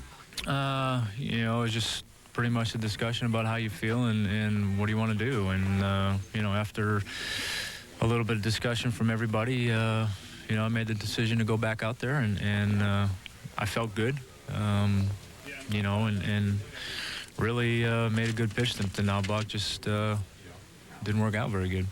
Looked early on like they were doing a fairly good job of taking you the other way, and then you made the adjustment. You really had your changeup on great pace tonight. Well, yeah, it seemed that way. I mean, I tried to go out there early on and be aggressive and obviously pitch ahead in the count and try and establish the outside corner. And it seemed like the first couple innings they were going out there and trying to make an effort to go the way and trying to make an effort to attack me early in the count. And you know, I think from that point on, once I felt like I had established that I could throw the ball where I wanted to out there, then it was a matter of trying to work inside a little bit and try and work my changeup into the mix. And, you know, it worked well. I mean, I got a lot of first pitch outs, and you know, against this ball club, that's obviously the kind of thing you want because they make you work hard enough as it is. You were 2-0 on Chuck. What was your thought process at the time? Make him beat you in the big part of the park? Well, yeah. I mean, I'm trying to... You know, I'm trying to obviously keep the ball down and still try and feel like I can get a double play. And, you know, again, I think the ball was pretty much where I wanted it to be. It was just, you know, a pop fly to right field that carried. And you know, if we're in Atlanta, that's a nice, easy out, and we got a runner on first with 1 out. But, you know, we're in Yankee Stadium, and the results were a whole lot different. Thanks for the time. All right, you're welcome. Tom Glavine, back to the studio. World Series Report is brought to you by New York Life. Integrity, humanity, strength. These are the values that have made New York Life the company you keep. Still to come, news. Classic World Series games. Game 3, down 5-1, won by the Yankees 6-5 in 10 innings on Chad Curtis's second home run of the evening. And now the man on the mound, Roger Clemens, for Game 4, is in a scenario that, well, many Yankee fans, owner George Steinbrenner, manager Joe Torre, thought that might happen. When they acquired him for David Wells in the offseason, maybe, just maybe, the Rocket Man would be on the hill to try and nail down another world championship for the Pinstripers. Clemens talked about pitching in Game 4. Hopefully I won't be too erratic and be able to get ahead and then, you know, elevate when I want to and when I need to. I still, you know, I still feel I can pitch up in the strike zone when I need to, and but you have to be ahead in the count to do that and get guys to chase balls. Still work east and west well, and but I'd like to start off strong and be able to get the ball down with something on it, with some life on it, and in the zone, and you know, take my chances with that. Well, one thing that Clemens will have to do is beat one of the great postseason pitchers of all time, John Smoltz. He's better than all the other Braves. You look at a 12-3 lifetime record in the postseason. But this is not quite the same John Smoltz that perhaps we were accustomed to seeing, although what great adjustments he made. And, guys, the Braves are down 0-3. Now, Smoltz could come up awfully big. Peter, do they have a shot at all? Is this just pride at this point? Well, look at the way they think about it. They think about it, okay, we're starting to swing the bats. We're not a bad fastball hitting club, so maybe Clemens makes some mistakes, has a lot of adrenaline problems early in the game. And we do have John Smoltz and Greg Maddux, who pitched great in Game 1, but there's some question about whether this is the same John Smoltz side-arming. And then there's also the question, is this the same Roger Clemens? Well, you know, the interesting thing, you don't hear Roger Clemens talk much about his game plan, but if you go back to the first 2 games of the series, the Yankee pitchers stayed up high. The two right-handers, Del Duque and Cone, they pitch up high and went away with breaking pitches. That fits right into Clemens' plan. He's looking to get that explosive fastball. If he has that early, I'll tell you what, if he has a great game like he's hoping to do, you can throw out the 14 and 10, you can throw out the bad Red Sox game, and he becomes a hero. That's Very New York, fair. and that's what he's looking to do. Here are some numbers. The Yankees have now won 11 straight World Series games. Teams that have led 3-0 in the World Series, it's happened 19 times. 16 times they completed the sweep. 3 times it went to a 5th game. It never has gone to a 6th game. And how about this one? The Yankees, if they win this World Championship, which looks pretty likely now, would be 25-11, guys, in World Series. Now, the century's only 100 years old. Of course, they play the World Series almost all those 100 years. They would have won a quarter of the times in the World Series in this century. Yowza. All right, Chris, thanks. Still up when you're next to last in total defense in the NFL. You're going to make some changes. The Redskins are, and they did. Details ahead. Today's Sports Century Classic Moment is brought to you by Seville STS. The Minnesota World Series was one of the classics of all the ones we've been in. Well, this is why he came here. You know, Roger wanted another chance at postseason, and he pitched well against Texas and had a tough one against Boston, so I'm sure he's really fired up for this one. If he gets too fired up, though, it often works against him, doesn't it? Well, it can for any pitcher, especially early in the game. I think the first inning really tells the story for a lot of starters, and if you can sort of get through that first inning unscathed, then you can settle down and get into a good groove. Would you say that if Roger does not win Game 4, and if the Yankees wind up winning this series, then he will, as some people say, have tagged along rather than being the guy that the Yankees traded for? Well, I don't know if I'd look at it that way. I'm sure some people may say that, and we have no control over that. But I think Roger's been a great teammate to have. He's done a lot better than people give him credit for, and even though it's not up to his standards, the type of year he had this year. But pitched a big game against Texas at a tough spot down there, and he's very much a part of this team. Do you think the Braves can recover emotionally from what happened last night? Well, that's tough. You know, it's a real tough situation for them, and coming off of a very emotional league championship series against the Mets as well. So they've had some tough games leading up to this series, and we've sort of been waiting for them. David, thanks for the time. Okay. Yanks go for the kill tonight. Back to you. Mark, thank you very much, and they will attempt to do that with this lineup. Knobloch, Jeter O'Neill, Williams, Tino Martinez, Darryl Strawberry. Jorge Posada goes back behind the plate. Ricky Leday takes the place of Chad Curtis out and left, and of course, the guy who is now being affectionately referred to as Mr. October, Scott Brocious, will be hitting number 9. Darryl Strawberry, I mean, this is obviously another example of the depth that we've talked about with the Yankees. He'll be the DH tonight. What does he bring? Well, I think he brings a definite element to this game. I mean, here you have the Yankees who are coming off this very dramatic win. They've won 5 in a row. The Braves have lost 5 out of 6 and look a little tired, but also they're coming off this really tough game, and then you throw the element of Darryl's presence into the lineup. I thought one of the most important moments in this series was in Game 1 when Darryl came out in that on-deck circle before the 8th inning, forcing Bobby Cox to make a decision on Greg Maddux. I thought Darryl's presence changed that whole game around, and I think that being able to bring him into the lineup in this ballpark, in this town, just gives the Yankees a little bit more. And Ray, I mean, the Yankees got a lot out of their middle relief last night.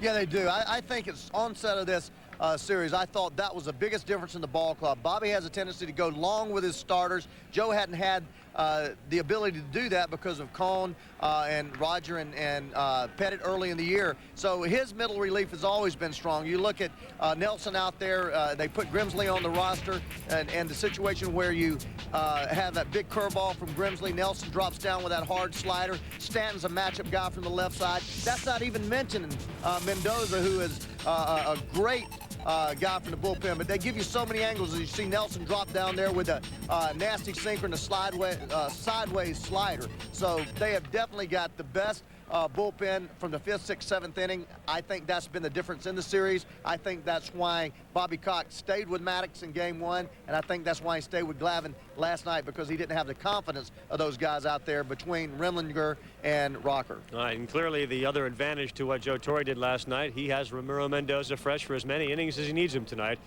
if Roger Clemens does not last deep into the game. 10-plus innings, an ERA for the relievers of 1.23. Very impressive. They continue to loosen. We'll be back with more later on. Thanks, Carl. As the Yankees approach another ring, Steve Young from Jim Gray's Sunday evening interview with Pete Rose on NBC. Moments before the game, Gray apologized on air if his interview had spoiled the moment for fans on Sunday. After Chad Curtis hit his second home run of the game to win Game 3 for the Yankees, he waited alongside Gray, only to then decline to be interviewed, citing what he called a team decision. Chad, tell us about that pitch. I can't do it. You know, as a team, we kind of decided that, you know, because of what happened with Pete, we're not going to talk out here on the field. I do want to say that was for you, though, Grandma. Thanks. Well, Chad, you don't want to talk about the home run?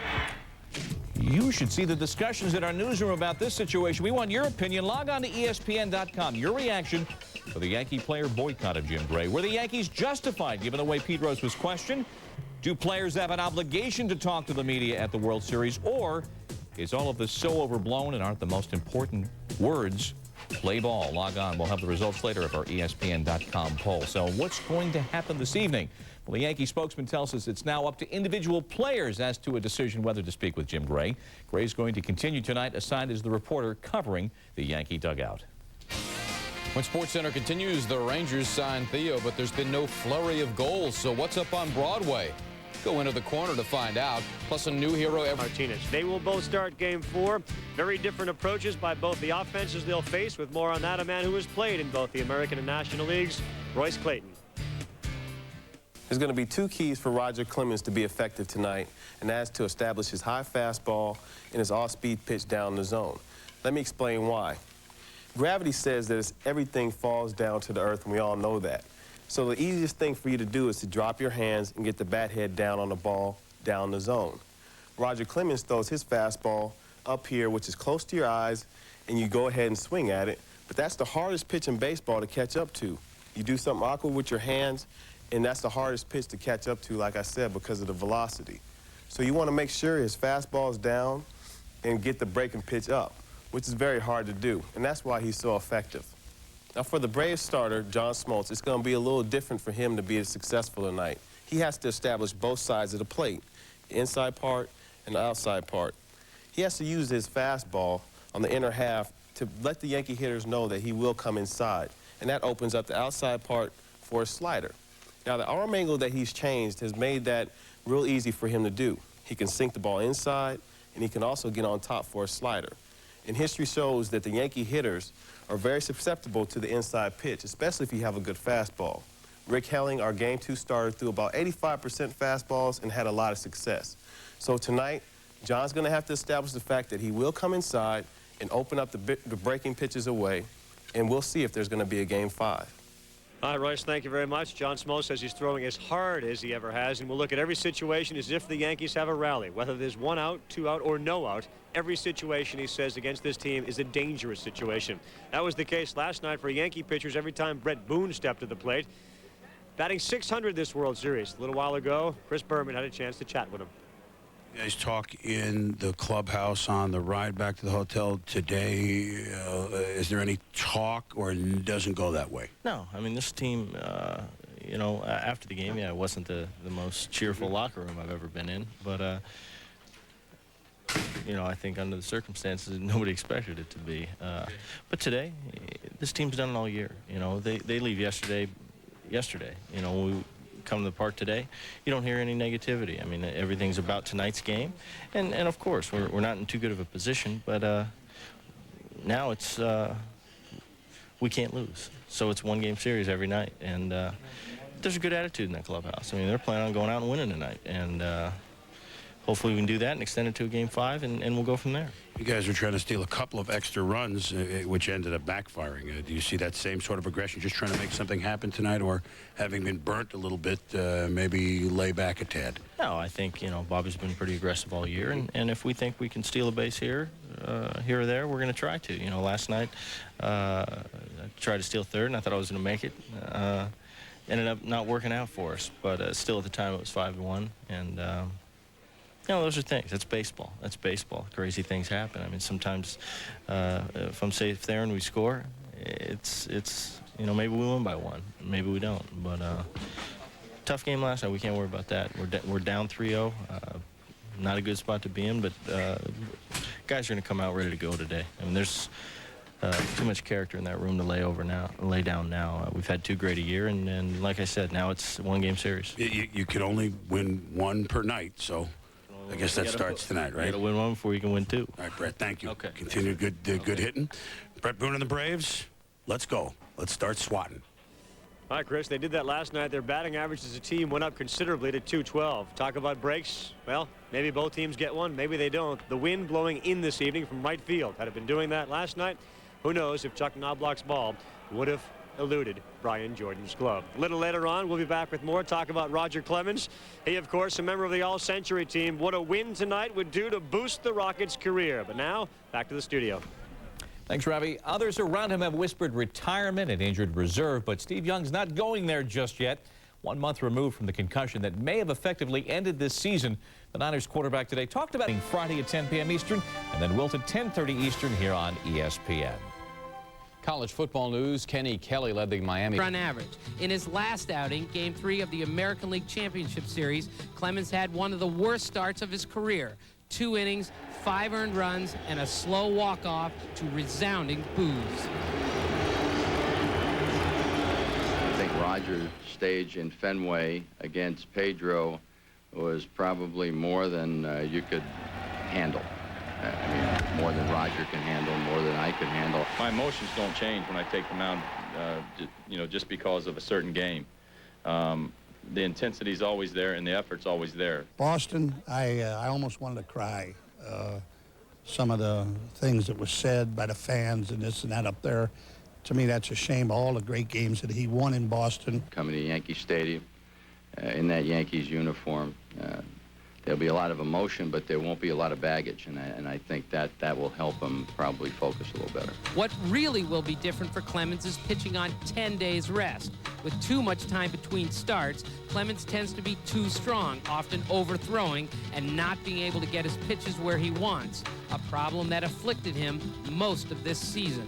I think I'm better on short days than longer days, and hopefully I won't be too erratic and be able to get ahead and then you know, elevate when I want to and when I need to. One of Clemens's former Red Sox teammates, Wade Boggs, won his only World Series in 1996 with the Yankees. Boggs rode a horse around Yankee Stadium after the clincher.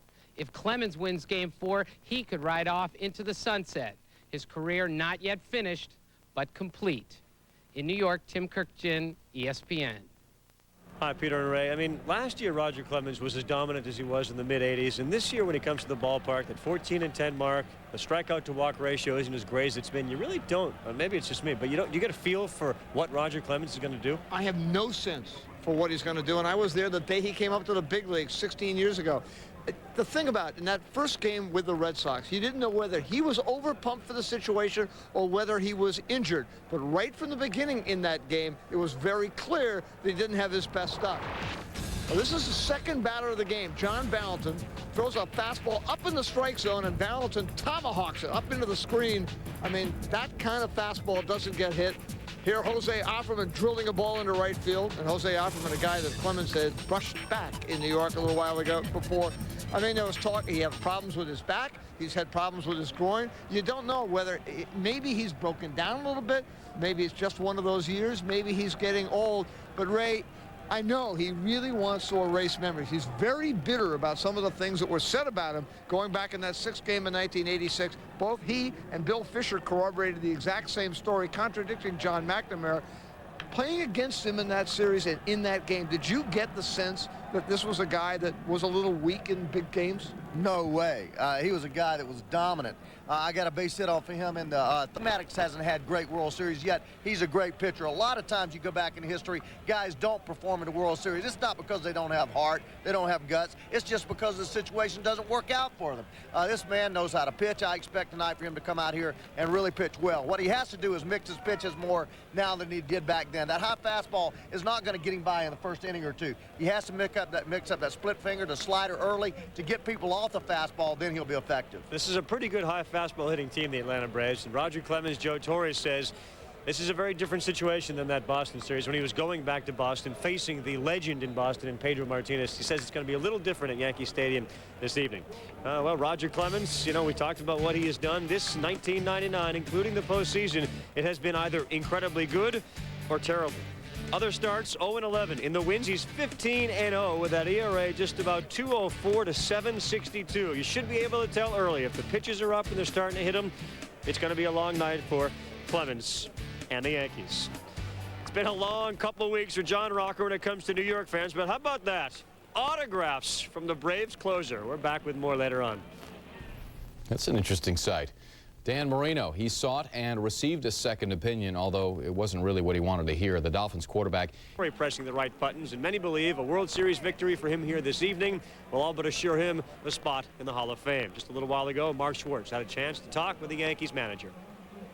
Well, this is the moment Yankee fans have been waiting for, and this is also the moment Roger Clemens has been waiting for. Joe, the entire reason to bring this guy here was so he could contribute to winning a championship. If he doesn't win this game this evening, does he just get carried along on everyone else's coattails in his mind? Well, probably in his mind, but I think more so than the winning and losing is what kind of game it is and how well he pitches. You know, Roger is a trooper. He's gone out there, he's worked hard, he's one of the guys. I think he likes that feeling, even though he's been mainly the bell ringer for every other club he's been with. We still need him very badly. But I think it took some getting used to for him, and now he's at a spot where he's been dreaming about, and Yankee Stadium. There's no better stage than Yankee Stadium for this. Do you feel that it's going to happen tonight with Roger on the mound? The way things have been happening for us, we've been getting a break here, a break there, and then when you look at it, John Smoltz is very tough. I have a great deal of respect for that team over there and the pitchers that Bobby Cox can throw at us. But Roger Clemens is... I mean, he was one of that all-century team. That's pretty impressive, and he still has a uniform on. And he's your fourth starter. Now, Paul O'Neill got some sad news, 2:30 in the morning. Can you talk about that and how it's affecting Paul and the team? Well, Paul's sad. Paul's been dealing with this for some time. His dad's been failing for some time, and his passing wasn't unexpected. But even when it does come, you know, it's still a very sorrowful, sad time. And Paul O'Neill is a warrior. George Steinbrenner described him as a warrior, and he's definitely here because he wants to be a part of this. Joe, your team has endured an awful lot this year, and it's amazing that they're here at this point. Joe Torre and the Yankees going for Game 4 tonight at the stadium. Back to you. All right, Mark, thank you very much. Let's break this one down tonight. What should fans at home who are watching look forward to? Well, just the Braves' approach. I thought they had a great game plan hitting in Game 3. They do the same thing. Gerald Williams, Brett Boone, Jordan, just go the other way with Roger Clemens and just forget about the past and go up and do what they did last night to get them the 5 runs. And I think the fans need to watch John Smoltz. You can tell how healthy he is by how many slider he throws. His elbow bites him with that slider, even when he's down in that new angle that he has. So he has to throw fastballs. If he throws mostly fastballs, you know that he's not really healthy or totally healthy. All right, what may very well be another magical evening here at Yankee Stadium as the Yankees attempt to win World Series number 25 in their storied franchise. You see Paul O'Neill, certainly a heavy heart for him. Scott Broch, his father, passed away earlier this year. Luis Sojo earlier this week. We'll see you about 11:30 Eastern with full coverage of the World Series. Back to the studio. Thanks, guys. Now, last night's hero, Chad Curtis, declined to speak with NBC Sports' Jim Gray last night. If you were watching the telecast earlier, we posted.